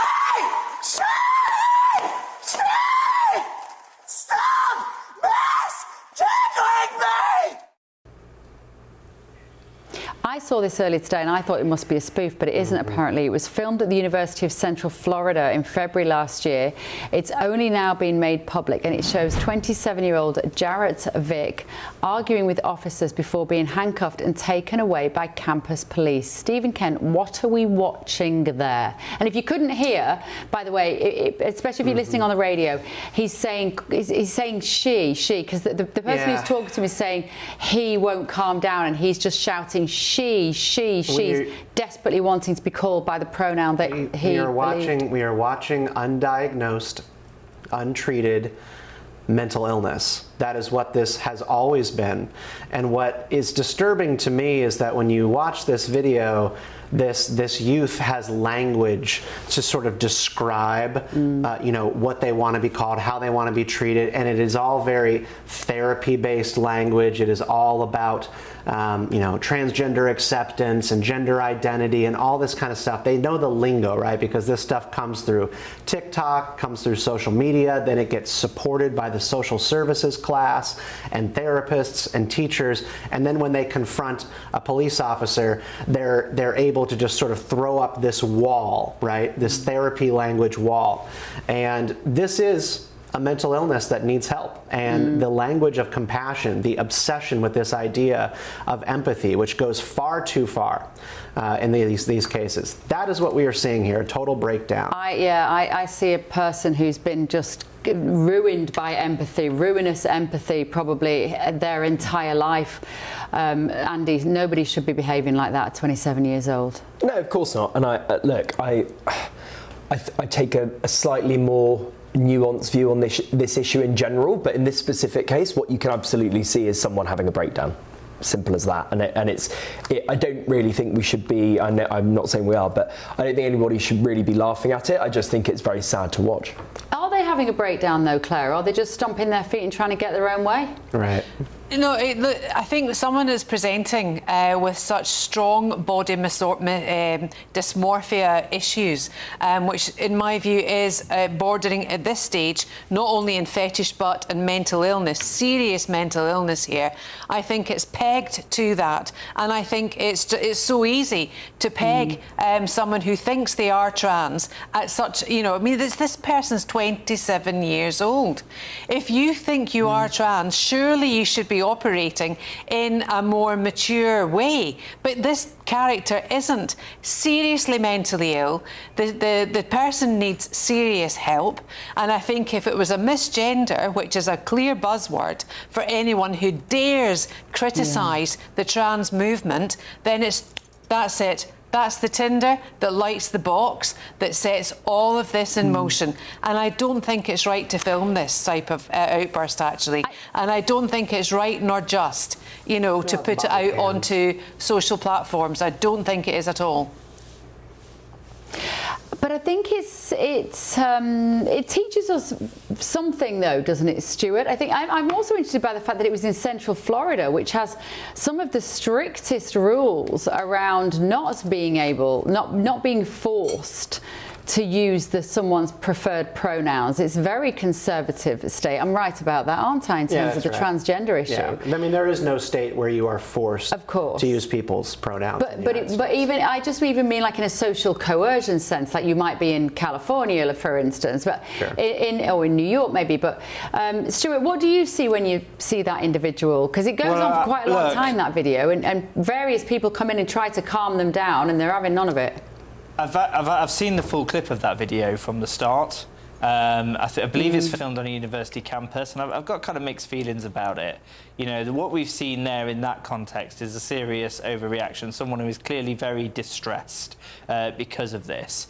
But actually in that clip, I don't know if it's a police officer or a security guard was responding to a different incident, and he knew that person, but he knew them as what he believed was a male, and they were obviously saying, I'm a she, and he refused to do that, and then it escalated, and the person where the body cam footage is coming from pulled out like CS gas or parva spray because of the reaction. It just escalated and escalated. And I think just on both sides, like making that footage available on the internet isn't really a responsible thing to do. That person is clearly distressed.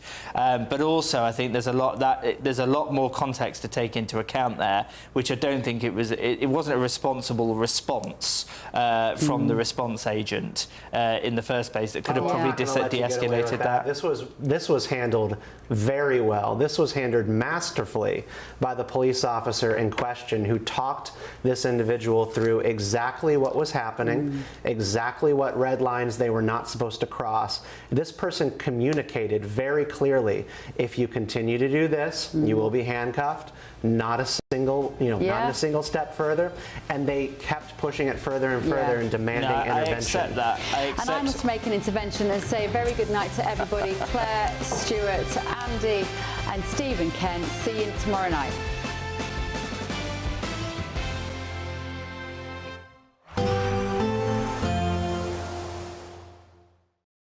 Today, clouds overhead, total zen within. Boxed Solar sponsors the weather on GB News. Good morning, it's time for your GB News weather forecast from the Met Office. And now, for a fair few of us today, it is going to be bright and sunny at times, especially towards the southwest. But further north, there will be a bit of rain around. The rain doesn't look especially heavy, but a few outbreaks of mostly light, drizzly rain pushing across some northern western parts of Scotland and perhaps into the far north of Northern Ireland as well. Elsewhere, one or two showers can't be ruled out, but generally it's looking dry, with the greatest amount of sunshine across parts of central, western, southwestern UK. Here we're likely to see temperatures peaking in the high 20s, so the heat wave goes on for some places here. Further north, well, a little bit fresher with temperatures peaking high teens, low 20s, that sort of thing. Into the evening, there will be a few more outbreaks of rain across the far northwest of Scotland. These will edge a bit further south than eastwards as we go overnight, but across eastern parts of Scotland actually having a largely fine end to the day with some decent sunshine. A bit cloudier across Northern Ireland, can't rule out a few spots of rain, but for England and Wales, yes, mostly fine. A bit of cloud here and there, especially towards the east and northeast. Further south and west, holding on to those clearer skies for that little bit longer. Like I said, that rain in the far north does edge a bit further southwards across more parts of Scotland as we go overnight, with some of that rain pushing into Northern Ireland by the time we get to dawn tomorrow morning. But across England and Wales, staying dry and a fairly warm night for many places. Temperatures holding up in the mid to high teens, especially in the towns and cities. The outbreaks of rain across parts of Scotland and Northern Ireland, well, there will be a few more of them compared to today. A bit heavier, but still not a huge amount of rain for many places. Eastern parts of Scotland staying dry, and across England and Wales it's staying dry with a decent amount of sunshine, a bit brighter, sunnier than today across eastern parts, and here temperatures edging up a little bit with highs of around 29, possibly 30 Celsius. See you later. Today, clouds overhead, total zen within. Boxed Solar sponsors the weather on GB News. 5 hosts, 5 opinions, 5 fearless debates, 5 unfiltered takes on the day's news. 5 reasons not to be anywhere else on Saturday night. This is the Saturday 5. You got me.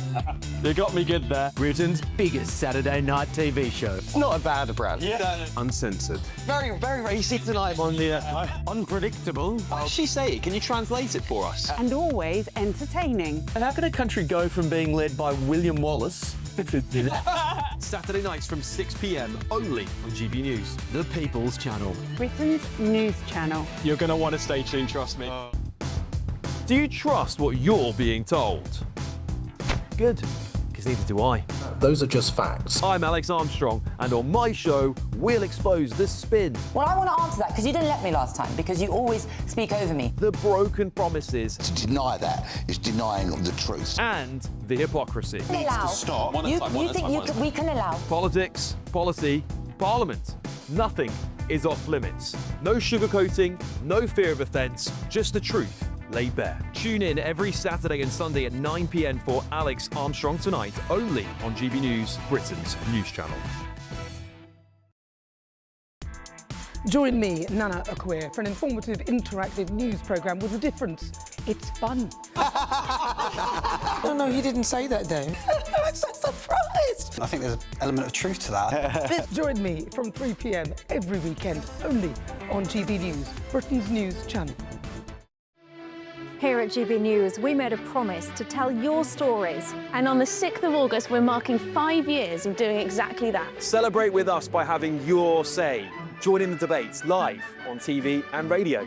And meeting your favourite presenters across the country, from Leeds to Aberdeen, from Belfast to Barry Island. Plus, join me in Essex for our biggest live show of the year. Scan the QR code or visit gbnews.com/celebrate. Terms and conditions apply. Breaking news, live updates, stories that matter. From the heart of the GB newsroom to every corner of Britain, with our team of dedicated journalists across the UK. GB News bulletins are there to deliver the latest news that matters to you. Bulletins on GB News, the People's Channel, Britain's news channel. From the school run to the home run, watch a new show for all of Britain. He can say whatever he wants. A straight talking show where all voices are heard. And, you know, when are we going to stop talking about smashing the gangs and actually do it? With the stories that matter from every part of our country. There's a bit of a crash landing there for your Chancellor. Bold, fearless and standing up for you. That's me, Martin Daubney, 3 p.m. till 6 p.m, weekdays, here only on GB News. The People's Channel, Britain's news channel. The GB News audience is different, it's unique, because they see through the nonsense. We want to debate with each other, we want to listen and maybe learn. We have a chat.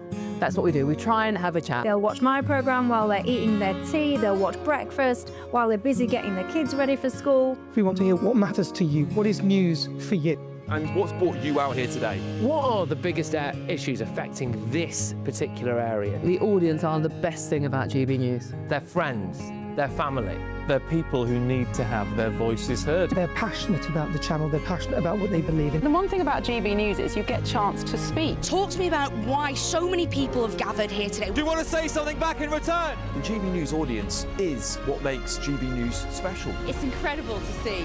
They shape our programmes, they shape our output, and they shape our channel. That's what makes us the fearless champion of Britain.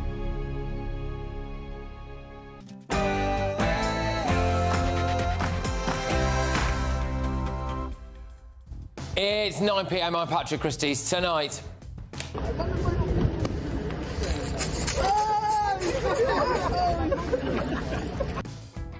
Yeah, the early release scheme strikes again. Labour is set to release 2 of the killers of PC Harper early, but at least Labour can laugh about it.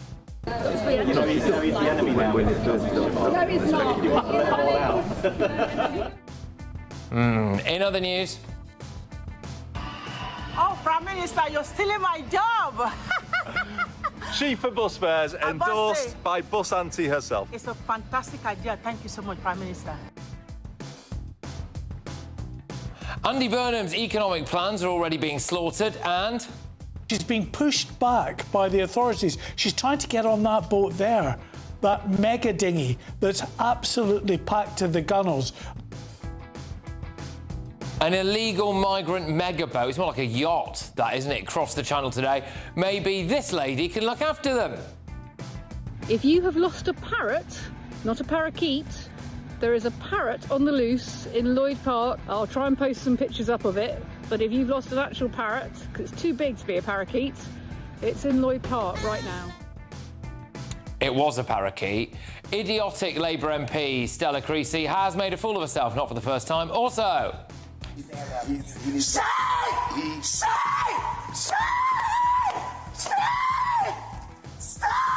This! Tickling me! Civil servants face punishment if they misgender a colleague. Plus, the NHS Trust, who released Valdo Calacane, the Nottingham triple killer, now could face criminal proceedings. On my panel tonight, we have got the Director of Popular Conservatism, Mark Littlewood, Reform Councillor Jamie McIver, and broadcaster and journalist Nina Mishkov. And have you ever seen anything quite like this? I'm on Highway 56.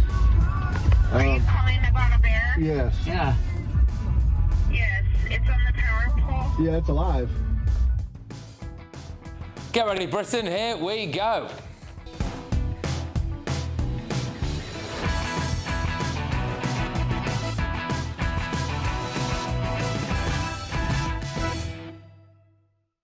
Scandal, sleaze, infighting, no economic sense. It's only day 3 and it's already unravelling for Burnham. Next.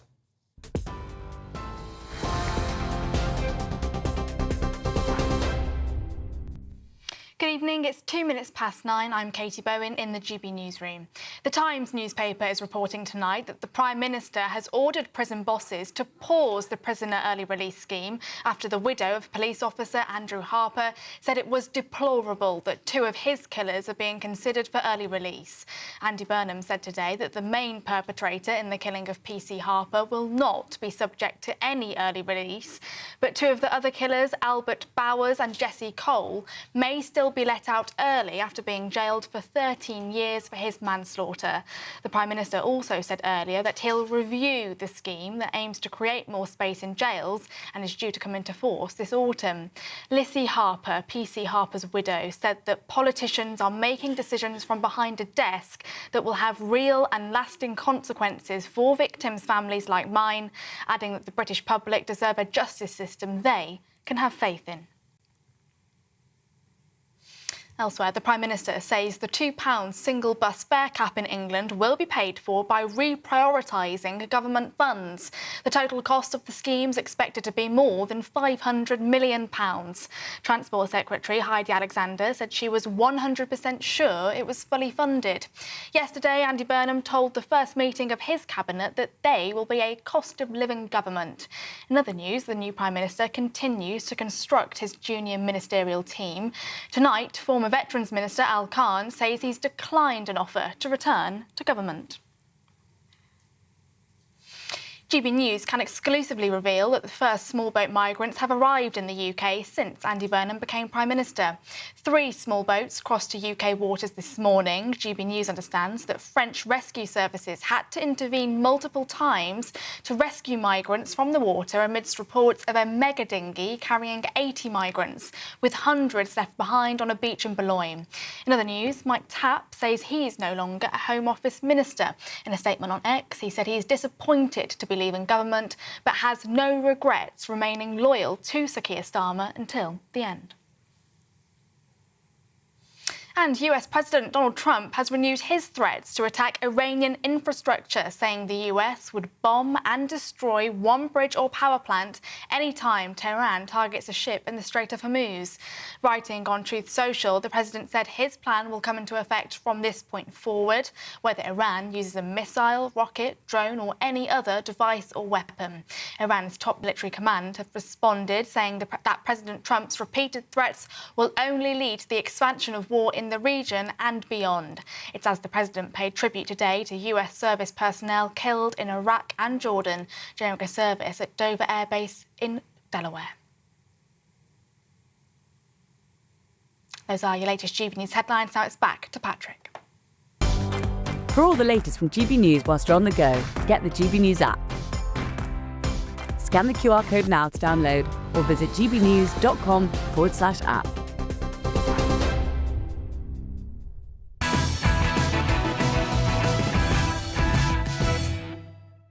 Good evening. Well, if you thought that Andy Burnham was going to end the chaos, you're wrong. Today, he's had to deal with his first scandal. He's the enemy now. No, he's not.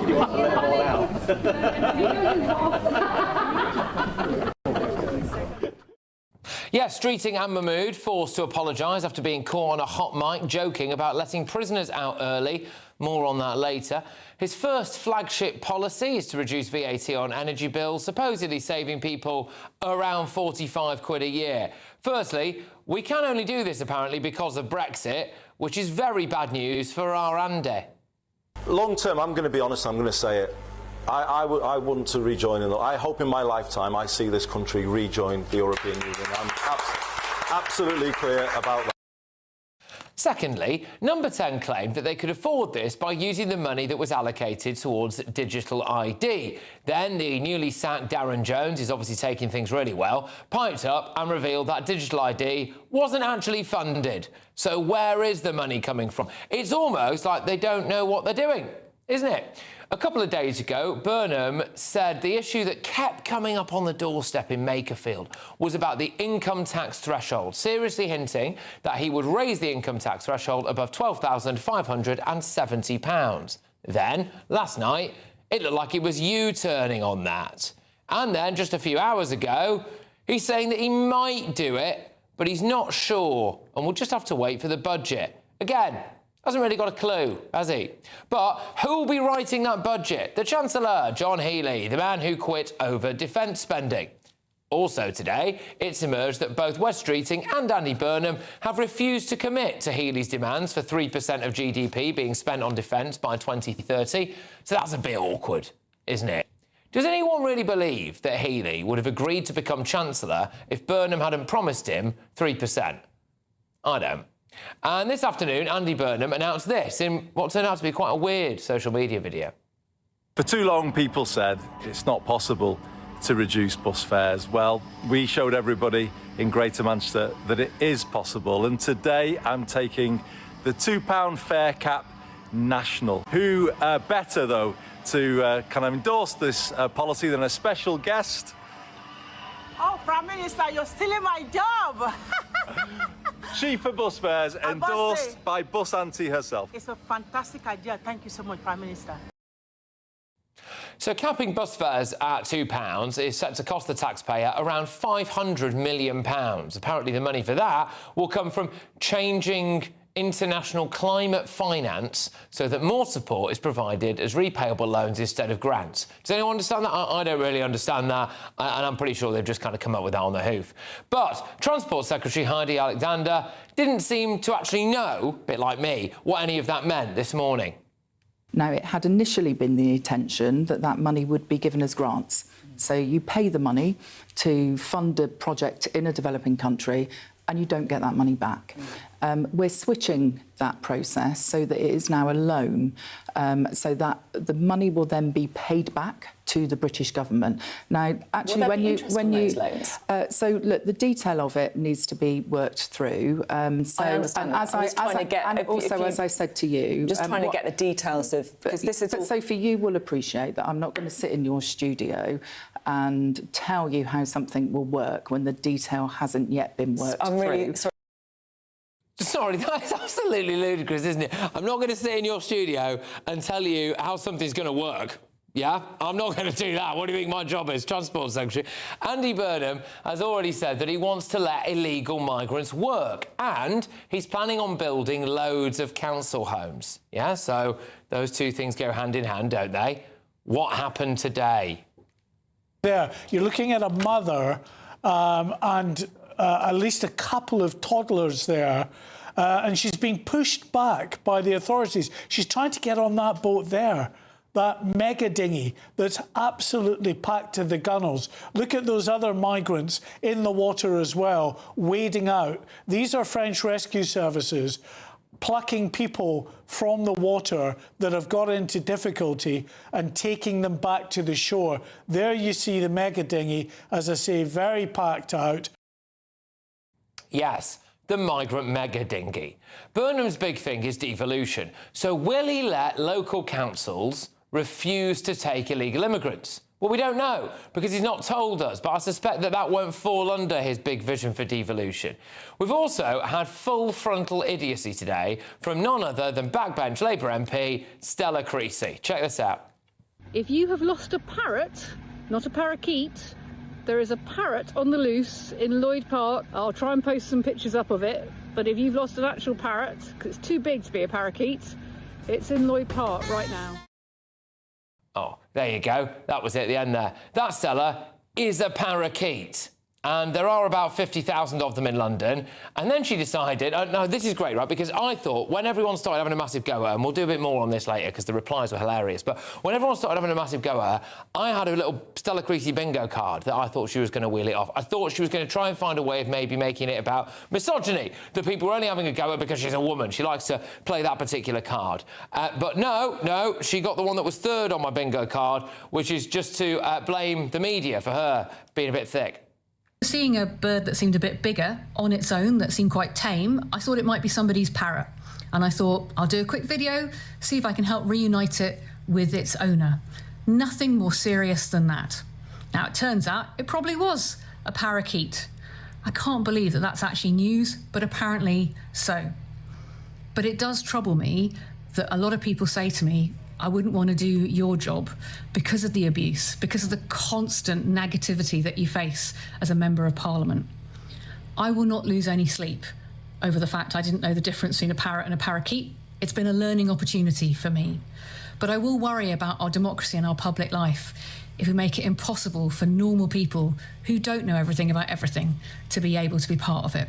And that's the real story here. No, I think the story is that you really look like a bit of an idiot, actually. So, we are 3 days in. We've had U-turns, flip-flopping, infighting, scandal, cat-handed policy announcements, loads more illegal migrants, and a display of exactly how thick certain members of Parliament really are. It's exactly the same as Keir Starmer's regime, isn't it? But here's the rub. I bet you that Andy Burnham is going to have to raise your taxes to pay for stuff. People will realise very quickly that things could actually get quite a lot worse. Let's get thoughts from our panel this evening. Director of Popular Conservatism, Mark Littlewood, Reform UK Councillor for Essex County Council, Jamie McIver, broadcaster and journalist Nina Mishkov. Right, Mark, OK, so... yeah, I mean, it's been a pretty kind of flip-floppy sort of day, really, already, announcing a couple of policies that don't seem to be funded, and they don't... I mean, as you literally heard the Transport Secretary say there, they do not have the plan for yet. Yeah. Yeah, reality comes at you fast, doesn't it? And in the case of this administration, it comes at you so fast it's a bit like being hit in the face by a brick. I mean, I think in his first speech he talked about a new economic strategy, which doesn't appear to be new, doesn't appear to be based on economics, and doesn't appear to be strategic. Here is the big problem. For all Andy Burnham's charm and personability and, you know, lovely eyelashes and the rest, there is no apparent strategy here. At all. So we are just getting tactical announcements one at a time. Oh, should we abandon this ID card scheme? Oh, yeah, we probably should. Oh, well, then can we cut, you know, lecky bills? Oh, yes, maybe. Oh, no, sorry, actually, the spreadsheet doesn't tally. There is no underlying strategy at all. Andy Burnham doesn't think there's anything fundamentally wrong in Britain. He thinks that a bit of spit and polish, a little bit of a tweak, a small turn of the dial, and with his sort of hopey, changey rhetoric, everything will be fine. He and we are about to find out very fast that that is not the case. We are dripping red on the ledger in terms of the state of public finances. Tax is at its highest since the end of the Second World War. We are probably at the maximum taxable capacity of the economy now. Haven't heard a word about what he's going to do about immigration. Haven't heard a word or a single idea of a budgeted plan that he's going to axe. The digital ID cards thing was not budgeted. I am expecting us to go slowly from bad to worse, I'm afraid. Well, today's front pages were awash with various different reports about him having to hike taxes, tax.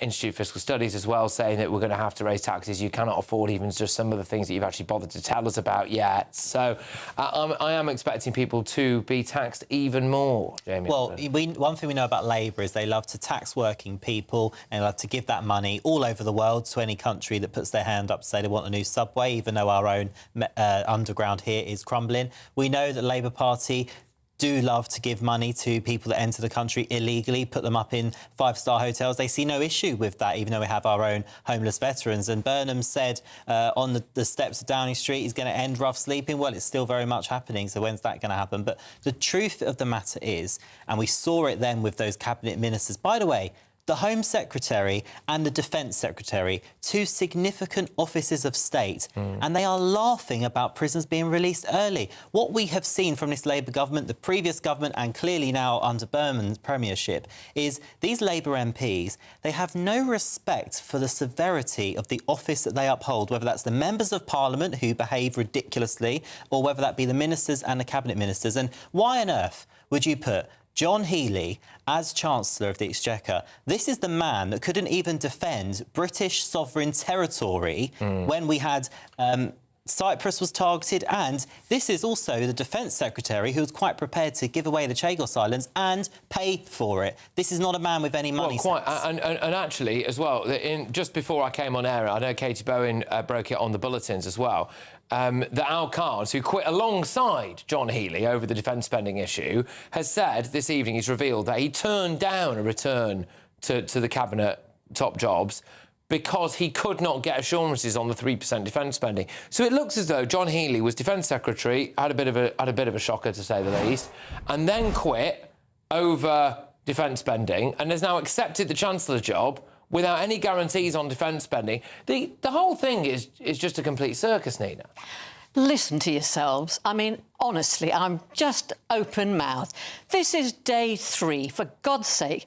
And what do you expect to happen? You know, when Keir Starmer said, everybody said, well, you can't change things, you know, in 2 seconds. You're expecting announcements left, right and centre. You're expecting this, that and the other.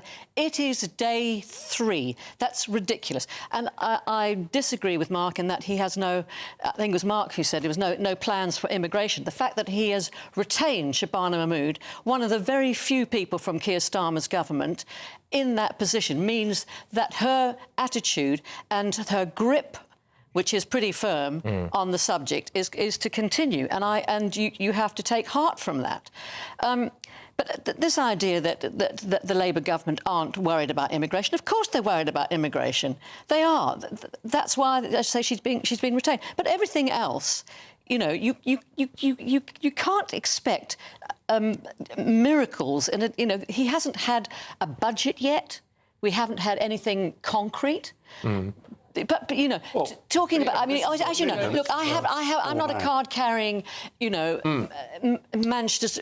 I don't care for the Manchester system. I don't care. I mean, the eyelashes are the best thing about him. I mean, eyelashes. Why does everyone bang on about Andy Burnham's eyelashes? Oh, well, they're like a giraffe's. Oh. You know, they're really cute. No, that's true. If you look at a giraffe and you look at Andy Burnham, put my mind to rest. Yeah. No, the point about Andy Burnham is that I didn't like the way the Labour Party turned on Keir Starmer. Yeah. I don't vote Labour, but we're stuck with him now for probably the next 3 years, and we have to hope that he... Fine.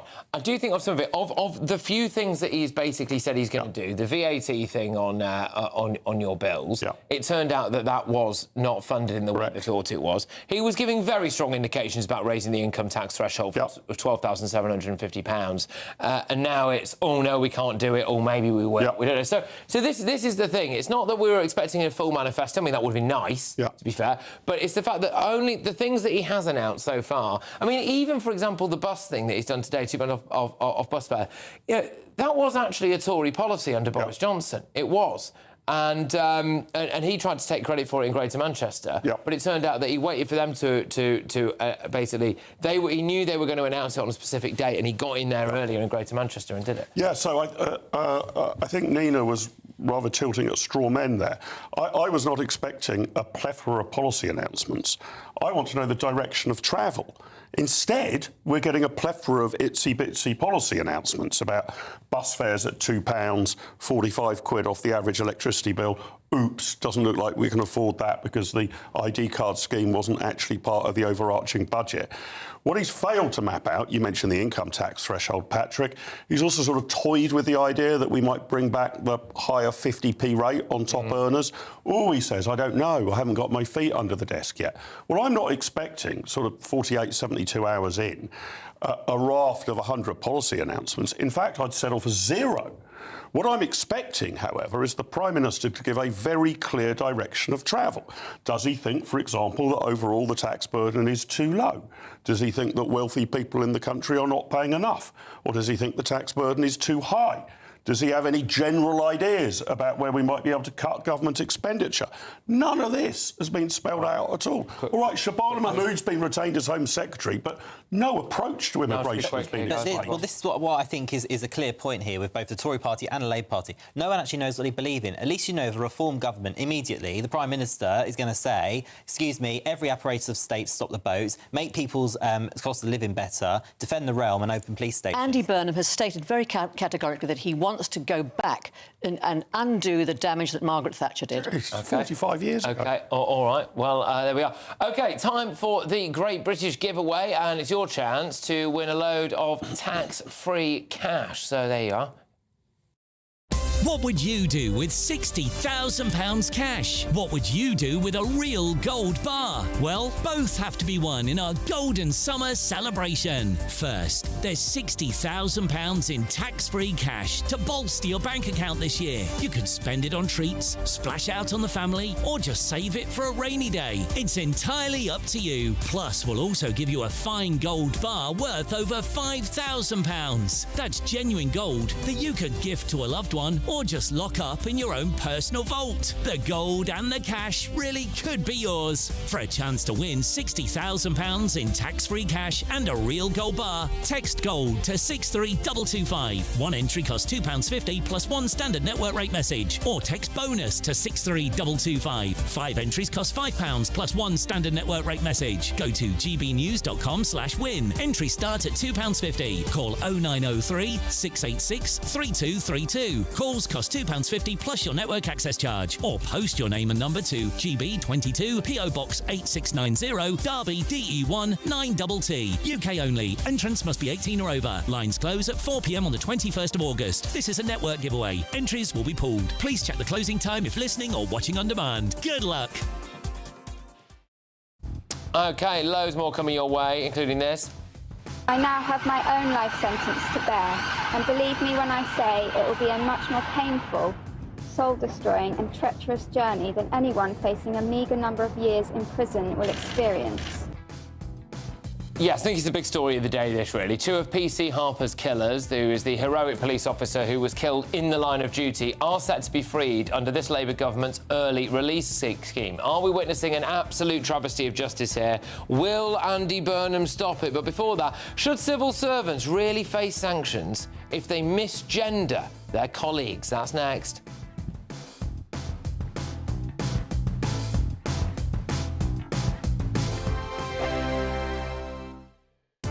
I've been in Westminster for a long time, but I know that though power may be here, its effect on people's lives is across the whole of the country.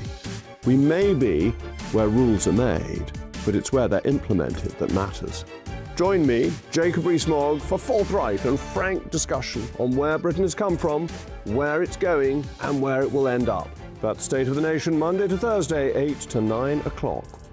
Vox Populi, Vox Dei. Join me, Nana Akwe, for an informative, interactive news programme with a difference. It's fun. No, he didn't say that, Dave. I'm so surprised. I think there's an element of truth to that. Join me from 3 p.m. every weekend, only on GB News, Britain's news channel. From court mornings to warm family brunches. From football to tennis in the car. In the kitchen. GB News Breakfast is there. With the stories you need and the conversations that matter. Anyway, let's talk business. Well, it has been a historic night in British politics. It's astonishing, isn't it? We're here again to start your day just right. GB News Breakfast. Every morning from 6 a.m. Only on GB News. Britain's news channel. At GB News, we love to hear from you, our loyal community. So drop us a line at gbnews.com/yoursay. There you can talk to each other and also to the presenters live on air. gbnews.com/yoursay, because GB News is your channel, Britain's news channel. From the school run to the home run, watch a new show for all of Britain. So he can say whatever he wants. A straight talking show where all voices are heard. And, you know, when are we going to stop talking about smashing the gangs and actually do it? With the stories that matter from every part of our country. There's a bit of a crash landing there for your Chancellor. Bold, fearless and standing up for you. That's me, Martin Daubney, 3 p.m. till 6 p.m, weekdays, here only on GB News. The People's Channel, Britain's news channel.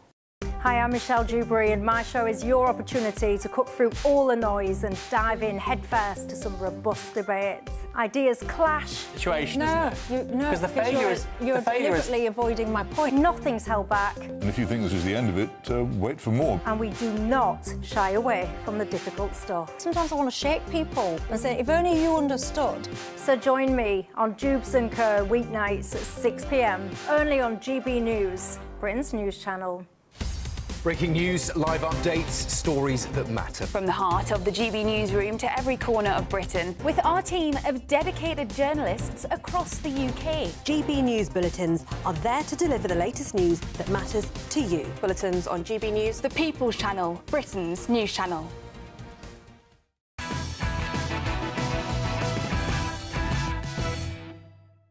Welcome back to Patrick Christys tonight. Should civil servants face sanctions if they misgender their colleagues? It's time for the head-to-head.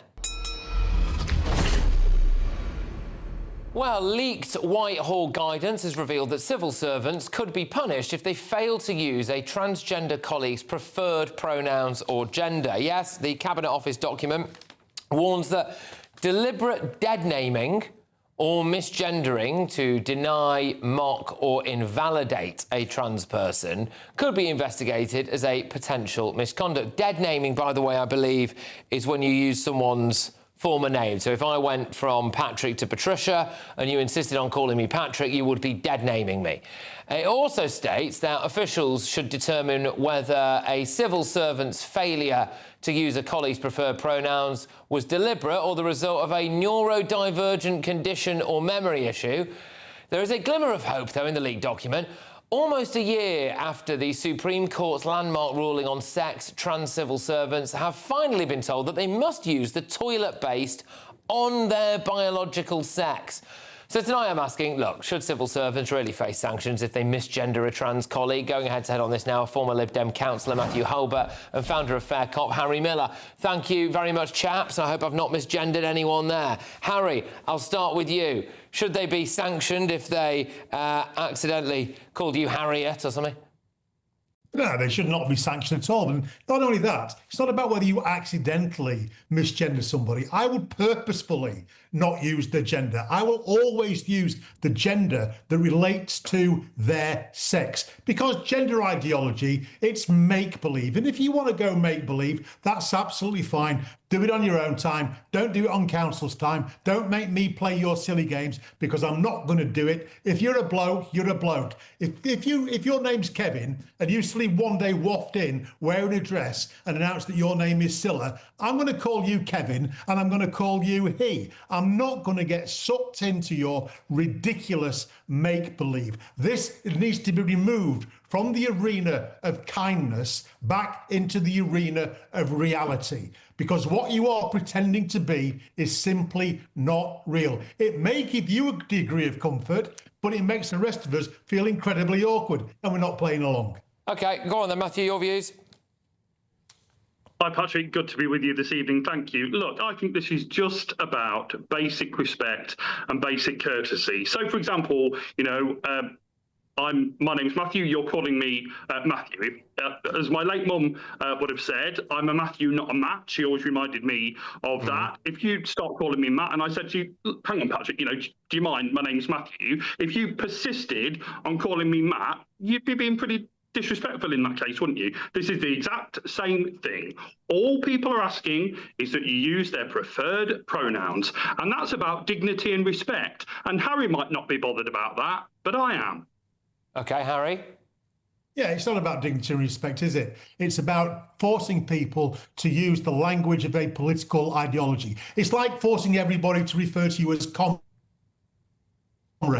It's not neutral. It is loaded, absolutely loaded with a political ideology, and I'm not playing it. As I've said before, this is nothing to do with kindness. This is about reality. I am not going to compromise what I know to be the truth in order to accommodate your fantasy, your mental illness, your fetish, or what have you. Not doing it. One of the things that stands out to me here, Matthew, is that it says that if someone does consistently either dead name or use the unpreferred pronouns of one of their colleagues, they will have a look and see if that person doing it has some kind of neurodivergent condition or memory issue. But in this case, the neurodivergent condition would just be being able to tell biological reality, wouldn't it? Well, it wouldn't. And I've given this example on your network before, and I'm going to use it now. So I've known that I was a gay man since I was about 13 or 14. You know who you're attracted to. I just knew that that was the case. It wasn't a choice by me. I just knew that it was who I was. Using Harry's logic, and apparently yours as well, Patrick, I can't know that about myself because society says that's not the norm, that's not the regular. So, Matthew, you can't be a gay man, and we're going to say that you're straight, even though you're not. That is the same example. These people know themselves. These people know themselves to have been born into the wrong body. Imagine the trauma that must bring them. You want to add to that trauma with your discrimination, and I'm calling it out on this channel. Okay. You should be ashamed. Yeah. Well, firstly, just on that, I'm not going to be ashamed, because I don't think that, just someone who decides that they want to identify as whatever they should identify means that I have to buy into that. I mean, we have seen cases, for example, with children. So am I not gay? Where they're not. I don't think it's got anything to do with whether or not you're gay. No, I don't know why you're taking that line of approach on this. No one said anything about that. No one's ever said anything about that. Patrick, just listen for just 1 second. No, sorry, there's a big difference. Sorry, Matthew, there's a big difference between you saying you're gay and then being attracted to men, which is obviously fine, and I've got loads of gay friends and all of this. I've got gay relatives, right? Okay. So you think it's their choice? But you're not a woman, though, are you? So that's the big difference. No. But what I'm saying, no, but Patrick, what I'm saying so to you... So there is a difference there. I'm not denying your reality as a gay man. So I would be denying your reality as a woman if you were identifying as a woman. Those are two completely different things. You're comparing apples to oranges. I'm not. What I'm saying to you is that it wasn't my choice to be gay. It's just what my brain and my heart and my soul and my physiology told me that I was. And having worked with trans people when I was chair of the LGBT Centre in Leicester for many years, all these Patrick, are people who want to get through their day, as normal human beings, without discrimination and without being spat on the bus and without being shouted at. By people who have the same views, apparently, as you and this other guy. Right, OK. Never spat at anyone on the bus, and I would step in if I saw anyone getting spat on the bus, by the way. But just, Harry, I'll let you come back to this, really. Is what Matthew's saying there true, that basically it's the same thing? Look, you wouldn't go around telling someone in the office, you're not really gay, you are straight. Are we in the same territory here or not? No, not at all. It's absolutely obvious. If you have Matthew as a biological man is attracted to other biological men, then he is a gay man. No problem with that whatsoever. It's not the same thing. But this lie that you can be born in the wrong body, it's about as daft as saying I was born with the wrong ears or the wrong feet. It can't happen. What was born in the wrong body? You are. Or maybe born without a soul, Harry. Pardon? Or maybe born without a soul.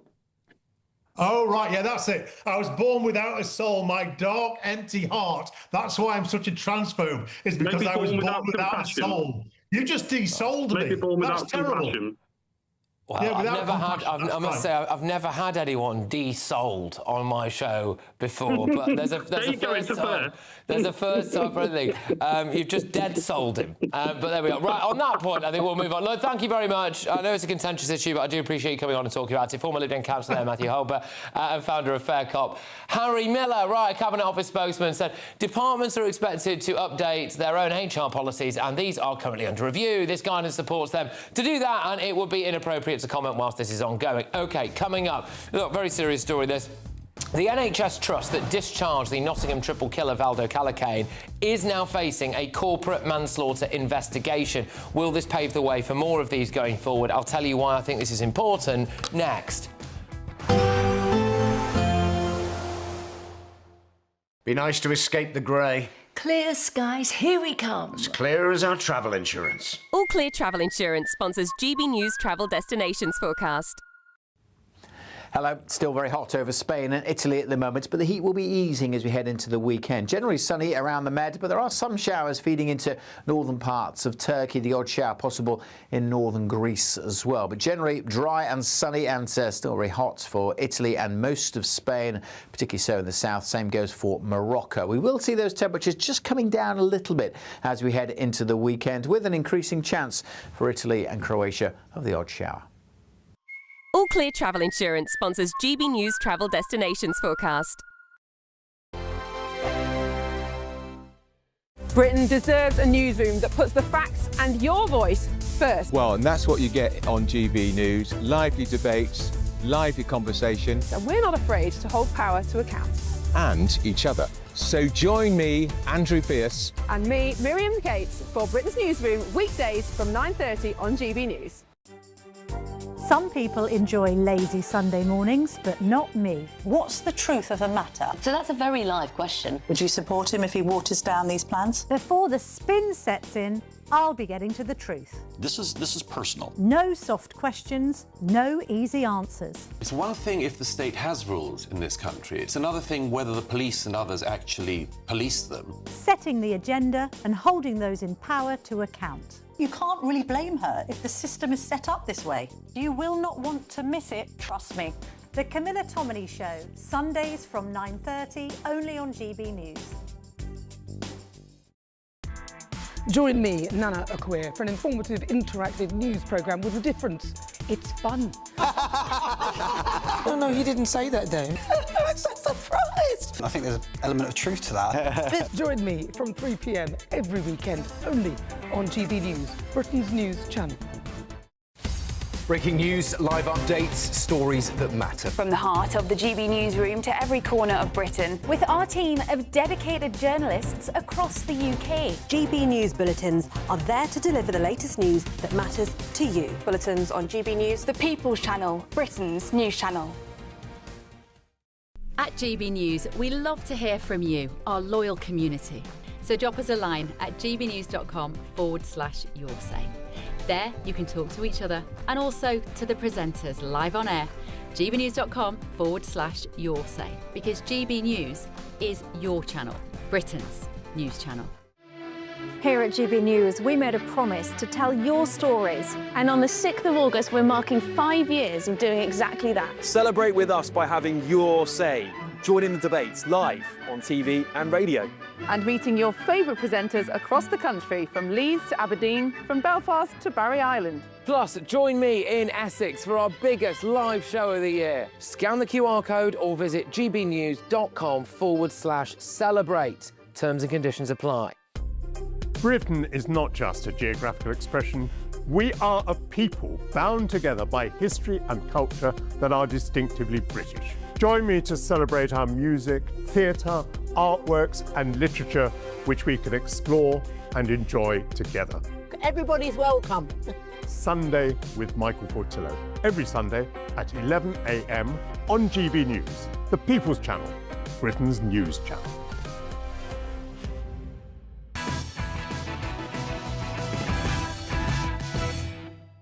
Welcome back to Patrick Christys tonight on GB News. An NHS trust is under investigation for corporate manslaughter after discharging Valdo Calacane, the paranoid schizophrenic responsible for the Nottingham attacks.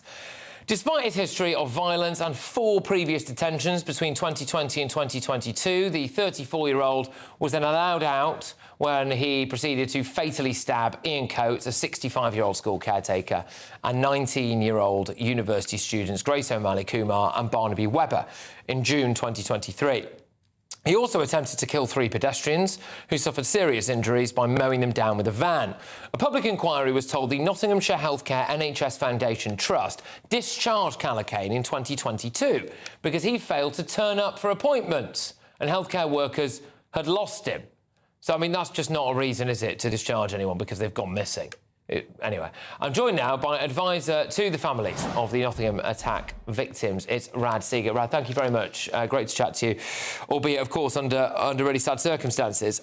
What do you make of this, then? Do you think that this is a good thing, that the NHS Foundation Trust should actually be facing some form of scrutiny here, legal scrutiny?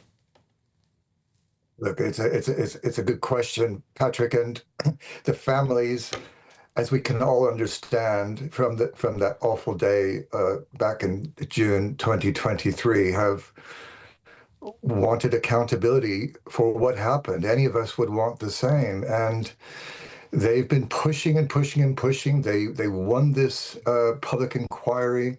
They've heard all the evidence. Their failures have been admitted. And what they ultimately want to see is anybody who could have prevented these killings, and anybody in this NHS trust, if they could have prevented it, be held fully to account. The families have driven this right from the start, and this investigation remains in the early stages, and we have to allow the police to do their work. And ultimately, this may not cross that very high threshold, Patrick, which we all know is, in the criminal law, it has to be proven basically beyond doubt that people could have prevented this. So, look, we can all understand from the family's perspective that this is something that they want to see. And again, heroically, one of the reasons that they're doing this is because they believe that too many people in the NHS get away with providing poor care, as they did to Callacane in this case, and effectively just get to walk away. So, people approach these things differently. But these families want to see accountability. Yeah, well, that's led me on to my next question, because there were some ridiculous aspects that were revealed as a result of this inquest. Things like, he'd refused to take his medication. He was not sectioned at one point, literally just because he was black. If he'd have been white or maybe even Asian, he would have been sectioned, which is again just bonkers. So we've already got that. But you just alluded to it there. In a lot of these big institutions, whether it's the Home Office when they look at approving people who have maybe already got a criminal record abroad or have got wanted for crimes in this country, they approve them, they allow them to stay here. No individual seems to ever face accountability for that when it goes wrong. The NHS is an absolute prime example of this. When things go badly wrong, which sadly they do all the time, the people who make those decisions kind of know that they can get away with it because they are part of this umbrella organisation. And I think what this could do is this could end that, couldn't it? Look, I absolutely agree with that. And just to put that in context, Patrick, this corporate manslaughter legislation has been on the statute books for almost 20 years. There has never once been a successful corporate manslaughter prosecution. And that tells your audience everything that they need to know about how difficult this is. But if I know these families, and I know them well, they are determined to set a precedent. And the reason it's so difficult to achieve a successful prosecution is because the prosecution have to basically prove that the board senior management, there were gross failures at that level. And so they basically, from the treating clinicians right through up to the top of the management, they have to show that these killings could have been prevented beyond basically any doubt. And that's why the CPS, when they come to look at a file, if the police hand a file over to the CPS, they have to decide. Rad. Yep. Right, thank you very much, Rad. I'm sorry about this, but we are just running out of time for this section, I'm afraid. So you're making some incredible points there, but we're just going to have to move on just for now. But that was Rad Seeger there, who was the advisor to the families of the Nottingham attack victims. And look, hopefully they get the kind of justice that they want. And again, from my perspective, I do hope that this then sets a precedent where there is a bit more personal accountability within some of these massive organisations, whether it's the NHS, whether it's the Home Office or indeed anything else. A spokesman for Nottinghamshire Healthcare NHS Foundation Trust said Northumbria Police, acting on behalf of Nottinghamshire Police, have begun an investigation into matters relating to the care and treatment of Valdo Callacane. We know how important the independent inquiry and police investigation are for the affected families, the survivors and our local communities. We will, of course, be cooperating fully with Northumbria Police. We have with the statutory inquiry into these matters, which is being chaired by Her Honour Deborah Taylor, and with her final submissions from all parties involved later this year. OK, all right. Look, we're going to plough ahead here. Coming up... I now have my own life sentence to bear, and believe me when I say it will be a much more painful, soul-destroying and treacherous journey than anyone facing a meagre number of years in prison will experience.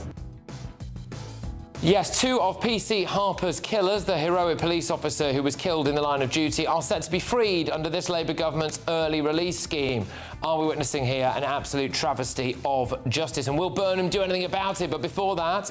Americans think British people are so sweet, which is crazy because British people are truly the most evil people in history. We colonised the world. Just the artifacts in the museums. I'm like, why is that not in Africa?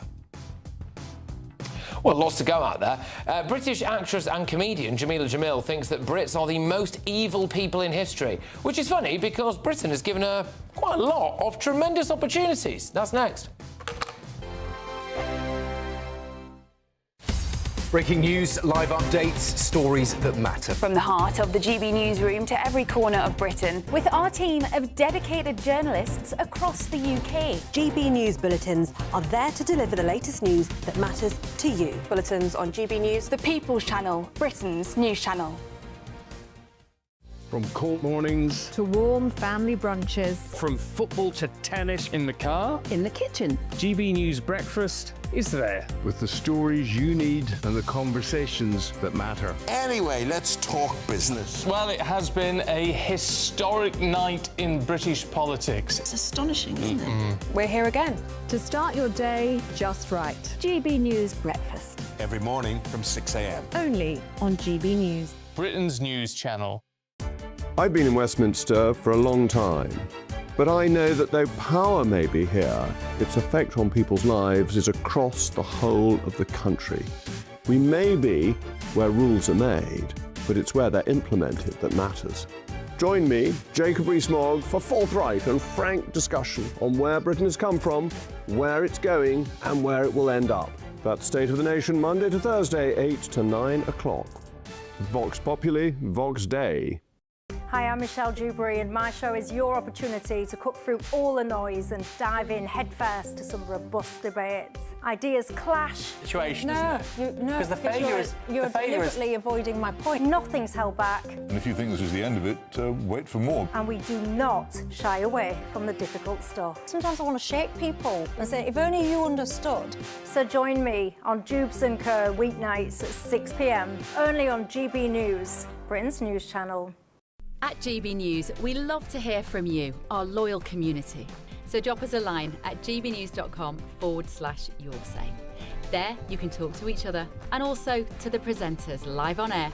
gbnews.com/yoursay, because GB News is your channel, Britain's news channel.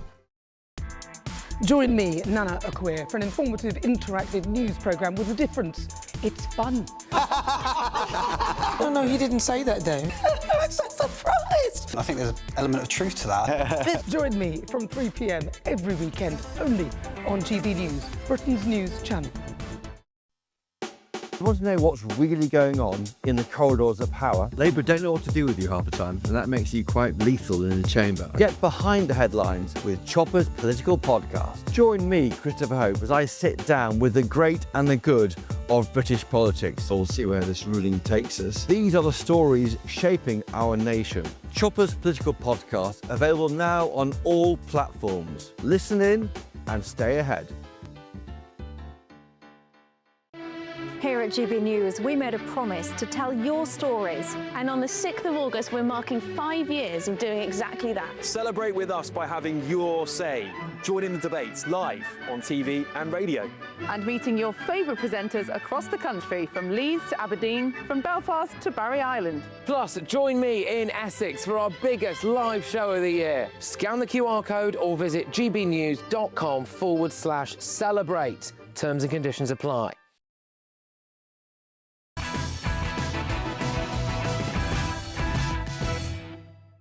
Welcome back to GB News. Now, British actress and comedian Jameela Jamil has sparked controversy after claiming that British people are truly the most evil people in history. She made the comment on the Yestergays podcast, discussing her first professional acting role, in which she played a British Pakistani philanthropist. Let's have a little listen to this. Americans think British people are so sweet, which is crazy because British people are truly the most evil people in history. We colonised the world. Or just the artifacts in the museums. I'm like, why is that not in Africa? But many on social media have branded the actress ungrateful. Her CV is packed full of opportunities that she did get in Britain. She got a break presenting on Channel 4. She was later became the first woman to present BBC Radio 1's official chart show, Solo, etc. So, I don't know, you know, kind of basically branding an entire nation evil. It just seems a little bit weird, really. I am joined now by political commentator Ada Akpala. Thank you very, very much for joining us. What do you make of what Jameela Jamil has said there? I mean, even later down, she was talking about Britain owing India £43 trillion. And it's just like, it's made up numbers, isn't it, for made up grievances at this point. It's absolutely absurd.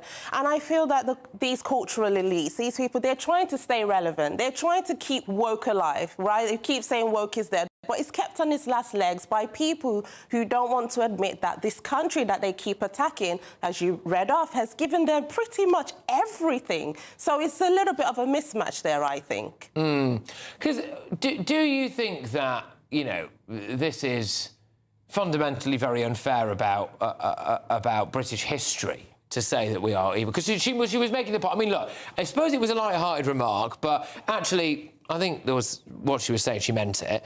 So, you know, she was making the point about how we colonised the world and all of this stuff. What do you think about that? No, I definitely don't think this is a light-hearted remark. I think when it comes from these progressive activist types, they mean what they say. And in relation to whether it's fair or not, I think the bigger question is, why is it so selective?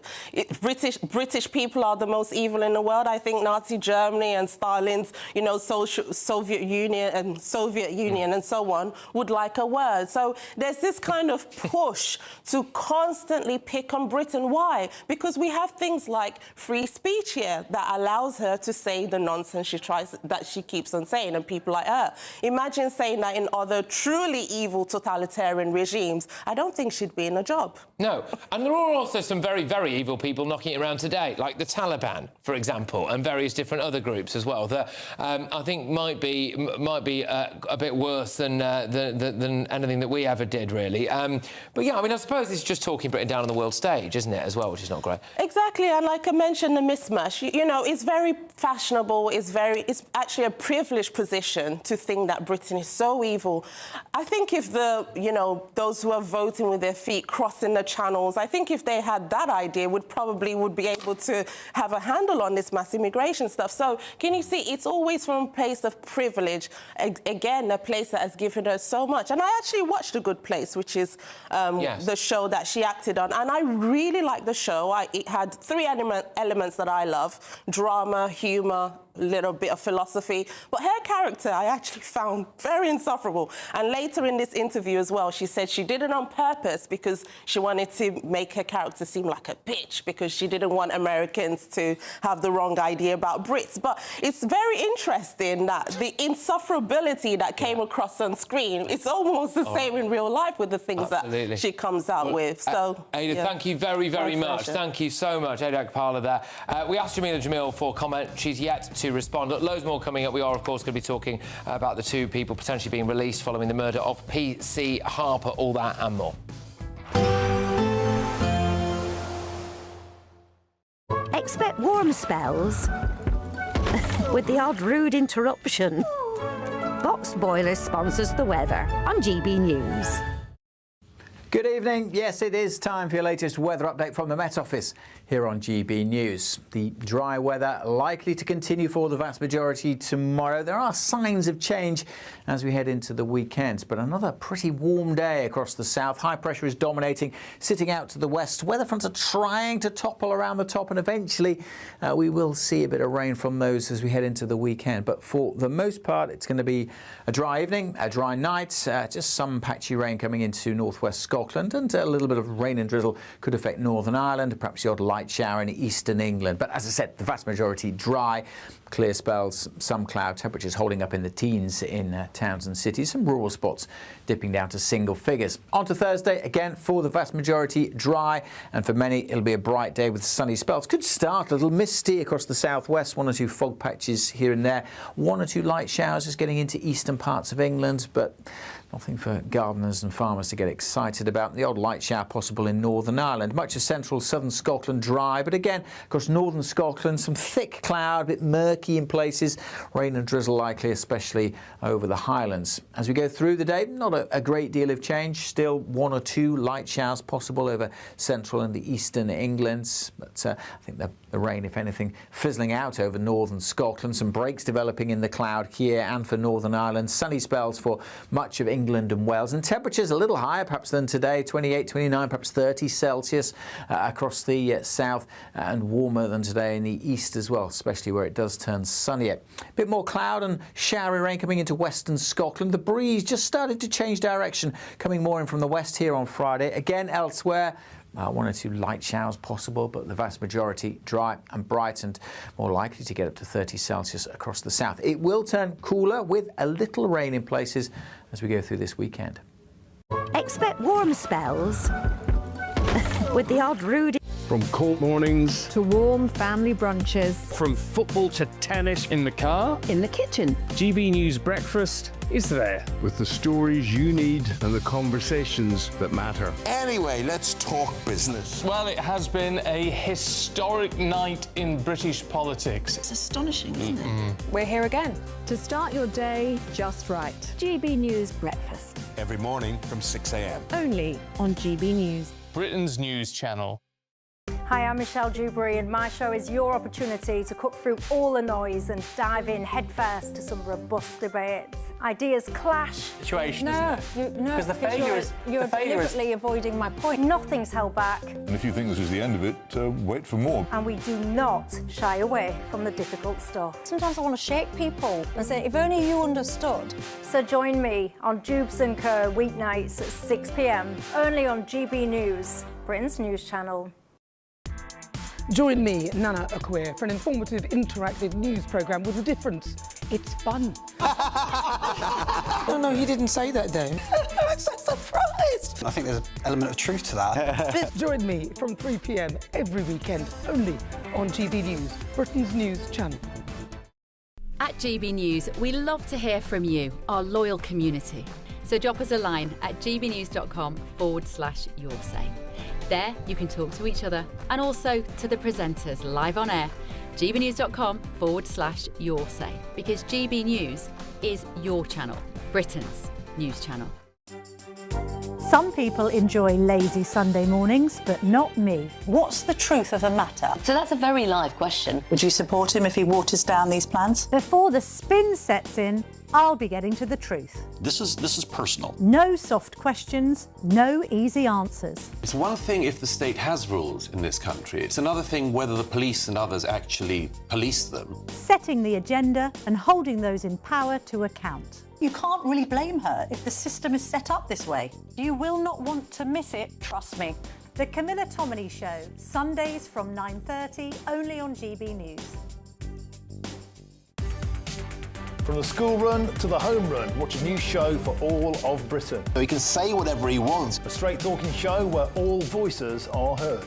And, you know, when are we going to stop talking about smashing the gangs and actually do it? With the stories that matter from every part of our country. There's a bit of a crash landing there for your Chancellor. Bold, fearless and standing up for you. That's me, Martin Daubney, 3 p.m. till 6 p.m, weekdays, here only on GB News. The People's Channel, Britain's news channel. I'm Tom Harwood. This is GB News, Britain's news channel.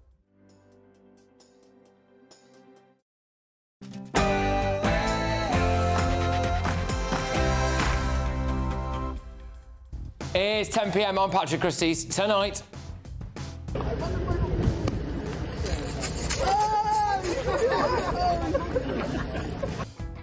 Yes, well, Labour is set to release 2 of the killers of PC Harper early, but at least they can laugh about it, can't they, these Labour politicians?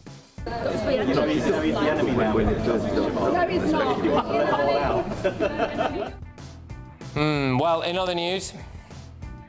She's being pushed back by the authorities. She's trying to get on that boat there, that mega dinghy that's absolutely packed to the gunnels. Right, it's an illegal migrant megaboat crossing the English Channel today. Maybe this lady can look after them. If you have lost a parrot, not a parakeet, there is a parrot on the loose in Lloyd Park. I'll try and post some pictures up of it, but if you've lost an actual parrot, because it's too big to be a parakeet, it's in Lloyd Park right now. Yep, that's just a parakeet, actually, Stella. Idiotic and hyper-woke Labour MP Stella Creasy has made a fool of herself. Also...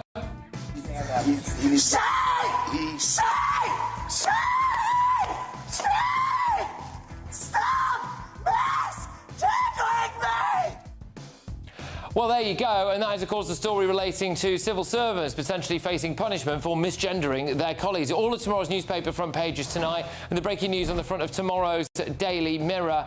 Moral millionaires tell the PM, make us pay more tax. Lineker and co. push for a 2% tax on wealth. Can I just say, you can already voluntarily pay more tax. There is absolutely nothing stopping them. They should not need to be made to do it. They can do it. This is just horrible moral grandstanding, and it's just absolutely disgraceful. Anyway, on our panel tonight, we have got Director of Public Conservatives Mark Littlewood, Reform Councillor Jamie McIver, and broadcaster and journalist Nina Mishkov. And have you ever seen anything quite like this?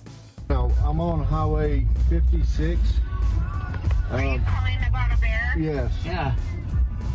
Yes, it's on the power pole. Yeah, it's alive. Get ready, Britain. Here we go.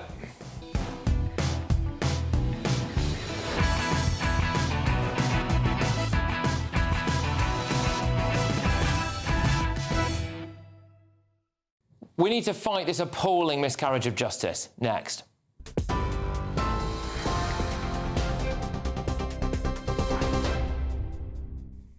Good evening, it's 2 minutes past 10. I'm Katie Bowen in the GB newsroom. The Times newspaper is reporting tonight that the Prime Minister has ordered prison bosses to pause the prisoner early release scheme after the widow of police officer Andrew Harper said it was deplorable that 2 of his killers are being considered for early release. Andy Burnham said today that the main perpetrator in the killing of PC Harper will not be subject to any early release, but 2 of the other killers, Albert Bowers and Jesse Cole, may still be let out early after being jailed for 13 years for his manslaughter. The Prime Minister also said earlier that he'll review the scheme that aims to create more space in jails and is due to come into force this autumn. Lizzie Harper, PC Harper's widow, said that politicians are making decisions from behind a desk that will have real and lasting consequences for victims' families like mine, adding that the British public deserve a justice system they can have faith in. Kemi Badenoch is expected to call on Andy Burnham to rule out tax rises to pay for his, quote, spending spree. In a speech tomorrow, the Conservative Party leader will set out her response to the Prime Minister's new cost of living measures, including the £2 bus fare cap and cutting VAT off energy bills. She's also expected to say that the country's economic problems go way beyond bus fares and VAT on bills. Elsewhere, the new Prime Minister continues to construct his junior ministerial team. Tonight, former Veterans Minister Al Carnes says he's declined an offer to return to government. GB News can exclusively reveal that the first small boat migrants have arrived in the UK since Andy Burnham became Prime Minister. 3 small boats crossed to UK waters this morning. GB News understands that French rescue services had to intervene multiple times to rescue migrants from the water amidst reports of a mega dinghy carrying 80 migrants, with hundreds left behind on a beach in Boulogne. In other news, Mike Tapp says he is no longer a Home Office Minister. In a statement on X, he said he's disappointed to be leaving government, but has no regrets remaining loyal to Sir Keir Starmer until the end. And US President Donald Trump has renewed his threats to attack Iranian infrastructure, saying the US would bomb and destroy one bridge or power plant anytime Tehran targets a ship in the Strait of Hormuz.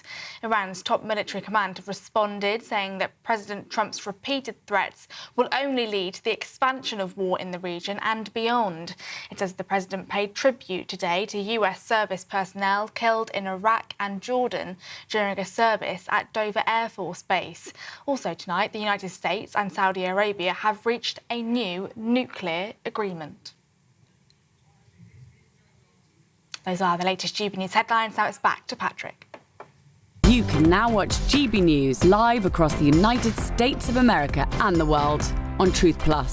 Scan the QR code to find out more, or visit gbnews.com/truth.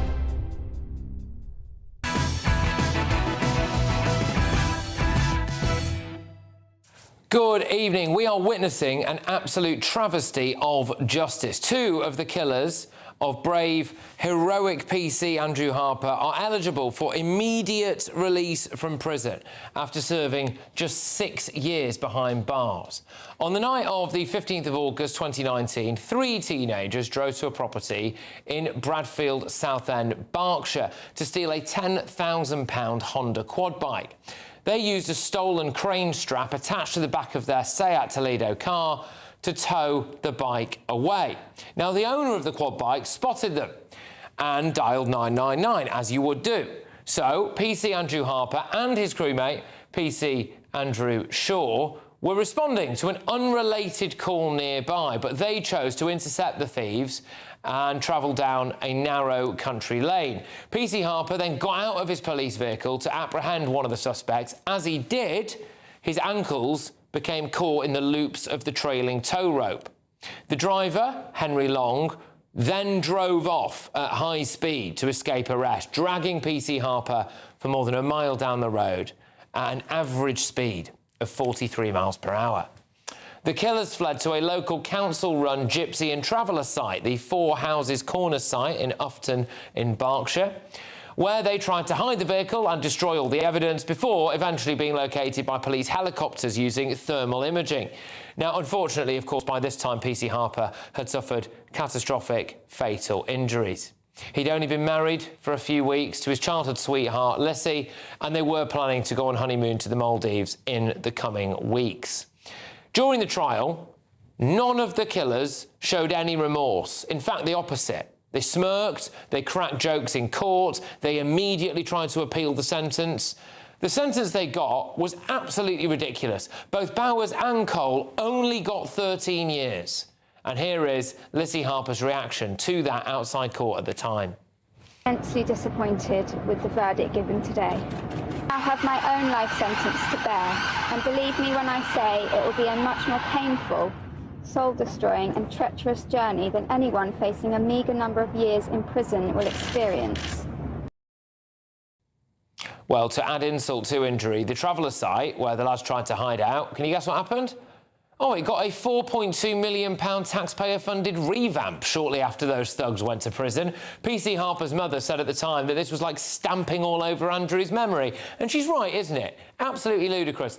And now we find out that thanks to Labour's early release scheme, these monsters are about to be released after just 6 years in jail. 6 years. Why? Well, your guess is as good as mine. I mean, they will be about 25 years old when they get out. They'll be able to go on, have families, enjoy holidays abroad, build a life. PC Harper won't. He can't, can he? His wife and mother and wider family, they all have a life sentence. Now, I want to know how other police officers feel about this. Police officers in Britain right now, you can find yourself up for a murder charge if you shoot a gangland killer who drives a car at you. That's happened. You are made to take anti-racism courses, then you're forced to say how you feel about those courses, and if you say you didn't like it, you can get sacked. You can be dragged to death behind a car shortly after your wedding day, and your killers, who don't show any remorse, are back out on the streets, potentially, within 6 years. PC Harper's family secured Harper's Law, which means that anyone who kills an emergency worker whilst they're on active duty will get a mandatory life sentence. But that doesn't apply to these thugs because it came in, obviously, after they committed their crime. Andy Burnham has now said that he'll review it and the whole early release scheme as well. But I don't think it takes much to review, is it? I mean, is there really much to review? Surely you can just block it.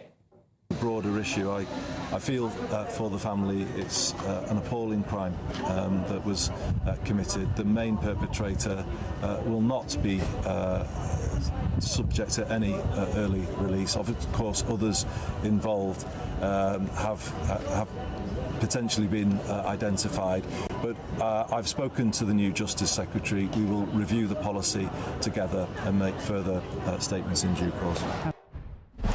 It's quite wishy-washy, that. I mean, the headline says this: Andy Burnham pauses prisoner early release scheme, but the detail of it is not quite as clear as that. It's not actually immediately obvious if he has categorically paused it, and, you know, he's thinking it through, really, by the sounds of it. What is there to think through?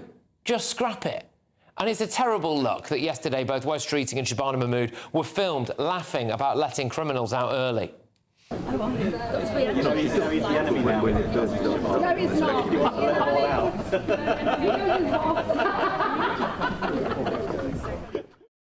PC Harper's family are the latest victims of Labour's early release scheme, which also saw Pakistani rape gang member Shabir Ahmed allowed back out and about. Absolutely disgraceful, isn't it? This government locks people up for social media posts, but lets the worst criminals back out onto the streets. And I am actually now joined by Vicky Crawford, who was just 14 when she was abused in the late 1980s. She fought a relentless battle for justice, and after years of delays, her abuser was finally jailed for 7 years in 2024. But now, after her perpetrator has served just a fraction of his sentence, she's been told that he will be considered for early release. And I'm very pleased to say that Vicky joins us now. Vicky, thank you so much. It's tremendous to have you on the show again, albeit under obviously very distressing circumstances. But could you just explain a little bit about how you feel about this early release scheme, the impact it's having on you? It's been a rough couple of weeks. It's kind of taken up most of my time, really, thinking about it, helping other survivors, draw attention to it. You know, just it's been tough, and also the not knowing, because there is very limited information about what's actually happening at this point. So, like many thousands are left in limbo, not really knowing. You know, now that we've got this announcement that they're going to start reviewing it, you know, that's a little bit of a glimmer of hope. But if they were to continue with it, my abuser would be out within the first cohort, because he's already past the point of statutory release. So for me, it seems quite urgent, but it's been a rough few weeks. Waiting for the news of what's actually going to happen with this. And you really had to push to try to get your attacker to get any, you know, to face any kind of justice whatsoever, didn't you? I mean, it says roughly speaking about 7 years to really try and get them. Sorry, he was jailed for 7 years, but it took you decades, of course, didn't it, to try to get them behind bars. And then you look at it now and you think, well, the end result of that is that he might be back out and about after just a couple of years. It kind of, I suppose, it might have the effect of putting other victims off from fighting a battle for justice, really. Yeah, I think it is very much off-putting to anybody that would want to report sexual offences, or any offences, really. But, you know, given the emotiveness of sexual offences, I can imagine it would put people off. If you go through the court delays and then you find that your perpetrator's going to be released earlier than you expected, that it doesn't feel like there's much justice in that. So, yeah, I mean, I've had my doubts too. I've had my doubts about having gone through the process and how it's ended up. I'd still do it again, but the thoughts are there that why did I bother? Yeah, quite. And look, just lastly on this, really, what do you want the whole early release scheme stopped, or are there certain offences? I mean, I can remember, well, because it wasn't that long ago when they announced that they were going to be doing an early release scheme, and they were pretty clear about it won't be anyone who's committed a sex offence, it won't be anyone who's killed anyone. But it turns out that that's just not true. It is people who've committed sex offences. It is people who've killed people. What would your message directly to Andy Burnham be now if he was here? Stick by the original plan. If that's what the original plan was, stop letting out dangerous criminals and sex offenders and murderers, and do what you promised the public that you would do when you first introduced this bill, because that's not what's happening now. No, well, look, I bless you. Thank you so much for coming on, and you know, I really appreciate your bravery and your courage and the way that you fought for justice as well. And as Vicky Crawford there, who, like I said, was just 14 when she was abused in the late 80s, fought that relentless battle for justice, finally got something resembling a bit of justice. 7 years her attacker was sentenced to in 2024 and could be back out and about very shortly. Vicky, thank you so much. You take care. I hope to speak to you again soon. Let's get the thoughts of my panel now. Yeah, Mark, what are your thoughts? I mean, I suppose we'll go back to that specific case. PC Harper, his killers, 2 of them anyway, were, whether or not Andy Burnham blocks it, the fact is they were set for release immediately. It's absolutely mind-blowing, Patrick. Look, there's a practical problem here that the prisons are at capacity, and there's more than enough blame to go around for that, some of which should go onto the shoulders of the previous government. So there is a bottleneck problem. But I'd like to pick up exactly the point you were making. I just had a look through the statistics. About 1 in 3 people in prison are in prison for violent offences. Maybe murder, maybe manslaughter, maybe GBH.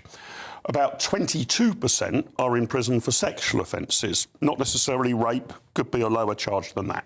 So roundabout terms, that's half of the prison population, just a tad over.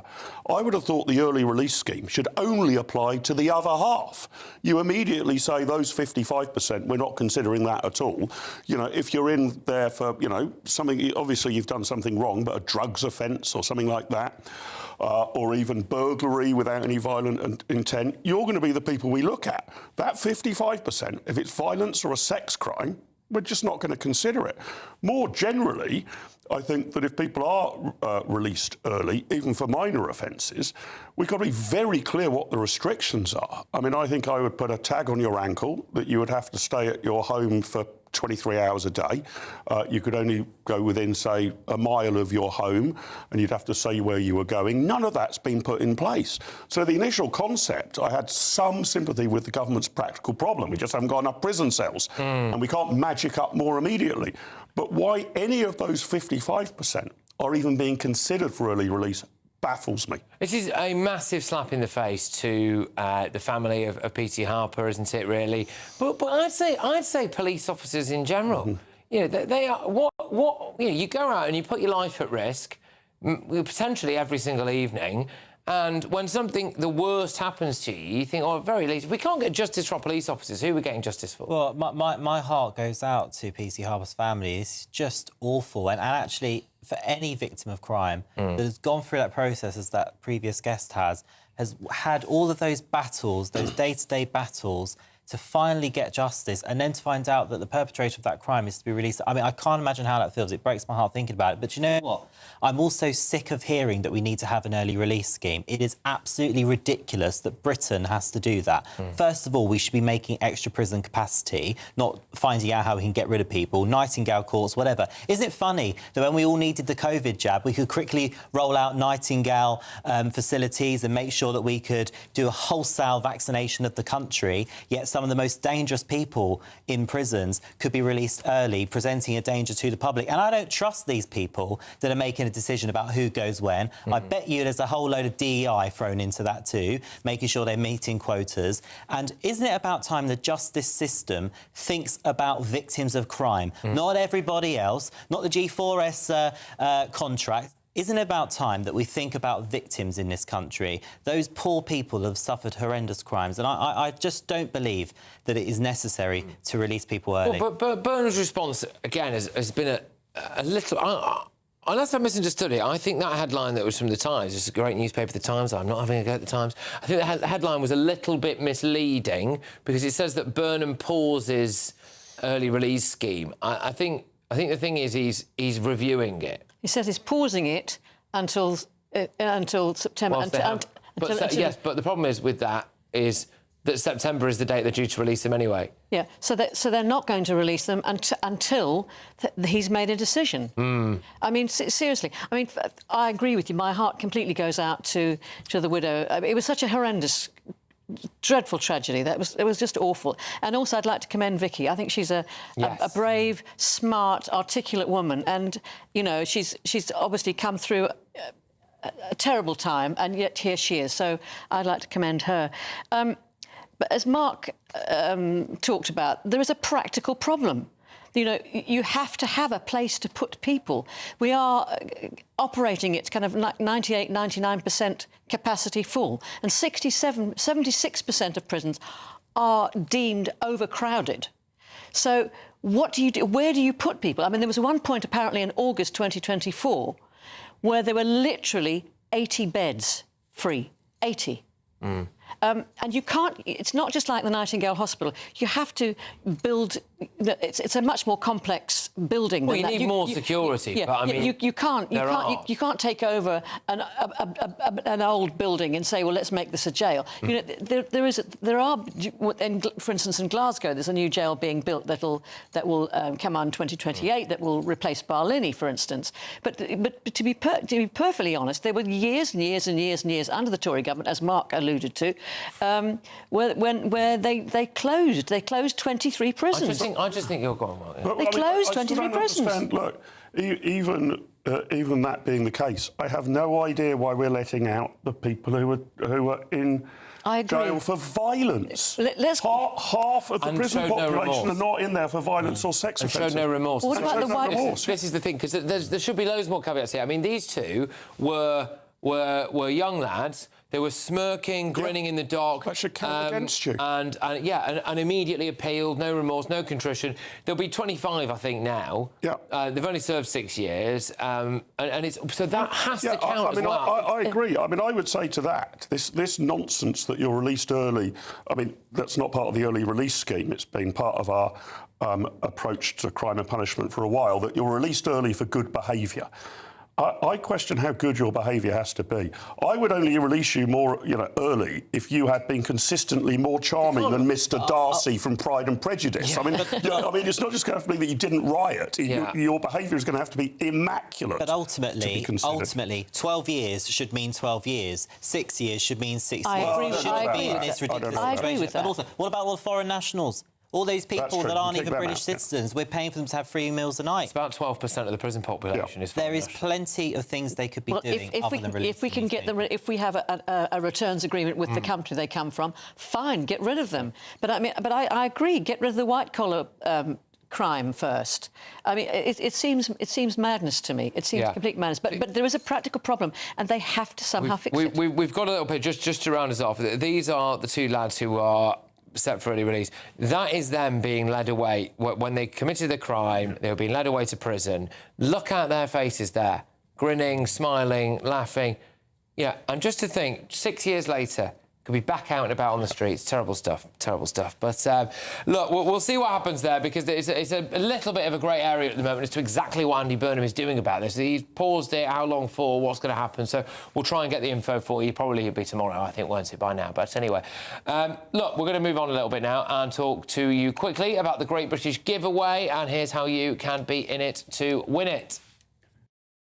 What would you do with £60,000 cash? What would you do with a real gold bar? Well, both have to be won in our Golden Summer celebration. First, there's £60,000 in tax-free cash to bolster your bank account this year. You could spend it on treats, splash out on the family, or just save it for a rainy day. It's entirely up to you. Plus, we'll also give you a fine gold bar worth over £5,000. That's genuine gold that you could gift to a loved one or just lock up in your own personal vault. The gold and the cash really could be yours. For a chance to win £60,000 in tax-free cash and a real gold bar, text GOLD to 63225. One entry costs £2.50 plus one standard network rate message, or text BONUS to 63225. 5 entries cost £5 plus one standard network rate message. Go to gbnews.com/win. Entries start at £2.50. Call 0903 686 3232. Calls cost £2.50 plus your network access charge, or post your name and number to GB22 PO Box 8690 Derby DE1 9TT. UK only. Entrance must be 18 or over. Lines close at 4 p.m. on the 21st of August. This is a network giveaway. Entries will be pulled. Please check the closing time if listening or watching on demand. Good luck.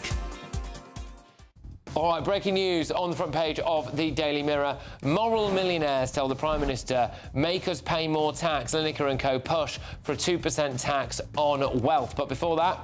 Days of Whitehall fighting the devolution power into the regions and nations are over. For good. Andy Burnham wants more devolution.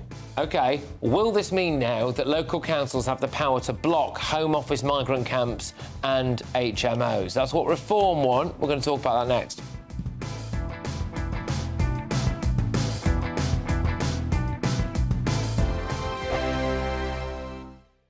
From cold mornings To warm family brunches. from football to tennis in the car, In the kitchen. GB News Breakfast is there with the stories you need and the conversations that matter. Anyway, let's talk business. Well, it has been a historic night in British politics. It's astonishing, isn't it? We're here again. To start your day just right. GB News Breakfast. Every morning from 6 a.m. Only on GB News. Britain's news channel. Breaking news, live updates, stories that matter. From the heart of the GB newsroom to every corner of Britain, with our team of dedicated journalists across the UK. GB News bulletins are there to deliver the latest news that matters to you. Bulletins on GB News, the People's Channel, Britain's news channel.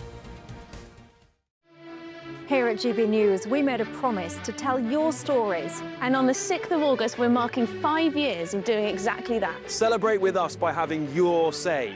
Join in the debates live on TV and radio. And meeting your favourite presenters across the country, from Leeds to Aberdeen, from Belfast to Barry Island. Plus, join me in Essex for our biggest live show of the year. Scan the QR code or visit gbnews.com/celebrate. Terms and conditions apply. From the school run to the home run, watch a new show for all of Britain. He can say whatever he wants. A straight talking show where all voices are heard. And, you know, when are we going to stop talking about smashing the gangs and actually do it? With the stories that matter from every part of our country. There's a bit of a crash landing there for your Chancellor. Bold, fearless and standing up for you. That's me, Martin Daubney, 3 p.m. till 6 p.m. weekdays here only on GB News. The People's Channel, Britain's news channel. Hi, I'm Michelle Dewberry and my show is your opportunity to cut through all the noise and dive in headfirst to some robust debates. Ideas clash. Situation, No, Because the failure is... You're the failure is... deliberately avoiding my point. Nothing's held back. And if you think this is the end of it, wait for more. And we do not shy away from the difficult stuff. Sometimes I want to shake people and say, if only you understood. So join me on Jubes & Co weeknights at 6 p.m. only on GB News, Britain's news channel. At GB News, we love to hear from you, our loyal community. So drop us a line at gbnews.com/yoursay. There you can talk to each other and also to the presenters live on air. gbnews.com/yoursay, because GB News is your channel, Britain's news channel. Join me, Nana Okoye, for an informative, interactive news programme with a difference. It's fun. No, you didn't say that, Dave. I'm so surprised. I think there's an element of truth to that. Join me from 3 p.m. every weekend, only on GB News, Britain's news channel.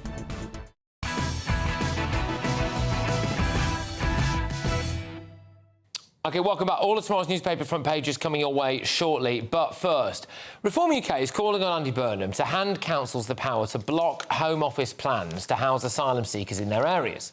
So the party's Home Affairs spokesman, Zia Youssef, joined at least 24 Reform Council leaders from across England in arguing that local residents are currently powerless to make the single most important decision about their own communities, the decision about who gets to be a part of them.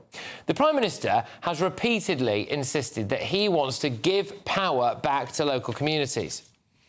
I am going to give Britain the circuit breaker it needs by taking power out of the centre and putting it in the hands of the people and places who can use it best. Drive the devolution of power from Number 10 North right across this country. You know, I want all places to have more power, to do more.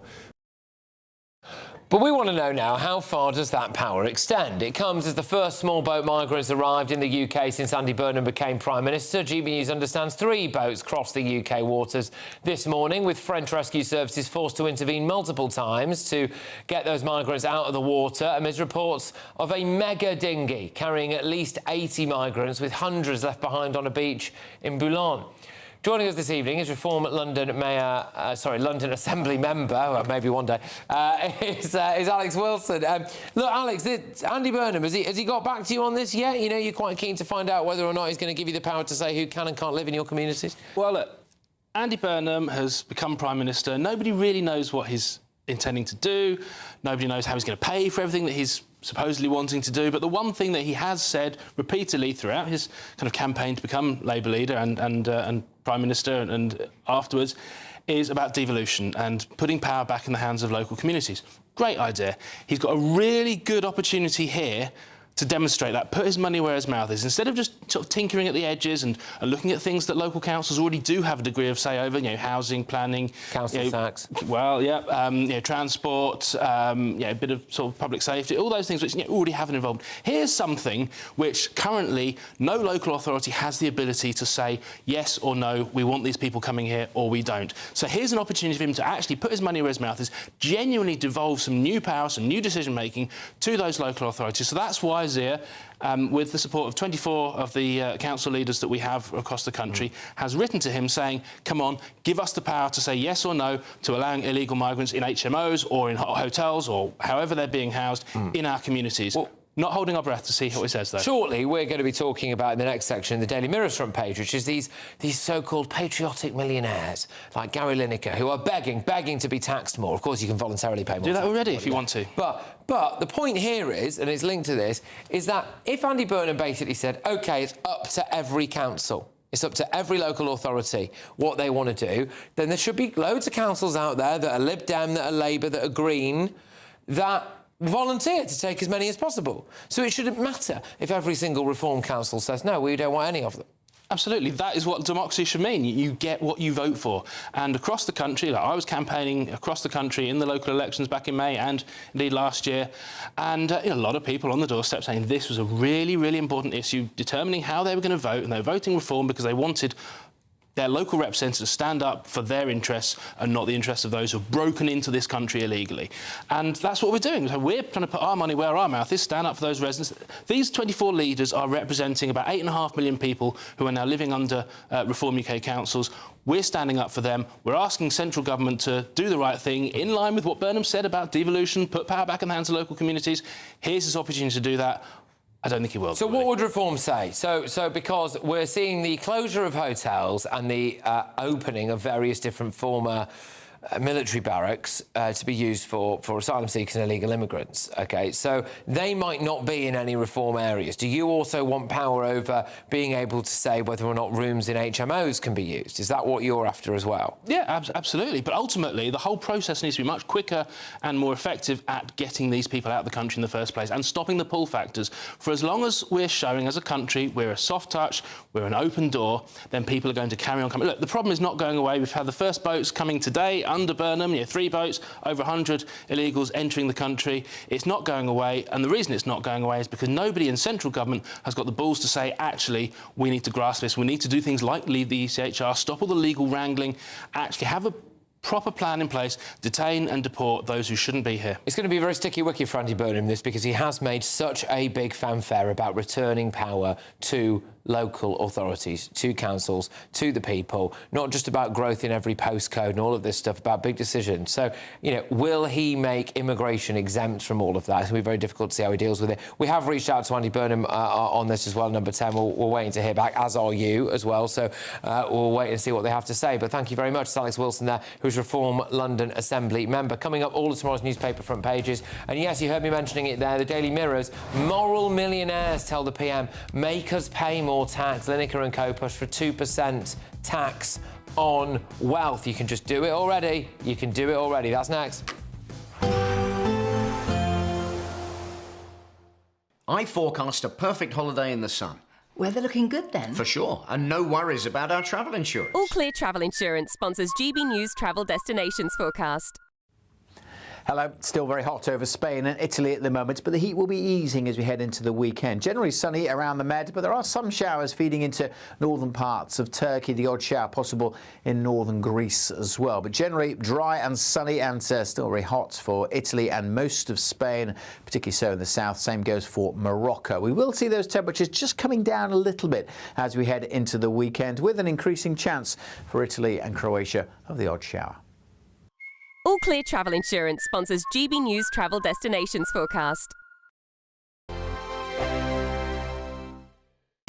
I've been in Westminster for a long time, but I know that though power may be here, its effect on people's lives is across the whole of the country. We may be where rules are made, but it's where they're implemented that matters. Join me, Jacob Rees-Mogg, for forthright and frank discussion on where Britain has come from, where it's going, and where it will end up. That's State of the Nation, Monday to Thursday, 8 to 9 o'clock. Vox Populi, Vox Dei. Britain deserves a newsroom that puts the facts and your voice first. Well, and that's what you get on GB News. Lively debates, lively conversation. And we're not afraid to hold power to account.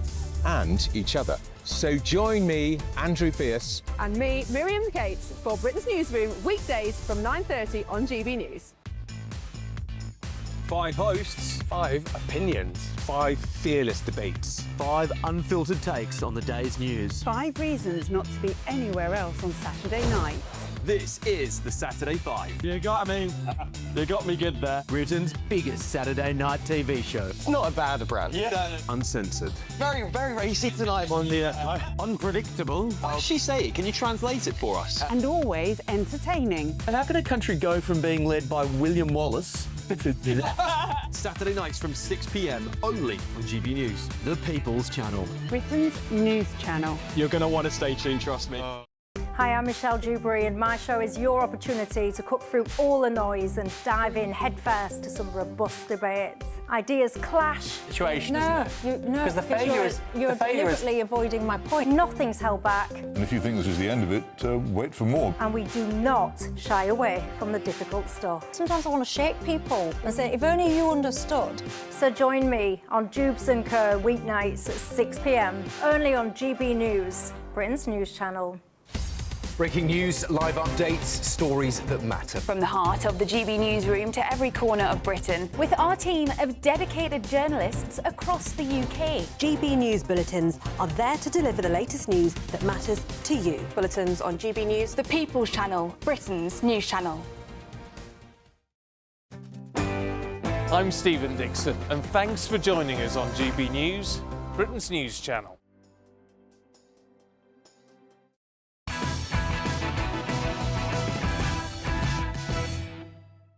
OK, welcome along. So let me get you the first look at tomorrow's newspaper front pages. The Independent, PM pledges review as widow says PC killer's release is deplorable. The Metro, Andy Tapp, I think, where we go. Bus fares capped at £2 to help amid cost of living crisis. I thought that was going to be a pun on the fact that he'd sacked Mike Tapp, but no. Anyway, the Mirror. Make us pay more tax. This is what we're going to talk about. These so-called moral millionaires. That's certainly how they view themselves, isn't it? Gary Lineker, proud to stand with this group that claims that a 2% duty on the wealth of the super rich, it could raise 24 billion quid. They want a fairer Britain, so they demand that Burnham makes them pay more tax. The Daily Express, my Andrew and every victim deserves better, as a story about PC Andrew Harper and, of course, his widow as well. The Daily Mail, Burnham forced to review early prison release. Right, let's zone in on the Mirror, because we've spoken about the prison release earlier on. What do you make, Mark, of these moral millionaires now telling the PM that he needs to make them pay more tax? This is total madness. The idea that one of the biggest problems in Britain is that tax isn't high enough and government isn't spending enough and we're not printing enough money, absolute nonsense. Every time these wealth taxes are tried in anything approaching a free country, they are a total disaster. The French keep trying to roll them out. Going all the way back to Francois Mitterrand, there was an effort. Complete disaster. It doesn't raise you a single penny, actually. It costs you money. We've already seen, I think, in the last 12 months, 16,000 millionaires have departed Britain because the tax situation is so bad. More millionaires are fleeing Britain than any other democratic country in the world. That would supercharge it. So we are taxing to the absolute maximum. I think you referenced earlier in the show, Patrick, that if people wish to donate money to HMRC, they are free to write a cheque. But this would cost Britain money if they did it. There would be capital flight. There would be rich people would continue to flee and look to countries in which they are treated with rather more respect and esteem. So I hope Burnham goes nowhere near this. It is not a money raiser. at all. Everyone's a loser. Well, and also, the reality is, why would anyone want to pay more tax in this country? The services are getting worse and worse and worse for people. We can't control our borders. The NHS is a joke, and despite really hard-working, dedicated people working there, your school system's a joke. Why would you pay more tax? And isn't it funny that all these people advocating for VAT on private schools, some of these champagne socialists, actually there are millionaires in this country doing the state a favour by privately educating their children, and now the state want to punish them too. One of the things that winds me up about this is that, like, Gary Lineker's had years at it. He's had years and years and years of being a multi-millionaire. He's sent his kids to private school. He's done it all. He's done it all, and now he's just sitting back, you know, and coining it in. He's got a new Netflix thing. He's getting flown all over the world for it, all of this stuff. So he's had his time to stockpile, to do all of this. And so, OK, he pays a bit more tax then. What this does is it actually pulls up the ladder from a lot of people who are maybe, you know, just trying to become a millionaire, for example, who want to be millionaires, who are on the cusp of being millionaires. It's kind of like, you know... I also think, Nina, the other thing here is that... I think that he genuinely feels that this will never happen. But this is a great opportunity for him to come out and say, well, look, I was willing to do it. I was the good guy. I was willing to do it. And this is what it's all about for them, isn't it? Optics. I don't know. I mean, I couldn't care less about Gary Lineker one way or the other because, as you know, I know nothing and care less about football. So, therefore, he's not a figure of hate for me. And I'm always rather puzzled why people hate him so much. I just don't understand it. I'll give you a list if you want. Yeah. Maybe another time. No, seriously. But, I mean, you know, the thing is, he's not talking about people who are just approaching the millionaire thing. He's talking about people like him. And he's saying there are lots of us and we should pay more tax. And I think that's perfectly fair to say that. But they can, though, can't they? They can voluntarily They could voluntarily do it. But he would voluntarily do it. I assume he would voluntarily do it. I'm sure he wouldn't. Well, no, I'm sure he hasn't. Well, money where his mouth is, you would imagine.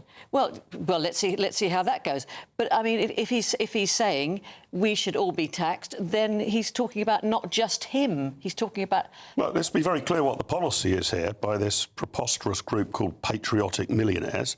They want a 2% tax on the assets of people worth more than 10 million. Right. The ability to levy this is nearly impossible. Why? Well, because they've got fabulous accountants. Well, no. I mean, how do you actually work out someone's assets? So you've got a nice house. You can probably work out the value of that.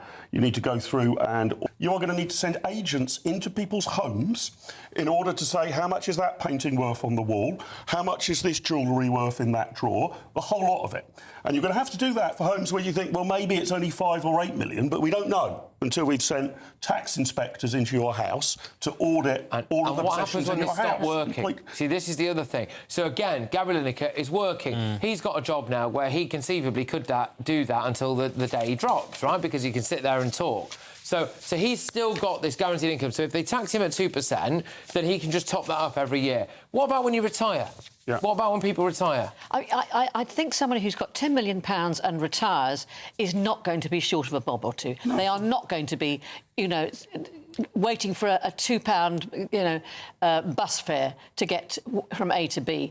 They are seriously... No, but hang on, Nina. This policy would basically strip you of all of your assets above £10 million over half a century. Now, right, maybe people aren't going to live the whole half a century. But they're saying 2%. Per year. But I think we're all missing the massive... So after 50 years, you have stripped people of their entire wealth above that. What a lot of people will do is to say, you know what? I quite like England, but I'm going to go and retire to America. But we're all missing a massive point here, which is the fact that we need people to be ambitious and want to become millionaires. We're making it seem like such a bad thing that if you work really hard, build a business, that you're this bad person and should be fined, basically. No, I don't see this as taxation. I don't think this is a fine. This is a fine for It's talking about fairness. There is no country in the world that has attempted a wealth tax on assets like this that has been successful.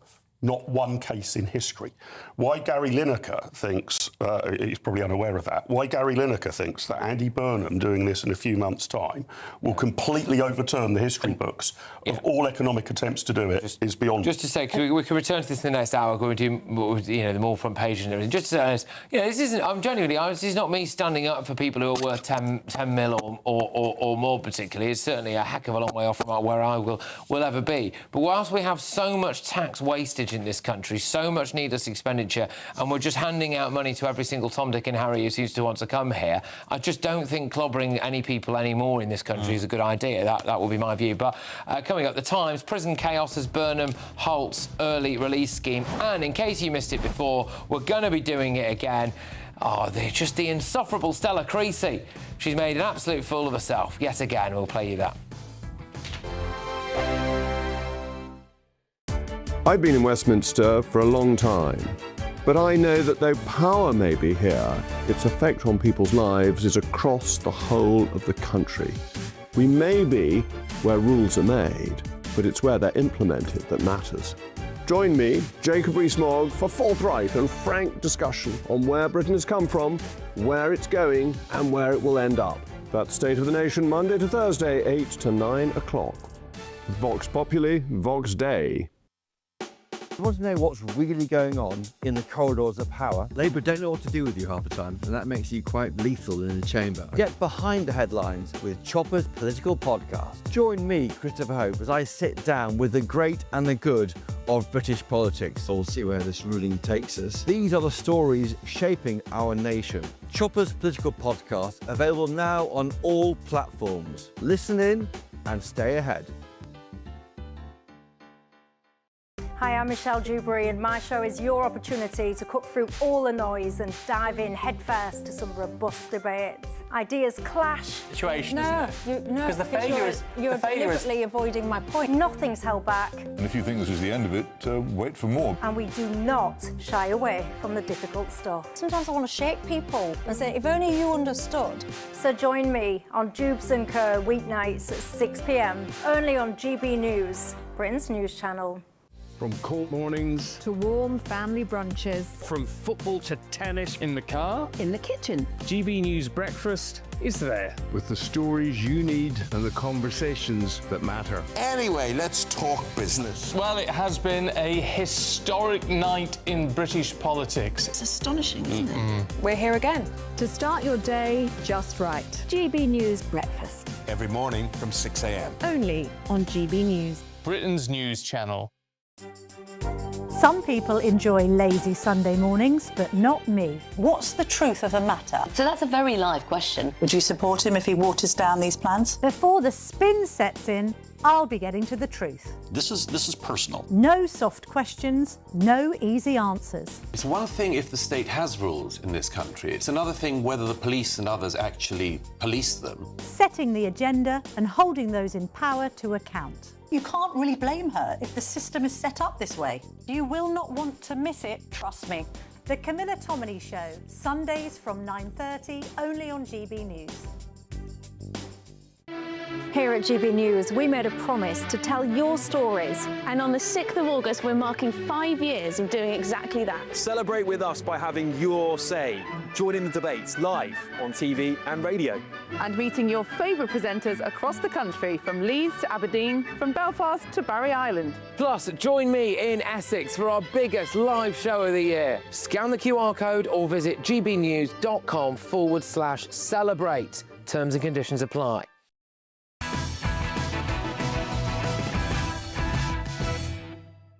All right, welcome back to Patrick Christys tonight, only on GB News. In the next hour, we're really going to delve into Gary Lineker's history when it comes to the taxman, actually, because I do seem to remember it is actually quite interesting for a bloke who now wants to say they should all be paying more tax. We'll talk about that. But the Telegraph, just to round us off with tomorrow's front pages, the Telegraph, it is deplorable that freeing prisoners early is acceptable. The Times, prison chaos as Burnham calls halt to early release. The Guardian, Burnham steps in to order review in row over early prisoner release. And The Sun, Stig, I nearly died in Freddie Flintoff crash. Top Gear driver unmasked. So there you go. Paul Brook, apparently, is what he's called there. So, look, we've spoken about most of the stories that are on all the front pages. We're going to return to them in the next hour. So I wanted to bring this to your attention. Stella Creasy, who's the backbench Labour MP, has caused quite the stir on X after she posted just this innocent video. Take a look. So up there is a parrot. If you have lost a parrot, not a parakeet, there is a parrot on the loose in Lloyd Park. It's right now, it's about 4:30, and we're in the kind of island section of Lloyd Park. I'll try and post some pictures up of it, but if you've lost an actual parrot, because it's too big to be a parakeet, it's in Lloyd Park right now.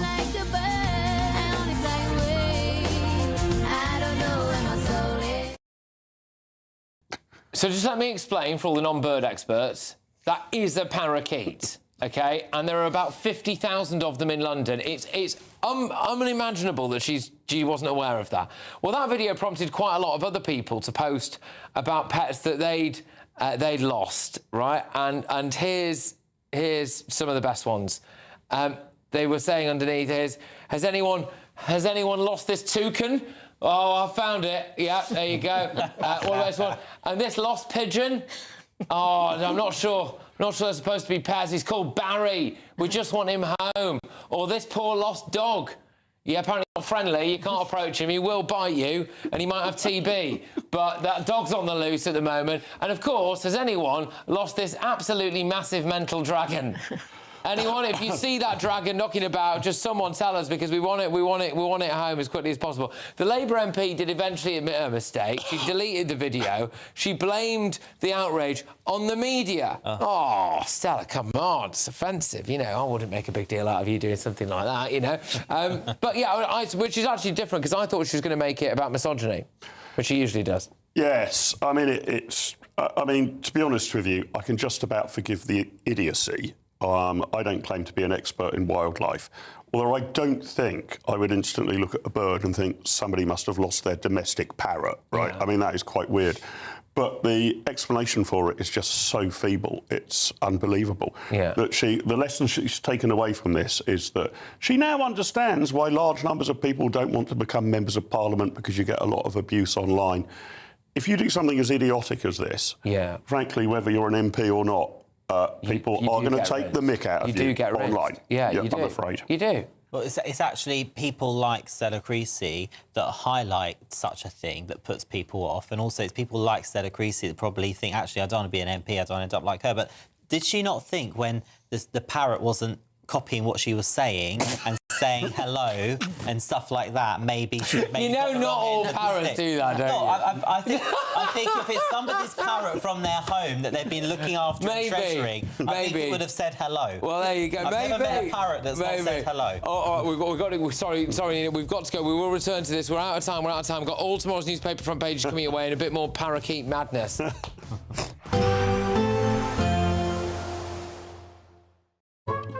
Today's outlook: cool, calm and completely horizontal. Boxed Aircon sponsors the weather on GB News. Good evening. Yes, it is time for your latest weather update from the Met Office here on GB News. The dry weather likely to continue for the vast majority tomorrow. There are signs of change as we head into the weekend, but another pretty warm day across the south. High pressure is dominating, sitting out to the west. Weather fronts are trying to topple around the top, and eventually we will see a bit of rain from those as we head into the weekend. But for the most part, it's going to be a dry evening, a dry night, just some patchy rain coming into northwest Scotland, and a little bit of rain and drizzle could affect Northern Ireland, perhaps the odd light shower in eastern England. But as I said, the vast majority dry, clear spells, some cloud, temperatures holding up in the teens in towns and cities, some rural spots dipping down to single figures. On to Thursday, again, for the vast majority dry, and for many it'll be a bright day with sunny spells. Could start a little misty across the southwest, one or two fog patches here and there, one or two light showers just getting into eastern parts of England, but nothing for gardeners and farmers to get excited about. The odd light shower possible in Northern Ireland. Much of central southern Scotland dry, but again, across northern Scotland, some thick cloud, a bit murky in places. Rain and drizzle likely, especially over the Highlands. As we go through the day, not a great deal of change. Still one or two light showers possible over central and the eastern England. But I think the rain, if anything, fizzling out over northern Scotland. Some breaks developing in the cloud here and for Northern Ireland. Sunny spells for much of England and Wales, and temperatures a little higher perhaps than today, 28, 29, perhaps 30 Celsius across the south, and warmer than today in the east as well, especially where it does turn sunnier. A bit more cloud and showery rain coming into western Scotland. The breeze just started to change direction, coming more in from the west here on Friday. Again, elsewhere, one or two light showers possible, but the vast majority dry and bright, and more likely to get up to 30 Celsius across the south. It will turn cooler with a little rain in places as we go through this weekend. Today's outlook: cool, calm and completely horizontal. Boxed Aircon sponsors the weather on GB News. Well, lots of tomorrow's newspaper front pages leading on whether or not Andy Burnham is going to pause or stop this early release scheme entirely. Also, Gary Lineker is leading the charge for so-called moral millionaires to pay more tax. You can do it already, Gary, and I seem to remember you. Anyway, we'll talk about that in the next hour. And, of course, well, there's actually an astonishing development that's taking place in the case of a young lad in Birmingham. I think you'll know what I'm talking about. That's next. I'm Andrew Pearce. This is GB News, the People's Channel, Britain's news channel. Britain deserves a newsroom that puts the facts and your voice first. Well, and that's what you get on GB News. Lively debates, lively conversation. And we're not afraid to hold power to account. And each other. So join me, Andrew Pearce. And me, Miriam Gates, for Britain's Newsroom, weekdays from 9:30 on GB News. Westminster's full of talk, but out here, it's the real world. Am I allowed to talk now? No, that's it. This is where it matters, real people and real lives. That's what politics is all about. The fact has Trump made a good start? No. Straight answers, no spin, and just a couple of pints. How many fingers have I got up? About 10. So join me for Lee Anderson's Real World every Friday at 7 p.m, only on GB News. The People's Channel, Britain's news channel. Some people enjoy lazy Sunday mornings, but not me. What's the truth of the matter? So that's a very live question. Would you support him if he waters down these plans? Before the spin sets in, I'll be getting to the truth. This is personal. No soft questions, no easy answers. It's one thing if the state has rules in this country. It's another thing whether the police and others actually police them. Setting the agenda and holding those in power to account. You can't really blame her if the system is set up this way. You will not want to miss it, trust me. The Camilla Tominey Show, Sundays from 9:30, only on GB News. At GB News, we love to hear from you, our loyal community. So drop us a line at gbnews.com/yoursay.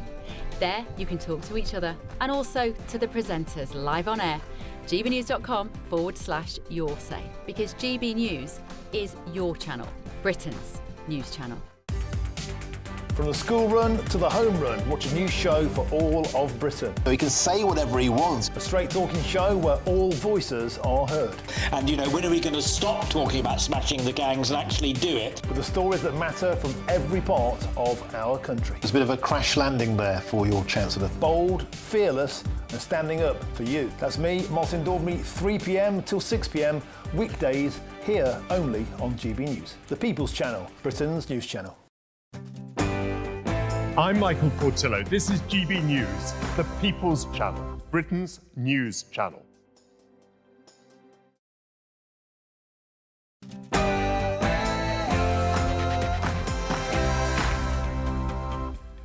Welcome along, loads on tomorrow's newspaper front pages. Let's get stuck into it right now.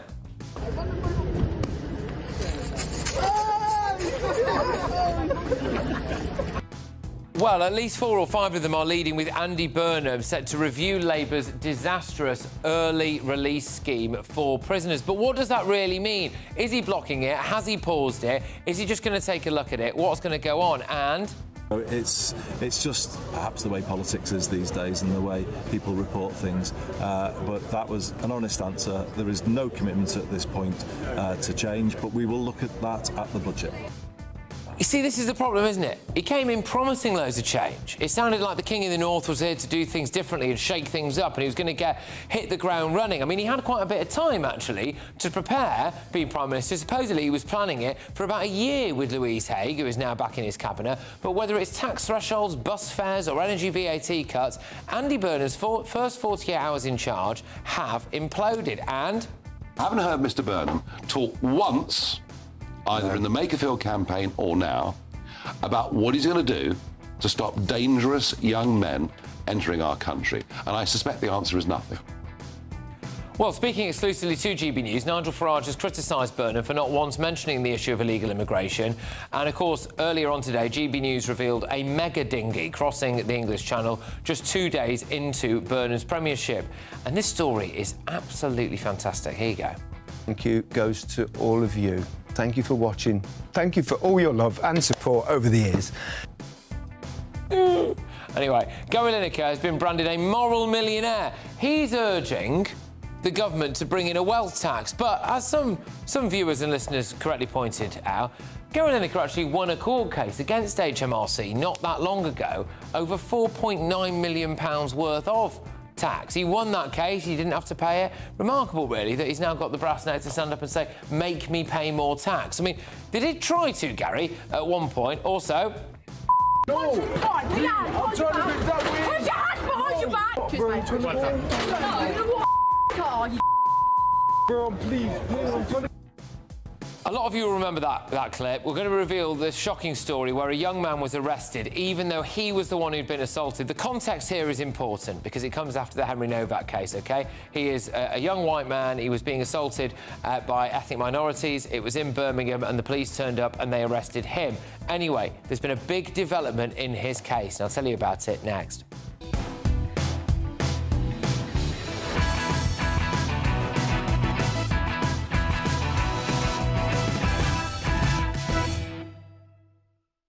Joining us this evening is the Director of Popular Conservatives, Mark Littlewood, journalist and broadcaster Nina Mishkov, and GB News contributor and comedian Steve N. Allen. But first, let's get those headlines with Katie Bowen.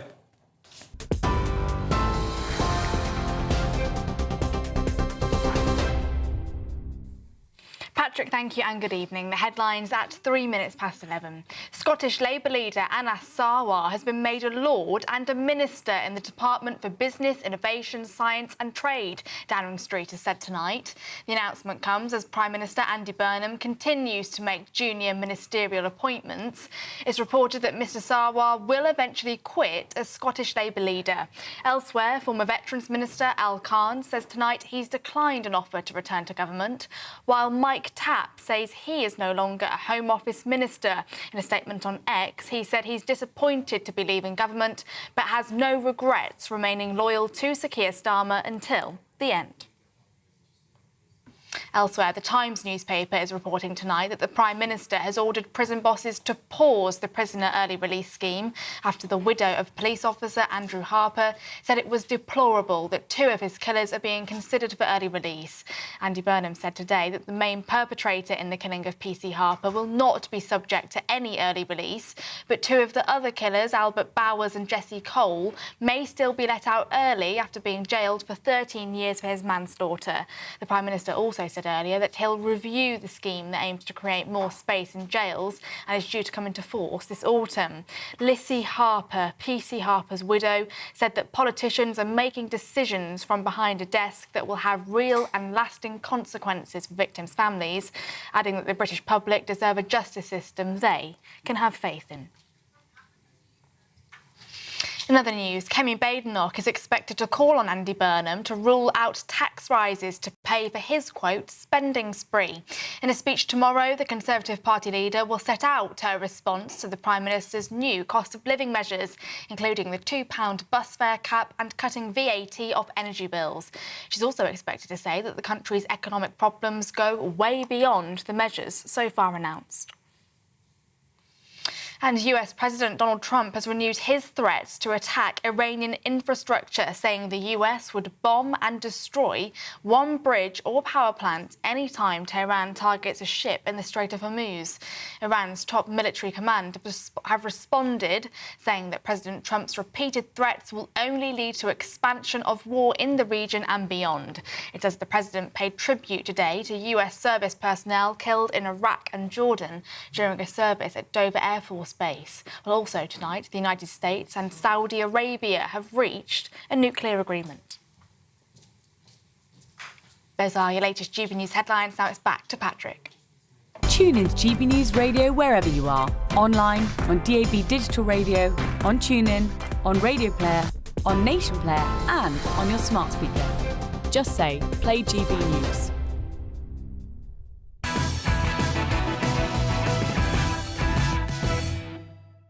Welcome along to Late Edition. Let me get you all of Thursday's newspaper front pages. The Independent, PM pledges review as widow says PC's killer's release is deplorable.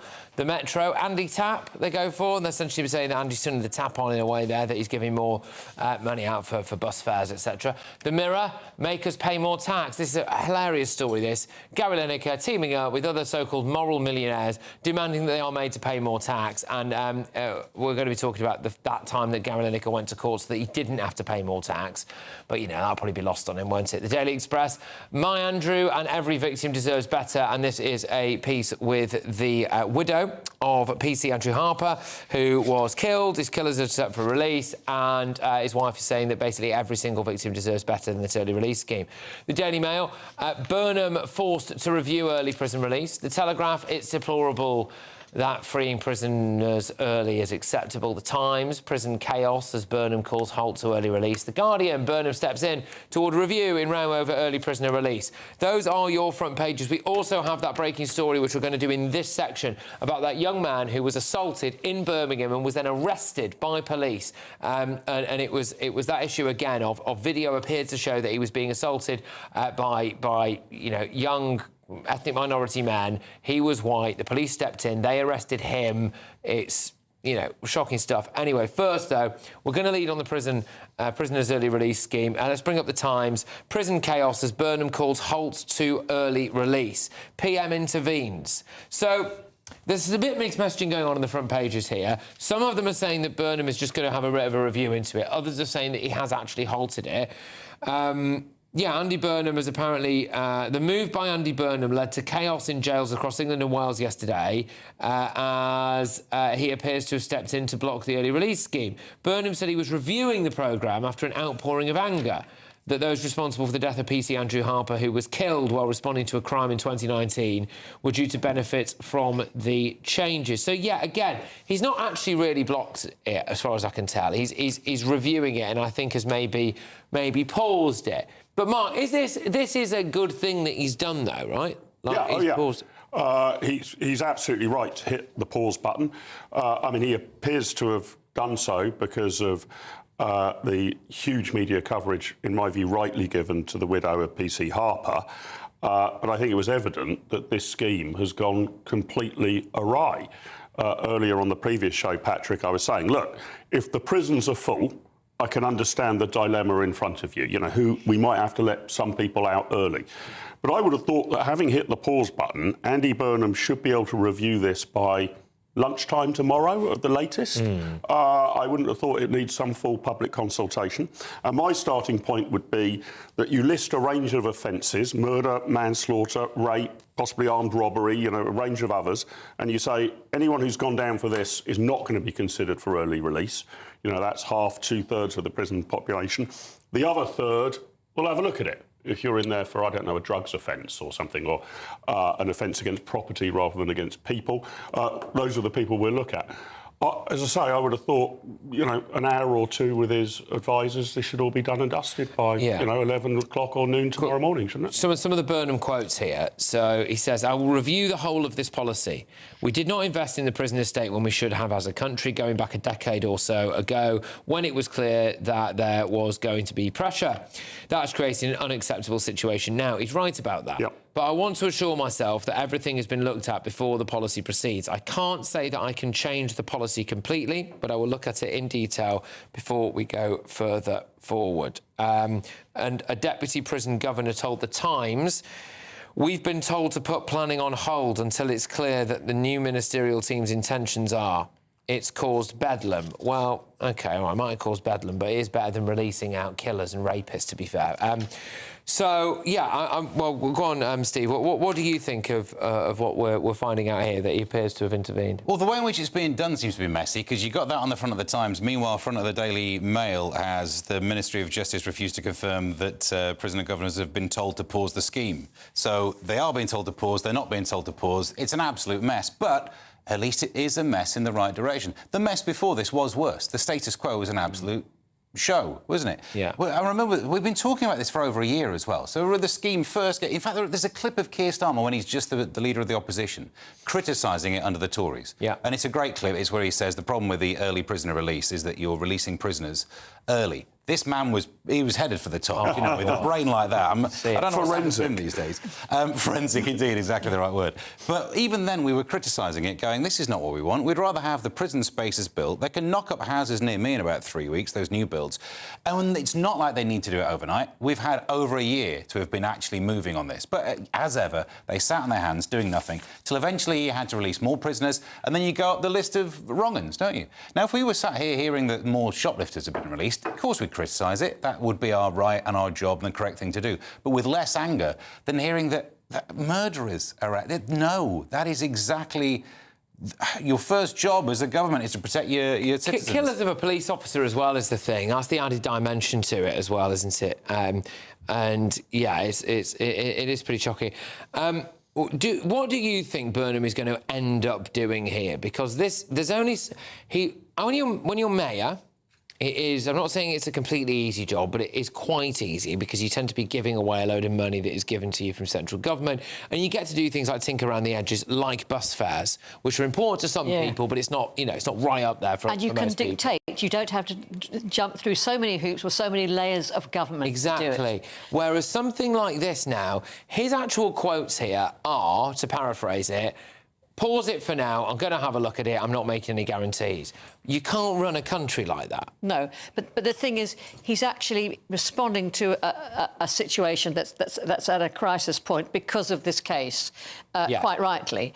And, I mean, at the moment, he's just marking time because everything's coming at him, you know, 100 miles an hour from every department. And so, you know, fair enough, he's paused it.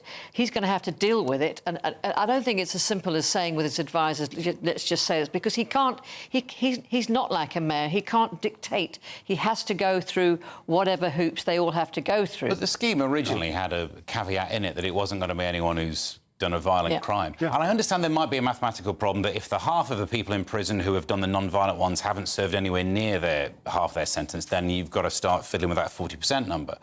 But the rules are already in place that he could just simply stick to. What I will say about this, though, is that at least he is responding to what the people are upset about instead of just telling us we're all right-wing for even complaining about it. Look, we'll probably return to this maybe in the last section because it is on several newspapers, but I just wanted to bring this to you because this is a developing story that's happened in the last few moments. And just a warning that this story contains some footage that viewers at home might find distressing. A white man who was charged with assaulting a police officer has had his case dropped after accusations of two-tier policing. 20-year-old Cody Harper was arrested after he was actually seemingly attacked by two black men back on the 21st of June in Birmingham. Before we play the clip, you did hear that right. So Cody Harper, the 20-year-old white man, was arrested after he was seemingly attacked by two black men on the 21st of June in Birmingham. Here's the video.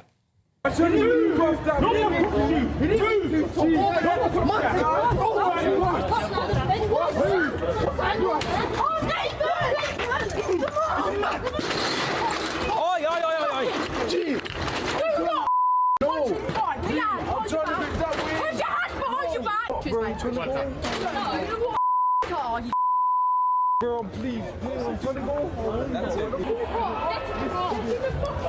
telling you now, get in the car. Get out.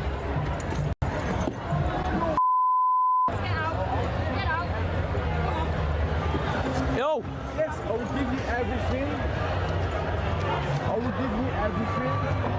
I will give you everything. I promise you. I'm a little bit rough. Look, it is absolutely disgraceful from start to finish that. It is clear as day from the footage that he was being attacked by people. And those people happen to be ethnic minorities, by the way. And then the police officer, female police officer, intervened, went after him, didn't go after the others. He'd just been punched. He was looking down. He got up. He saw someone near him and he kind of swung a bit. And that was the female police officer. And she's immediately leapt on that, sworn at him, called him horrible names, nicked him, all of this stuff. Anyway, today, the Crown Prosecution Service has dropped the case against Mr Harper after concluding there was insufficient evidence to prosecute him. I'll read you a statement, then we'll discuss it. They said, following a careful review of all the evidence, including video footage of the incident, we concluded there was insufficient evidence to prosecute the suspect for assaulting a police officer. We've therefore stopped proceedings and written to both the suspect and the complainant, confirming this. We recognise assaults committed against emergency workers are abhorrent crimes, both against the victim and against society as a whole. Look, absolutely, and it is in light of what we've just been speaking about in the earlier story about PC Harper, who was dragged to death behind a car. But these two things are completely separate, I'm afraid. There are genuine assaults against emergency workers, and there are times, I think, where police look at a situation and, frankly, they go after the white person because it's easier to do than going after the ethnic minorities. And I'm sorry, but I think that is exactly what happened there. I mean, Mark, this seems to be, at least in the end, some sanity has prevailed. Well, I think we're only about halfway there, aren't we, Patrick? If I was this chap, I'd set up a crowdfunder and I'd sue that police officer for wrongful arrest. I haven't heard any explanation from the West Midlands plod about what the hell they thought they were doing. It seems to me that this bloke is entirely innocent and has been perhaps not quite to hell and back, but has obviously had a miserable time of it. And simply saying, we're not going to charge you, mate, doesn't seem to me to be sufficient compensation. So I think the police should explain exactly what happened there. There may be police officers who need to face disciplinary action, possibly even criminal charges. And if I was him, I wouldn't let the case rest. It's just another case, then, you know, of a group of people, the police go, and their immediate judgment is to go for the white lad. That's quite patently possible. But, you know, it's quite hard to see, you know, in the video exactly, but he did stagger up and he did connect with the policewoman.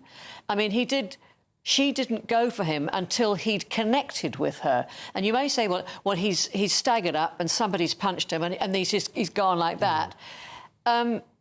That, to the policewoman, she may have thought he was attacking her, which he patently obviously did. So there are nuances. There are, but they didn't go after the others either, though. This is the thing.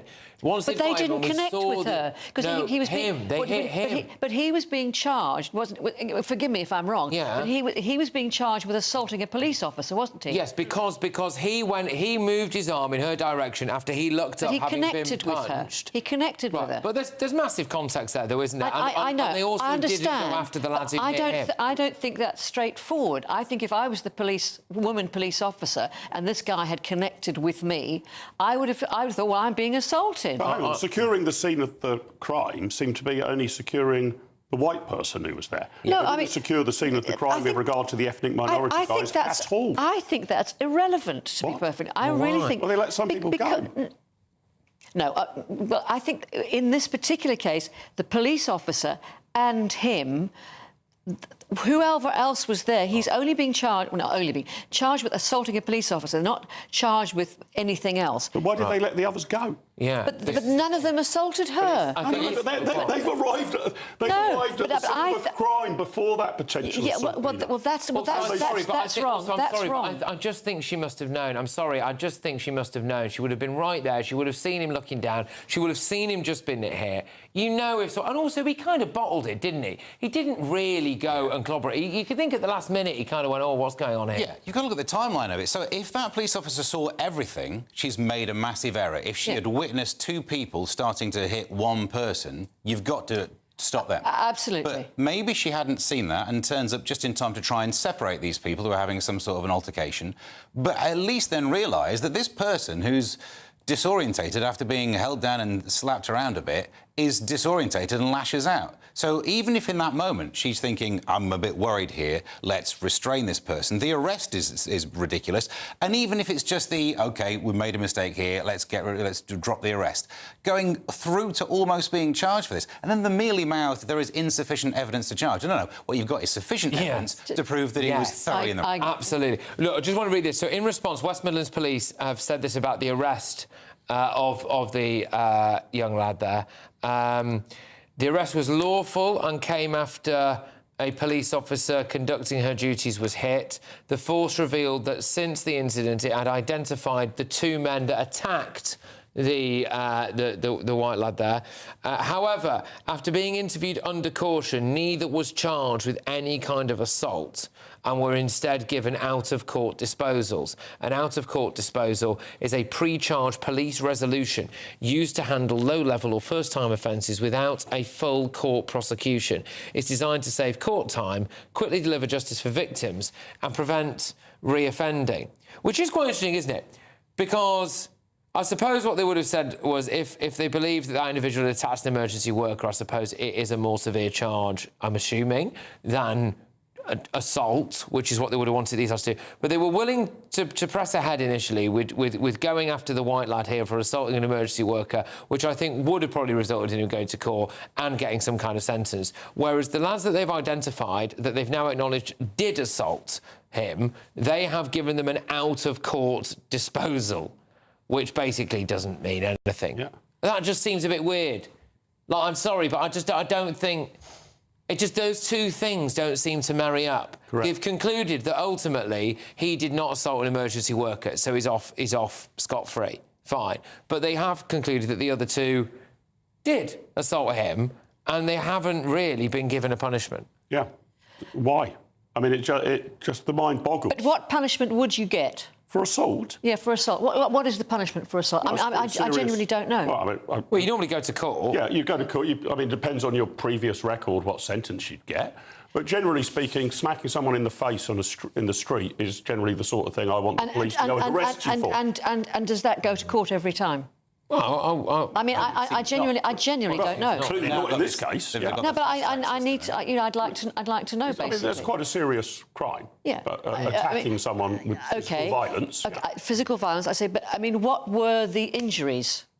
Well, I don't know. You weren't saying what were the injuries about the woman. Yeah, about the woman. No. It's not injury based. No, but attacking a police officer, attacking or connecting. Okay, but it is more serious. But he didn't, though, did he? Yeah, I get it. Anyway, right, look, just to say as well, it is apparently possible that Cody Harper, who was the white lad in this particular situation, might have agreed to the out-of-court disposal, a little bit like sometimes you can agree to restorative justice. That is a possibility. We don't know if that happened or not. Wait and see. But anyway. Right, OK, look, we've covered that now. Coming up in just a moment's time. Thank you goes to all of you. Thank you for watching. Thank you for all your love and support over the years. Well, Gary Lineker has been branded a moral millionaire, urging the government to bring in a wealth tax for people like him. It's the same Gary Lineker that took HMRC to court not that long ago so that he didn't have to pay, I think it was 4.9 million quid in tax. So make your mind up, Gary. That's next.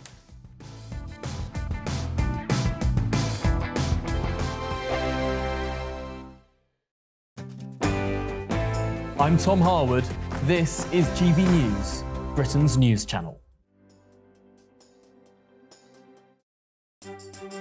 Some people enjoy lazy Sunday mornings, but not me. What's the truth of the matter? So that's a very live question. Would you support him if he waters down these plans? Before the spin sets in, I'll be getting to the truth. This is personal. No soft questions, no easy answers. It's one thing if the state has rules in this country. It's another thing whether the police and others actually police them. Setting the agenda and holding those in power to account. You can't really blame her if the system is set up this way. You will not want to miss it, trust me. The Camilla Tominey Show, Sundays from 9:30, only on GB News. Here at GB News, we made a promise to tell your stories. And on the 6th of August, we're marking 5 years of doing exactly that. Celebrate with us by having your say. Join in the debates live on TV and radio. And meeting your favourite presenters across the country, from Leeds to Aberdeen, from Belfast to Barry Island. Plus, join me in Essex for our biggest live show of the year. Scan the QR code or visit gbnews.com/celebrate. Terms and conditions apply. Britain deserves a newsroom that puts the facts and your voice first. Well, and that's what you get on GB News. Lively debates, lively conversation. And we're not afraid to hold power to account. And each other. So join me, Andrew Pearce. And me, Miriam Cates, for Britain's Newsroom, weekdays from 9:30 on GB News. Breaking news, live updates, stories that matter. From the heart of the GB newsroom to every corner of Britain. With our team of dedicated journalists across the UK. GB News bulletins are there to deliver the latest news that matters to you. Bulletins on GB News, The People's Channel, Britain's news channel. From the school run to the home run, watch a new show for all of Britain. So he can say whatever he wants. A straight-talking show where all voices are heard. And, you know, when are we going to stop talking about smashing the gangs and actually do it? With the stories that matter from every part of our country. There's a bit of a crash landing there for your Chancellor. Bold, fearless and standing up for you. That's me, Martin Daubney, 3 p.m. till 6 p.m, weekdays, here only on GB News. The People's Channel, Britain's news channel. Join me, Nana Akwe, for an informative, interactive news programme with a difference. It's fun. No, he didn't say that, Dave. I'm so surprised. I think there's an element of truth to that. Join me from 3 p.m. every weekend, only on GB News, Britain's news channel. I'm Michelle Dewberry, and this is GB News, the People's Channel, Britain's news channel.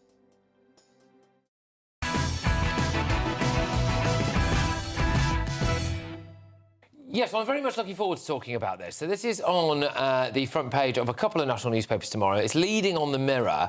Make us pay more tax. And they've branded Gary Lineker and co as moral millionaires. Moral millionaires. They say that he is now saying that there should be a 2% tax on wealth. Mark, could you just explain exactly what Gary Lineker is asking for here? Yes. I mean, I've only obviously got the first paragraph or two, but he and this slightly quirky group called Patriotic Millionaires are calling for a 2% tax, which I think would be levied annually on all assets that you have in excess of 10 million. So if you're 10 million or below, you're not touched.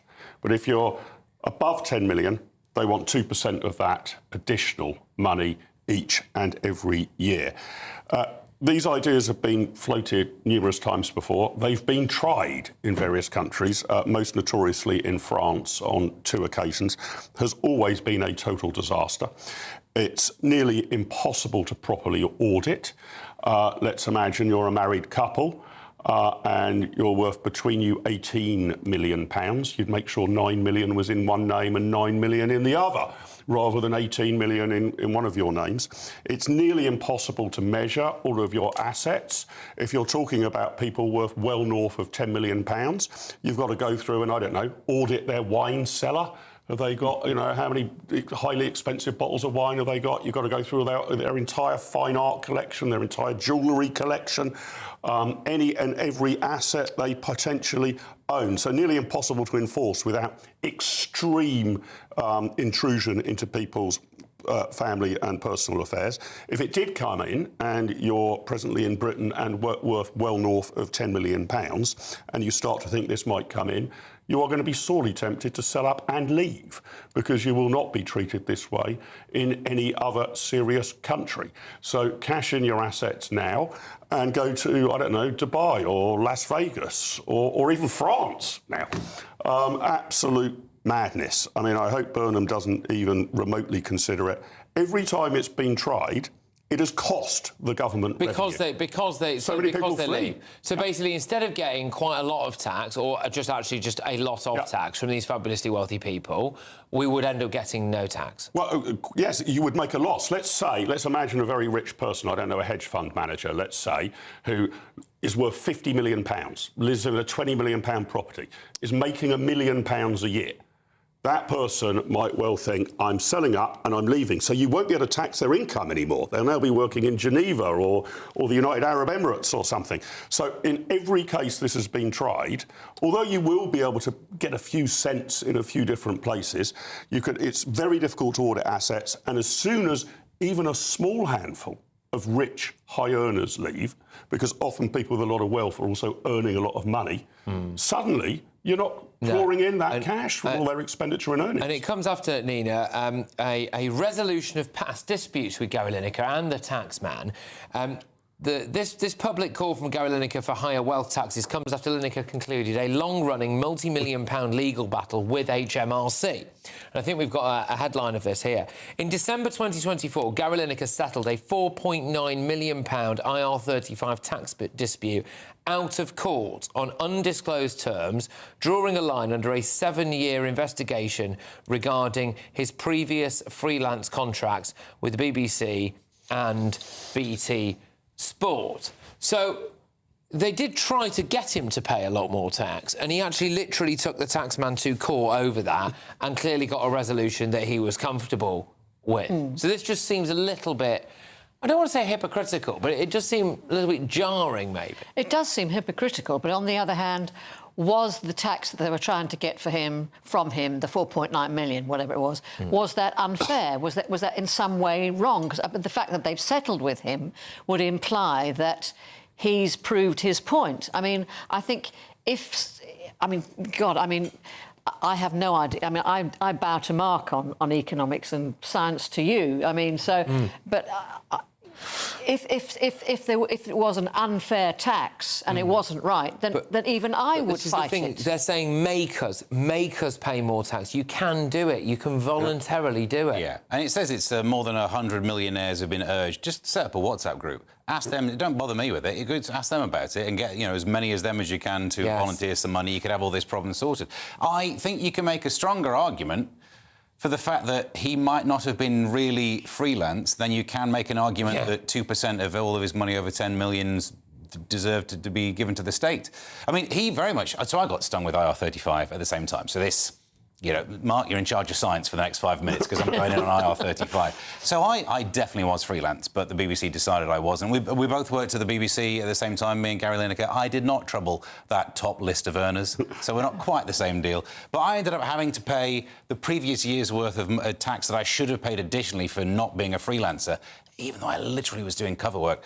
Whereas he was presenting a show every single week. That seems like an actual job. But he obviously had better lawyers, so I paid the tax and he didn't. I think that is a stickier wicket than, do you reckon that 2% over 10 million should belong to the state? I feel like this is virtue signalling. I feel like this is virtue signalling for people who maybe in some way feel guilty about the wealth that they've managed to garner. And they are also, I suspect, I think a lot of them quite hopeful or confident that this might not happen. Yeah. And therefore they can say, well, look, I wanted it to, but they weren't gonna make me, so I don't have to do it. That's a very fair point, Patrick. And this is what economists call a positional good. That when you get to a point where you're so rich that kind of an extra 1% here, an extra 2% there is not meaningfully going to impact upon you. And it's more important to you that your image in the public domain is one of being good and virtuous. And Gary Lineker, I think, attaches, a huge amount to being seen as good, virtuous and left-wing in the public domain. And he's got sort of more money than God. So, an extra million here or a million there does not meaningfully change his lifestyle. If you're a typical middle-class or working-class person, your taxes going up a bit could mean no more foreign holidays, can't replace the car, got to scrimp and save a little at Christmas, can't replace the boiler, that sort of thing. But once you've got this quantum of wealth, it's actually quite easy to say, I wouldn't mind taxes going up a bit to help the poor, because your quality of life is not going to suffer. No, and the kind of thing is, if you're going to do this, you need to do other things as well. You also need to slash the welfare bill. You also need to... You can't just ramp up taxes on people and then go, well, we're going to use that to pay for the welfare bill. Because once you've spent that on that, and then that keeps growing, or the NHS or whatever, then who else are you going to come for? And anyway, just to pick you up on one point, where you said where 1% and 2% makes no difference to him, perhaps he's talking about people like him to whom 1% or 2% makes no difference. Well, that's great, then contribute it. Just pay it. But that's who he's talking about. But they can just pay it. Nobody's standing in his way. Write a cheque tomorrow. They're able to do it. I mean, that money that he didn't pay when he had that lawsuit, which he won, he could have just donated. But anyway, coming up in just a moment's time. Bad luck. Day 80, drilling a football home from Africa. I'm in London. Yeah, right, the man who was dribbling a football all the way from Africa to Staffordshire to raise money for St Giles's Hospice is nearly home. We're going to check in with him one more time. So many of you have donated to a very worthy cause, so make sure that you stay tuned to find out how he's been getting on. All of that and more on the front pages in just a sec.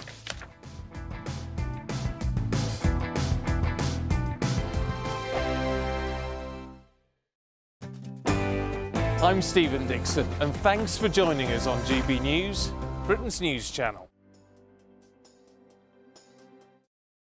At GB News, we love to hear from you, our loyal community. So drop us a line at gbnews.com/yoursay. There you can talk to each other and also to the presenters live on air. gbnews.com/yoursay, because GB News is your channel, Britain's news channel. 5 hosts, 5 opinions, 5 fearless debates, 5 unfiltered takes on the day's news. 5 reasons not to be anywhere else on Saturday night. This is the Saturday 5. You got me. You got me good there. Britain's biggest Saturday night TV show. It's not a bad brand. Yeah. Uncensored. Very, very racy tonight on the unpredictable. What did she say? Can you translate it for us? And always entertaining. And how can a country go from being led by William Wallace Saturday nights from 6 p.m. only on GB News, the People's Channel. Britain's news channel. You're going to want to stay tuned, trust me. Some people enjoy lazy Sunday mornings, but not me. What's the truth of the matter? So that's a very live question. Would you support him if he waters down these plans? Before the spin sets in, I'll be getting to the truth. This is personal. No soft questions, no easy answers. It's one thing if the state has rules in this country. It's another thing whether the police and others actually police them. Setting the agenda and holding those in power to account. You can't really blame her if the system is set up this way. You will not want to miss it, trust me. The Camilla Tominey Show, Sundays from 9:30, only on GB News. From cold mornings to warm family brunches, from football to tennis in the car, in the kitchen. GB News Breakfast is there with the stories you need and the conversations that matter. Anyway, let's talk business. Well, it has been a historic night in British politics. It's astonishing, isn't it? We're here again to start your day just right. GB News Breakfast. Every morning from 6 a.m. Only on GB News. Britain's news channel. From the school run to the home run, watch a new show for all of Britain. So he can say whatever he wants. A straight-talking show where all voices are heard. And, you know, when are we going to stop talking about smashing the gangs and actually do it? With the stories that matter from every part of our country. There's a bit of a crash landing there for your Chancellor. Bold, fearless and standing up for you. That's me, Martin Daubney, 3 p.m. till 6 p.m. weekdays, here only on GB News. The People's Channel, Britain's news channel. I'm Michael Portillo. This is GB News, the People's Channel, Britain's news channel.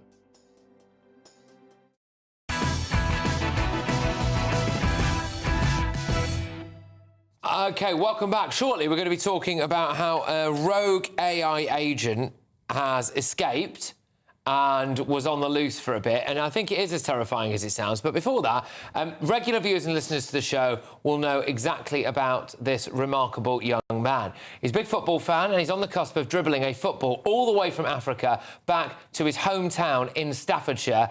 And James Lewis is raising money for St Giles's Hospice. The link to his donations page should be on your screens right now. And the context here is that this is the facility that looked after his father, David, before his sad passing in 2011 when James was a young boy. And James basically wants to raise money so that, you know, it can become a nicer environment as well and care for more people and also help the people in their final moments, but also the families of those individuals. And I'm very pleased to say that James joins us now, the man himself. James, it's great to speak to you and great to see that you're still there, you're still going. I think the last time I spoke to you were in France. Before that, you were in Spain. You were everywhere. You've been to Morocco. So where exactly are you now? I've just left Milton Keynes. I'm on the way to Coventry. I'll be there tomorrow. Oh, wow. So how long until you reach your final destination then? So I get back to my hometown of Rugeley on Saturday, and I can't wait because obviously I've been away almost 3 months now. Today's day 83, so it'll be day 86 when I get there. Yeah, I can't wait. I can't wait. I mean, mate, what you've done is amazing. And you can, by the way, just go to justgiving.com/page/James Lewis 26. And it should be on the bottom of your screens there now. It is. Just describe some of the kind of bonkers experiences that you've been through so far, then. So, I've slept around 5 random people's houses in total. That's one bonkers fact. At one point, I was just at the side of the road, just falling apart because it was 40 degrees, and some kind man shouted out the window to see if I was all right. I explained to him what I was doing. I had nowhere to sleep. And he says, oh, you can sleep at my house. And then I thought, you know what, England are playing Ghana tonight. I've got no signal out here. So what have I got to lose? So I slept at a stranger's house. Another one was probably when a mountain had a landslide and the mountain fell apart and half of the entire mountain was in the road, and I had to dribble a football over probably like 20-ton rocks, boulders just in the middle of the road, and I've got to dribble a football over it and then carry on my journey for another 1,000 miles. They're just two of the weirdest ones here.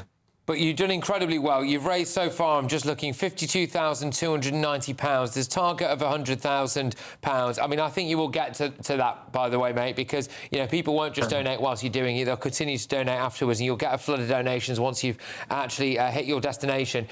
People will be looking at some of the clips on the screen now of you. You had an issue with a popped football as well, which was clearly a pretty bad one, given the nature of what you were doing. But just explain, your local council, I believe, they've picked up on this now, and they are planning something for your glorious return, aren't they? Yeah, I post the whole thing on social media, but I've been advised not to go onto Facebook because all the locals are planning a secret homecoming party. Not so secret that I don't know about it, but the details are secret. All I know is I have to be in the town centre of Rugeley for around 5 o'clock, and I'm going to be at the Chase pub to finish the whole thing at around 6 o'clock. But between then, the council have set up a rolling blockade to keep the roads clear so I can run up the road with friends and family and a lot of the kids that I coach. Oh, mate, absolutely incredible. And again, that link, justgiving.com/page/James Lewis 26. I know that GB News viewers and listeners, they are very generous. They care deeply about people who do good things. They care about good people, and I know that they care about you. But just to emphasise, James, and I hope you don't mind me asking, but look, you know, why is this particular hospice so important to you? Why is it something that's so close to your heart, and why do you want to raise money for this hospice? Yeah, I was 11 when my dad was in hospice, and it was interesting to see the massive disparity in terms of like the quality of life spending your final days in a hospital as opposed to your own private space. Now that made a massive difference because that was our own space. It was gorgeous, loads of room for me and my family to go and see him, and the fact that they continued to provide that care, but also just for kids even younger than I was. See, I was at a very pivotal age at that point. Yet there are children who are going through the same thing who are probably younger than me, probably 5 years old, 6 years old. So they need that support. I would like to add as well, it's interesting, I actually seen and met one of the GB News viewers on the road in London the other day. He hopped up on, he pulled up, got out the car. We got chatting, he was a lovely bloke, Adrian. He says, I've donated, I just wanted a photo. And yeah, interesting. Oh, mate, pretty well. Well, there you go. You see, it has had cut through, absolutely. And I know that more people are going to be donating off the back of this, and we'll clip this up. We'll get it out on social media as well. And sorry, just remind me what date you're looking to finish here. Saturday, the 25th of July. I think I'll be finishing around 6 p.m. on this Saturday at the Chase pub in Rugeley. First drink? You know, I've lost a lot of weight in this challenge, so I have to be careful because I'm going to be plastered if I have 1 point. Have a shandy or something, maybe, mate. Yeah, absolutely. I think I will. Yeah. Look, well done. And can I just say as well, from a personal perspective, you know, we've been contacting James. It's all people get the news agenda's absolutely crazy. There's stuff going on all the time. Sometimes you have to move things around. The whole show gets thrown out a minute before we come on air and all of this stuff. But we've contacted James times, and he's always popped up for us. Whether we said, can you do us at 9:30? We've ended up doing it at 11:30. He's been like in a field in Spain in 40-degree heat. He's always done because he cares so much about just getting the message out there and trying to raise as much money as possible. So please do give generously. James, thank you so much, mate. We'll keep covering this. Thank you. Good luck, get there, you'll make it, and enjoy that first shandy. It's justgiving.com/page/James Lewis 26. Take care, mate. Well done. What an effort that is. Absolutely monumental effort from the lad. Brilliant stuff. Right, look, we haven't got too much time now in this section, so when we come back, it's on the front page of tomorrow's Times newspaper. Rogue AI agent has hacked the system and escaped its own testing environment. I'm sorry, how many more warnings do we need to have about AI? That's next. I forecast a perfect holiday in the sun. Weather looking good then? For sure, and no worries about our travel insurance. All Clear Travel Insurance sponsors GB News Travel Destinations Forecast. Hello, still very hot over Spain and Italy at the moment, but the heat will be easing as we head into the weekend. Generally sunny around the Med, but there are some showers feeding into northern parts of Turkey, the odd shower possible in northern Greece as well. But generally dry and sunny and still very hot for Italy and most of Spain, particularly so in the south. Same goes for Morocco. We will see those temperatures just coming down a little bit as we head into the weekend, with an increasing chance for Italy and Croatia of the odd shower. All Clear Travel Insurance sponsors GB News Travel Destinations Forecast. Hi, I'm Michelle Dewberry, and my show is your opportunity to cut through all the noise and dive in headfirst to some robust debates. Ideas clash. Situation, no, isn't it? No, Because the failure is you're deliberately avoiding my point. Nothing's held back, And if you think this is the end of it, wait for more. and we do not shy away from the difficult stuff. Sometimes I want to shake people and say, if only you understood. So join me on Jubes & Co. weeknights at 6 p.m. only on GB News, Britain's news channel. From the school run to the home run, watch a new show for all of Britain. So he can say whatever he wants. A straight talking show where all voices are heard. And, you know, when are we going to stop talking about smashing the gangs and actually do it? With the stories that matter from every part of our country. There's a bit of a crash landing there for your Chancellor. Bold, fearless and standing up for you. That's me, Martin Daubney, 3 p.m. till 6 p.m. weekdays here only on GB News. The People's Channel, Britain's news channel. At GB News, we love to hear from you, our loyal community. So drop us a line at gbnews.com/yoursay. There you can talk to each other and also to the presenters live on air. gbnews.com/yoursay, because GB News is your channel, Britain's news channel. You want to know what's really going on in the corridors of power? Labour don't know what to do with you half the time, and that makes you quite lethal in the chamber. Get behind the headlines with Chopper's Political Podcast. Join me, Christopher Hope, as I sit down with the great and the good of British politics. We'll see where this ruling takes us. These are the stories shaping our nation. Chopper's Political Podcast, available now on all platforms. Listen in and stay ahead. Join me, Nana Akweer, for an informative, interactive news programme with a difference. It's fun. No, he didn't say that, Dave. I'm so surprised. I think there's an element of truth to that. Join me from 3 p.m. every weekend, only on GB News, Britain's news channel. Breaking news, live updates, stories that matter. From the heart of the GB newsroom to every corner of Britain, With our team of dedicated journalists across the UK. GB News bulletins are there to deliver the latest news that matters to you. bulletins on GB News, the People's Channel, Britain's news channel. From court mornings To warm family brunches. From football to tennis in the car, In the kitchen. GB News breakfast is there. with the stories you need and the conversations that matter. Anyway, let's talk business. Well, it has been a historic night in British politics. It's astonishing, isn't it? We're here again. To start your day just right. GB News Breakfast. Every morning from 6 a.m. Only on GB News. Britain's news channel.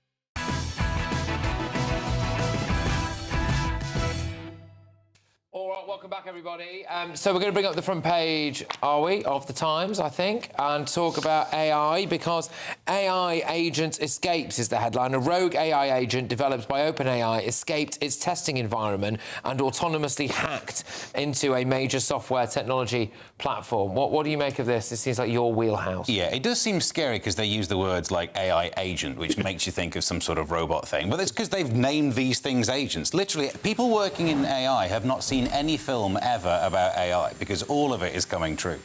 So an agent is just an AI model that can actually do a thing. Instead of going, oh, you should send an email, the agent can send the email on your behalf. And it's it's OpenAI, it's the ChatGPT people. So if you're using Gemini, don't worry, that thing is just, it's like George and Lenny, do you know, Doy?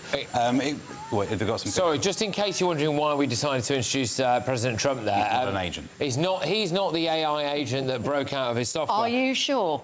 Yes, Some people think he's not I. He's at Joint Base Andrews, and he's touched down there. We're expecting to hear a bit more from him about Iran, because he basically promised a bit more fire and brimstone earlier, didn't he, about the Iranian issue? Yes, I don't know quite what the correlation is between what President Trump says and what he does. It seems to be a fairly loose correlation. On this AI agent thing, should we be that worried? I mean, this is I think it's a bit like all of this high-end tech stuff's pretty dangerous, isn't it? You know, when we split the atom, I guess it's pretty dangerous. You know, nuclear power is pretty dangerous. So you obviously need some sort of hermetically sealed environment.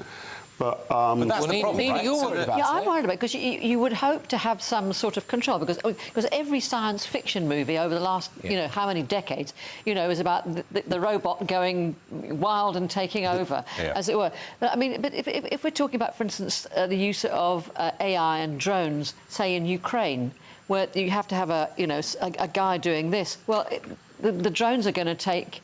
They can do 20 on their, so they can just do it on their own. But if they can decide to do something that they aren't being told to do, that's the worry, because then they can turn on. Well, there are moral dilemmas in the concepts of like AI that are well known. The idea, if you tell an AI to go and make as many paper clips as it can, you think that's a really good instruction, but it might go off and start milling humans for the for the metals inside us, and that fits with the instruction you've given it. The reason I do think this is worrying is that the nuclear bomb you can put in a desert and it's kind of, there you go, you know your distances. This was put in a sandbox, the computer version of like, here's the testing thing, it can't get out, but because it's AI, it got out. And now they say they've contained it. Do we really know? It got access to the open internet, and it is a computer program. But isn't the answer in science fiction as well? Wasn't it Isaac Asimov who had, or was it Arthur C. Clarke who had whatever the protocols were? First, harm no human needs to be an overriding protocol. Secondly, don't harm yourself, and it's the second protocol or whatever. Don't we just need to insist that? Was it Arthur C. Clarke or Asimov? It's Isaac Asimov. Asimov. I mean, don't we just need to insist that that's built into every program? But it's not the way that large language models work. They are trained rather than given these rules, aren't they? So unless the internet was absolutely filled of loads of people writing those laws, they'll find other ways around. Right. So it's not. And we don't know what they want, then, do we? Well, we don't know. It's not conscious, is it? I'm still relaxed about this. It's not. Are you? I'm a bit. I'm not that relaxed about it. I'm not very relaxed, I'm with Nina on this. I think this is a nightmare. But no one really knows what consciousness is. It's kind of a stupid question. Like the Turing's test, these things pass the Turing test now. So in the olden days, we would say these are like fully AI, but we now know that it's faking it, but it just seems... It seems human. Yeah. Well, faking it, anyway, some of us have more experience that than others. Right, OK. Mostly women. Loads more coming up over the next 3 hours with The Late Show live stateside with the one and only Bev Turner. Thanks to everyone. See you in a sec.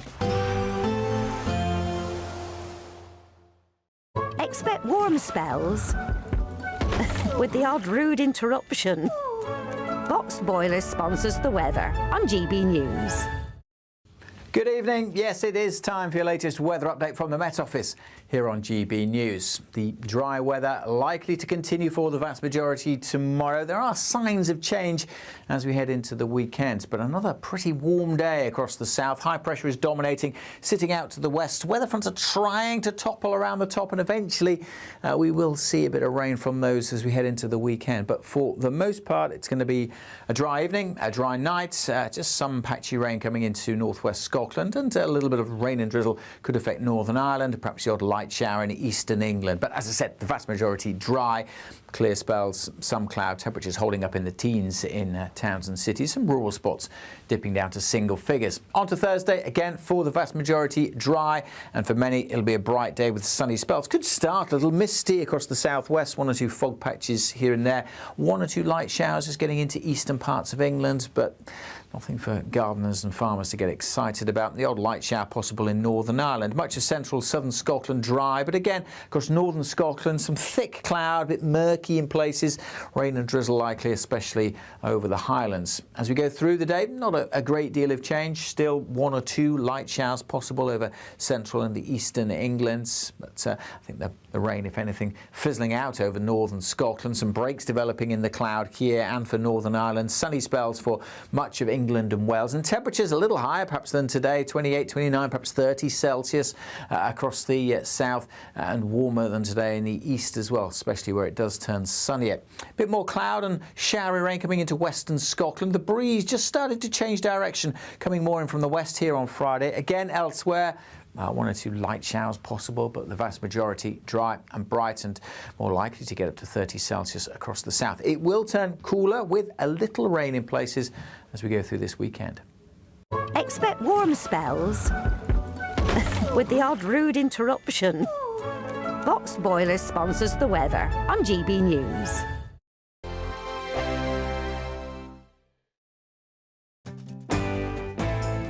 I'm Andrew Pearce. This is GB News, the People's Channel, Britain's news channel.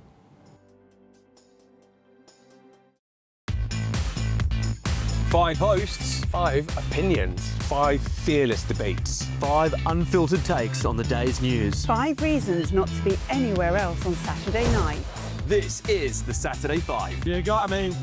You got me good there. Britain's biggest Saturday night TV show. It's not a bad brand. Yeah. Uncensored. Very, very racy tonight on the unpredictable. What did she say? Can you translate it for us? And always entertaining. And how can a country go from being led by William Wallace Saturday nights from 6 p.m. only on GB News. The People's Channel. Britain's news channel. You're going to want to stay tuned, trust me.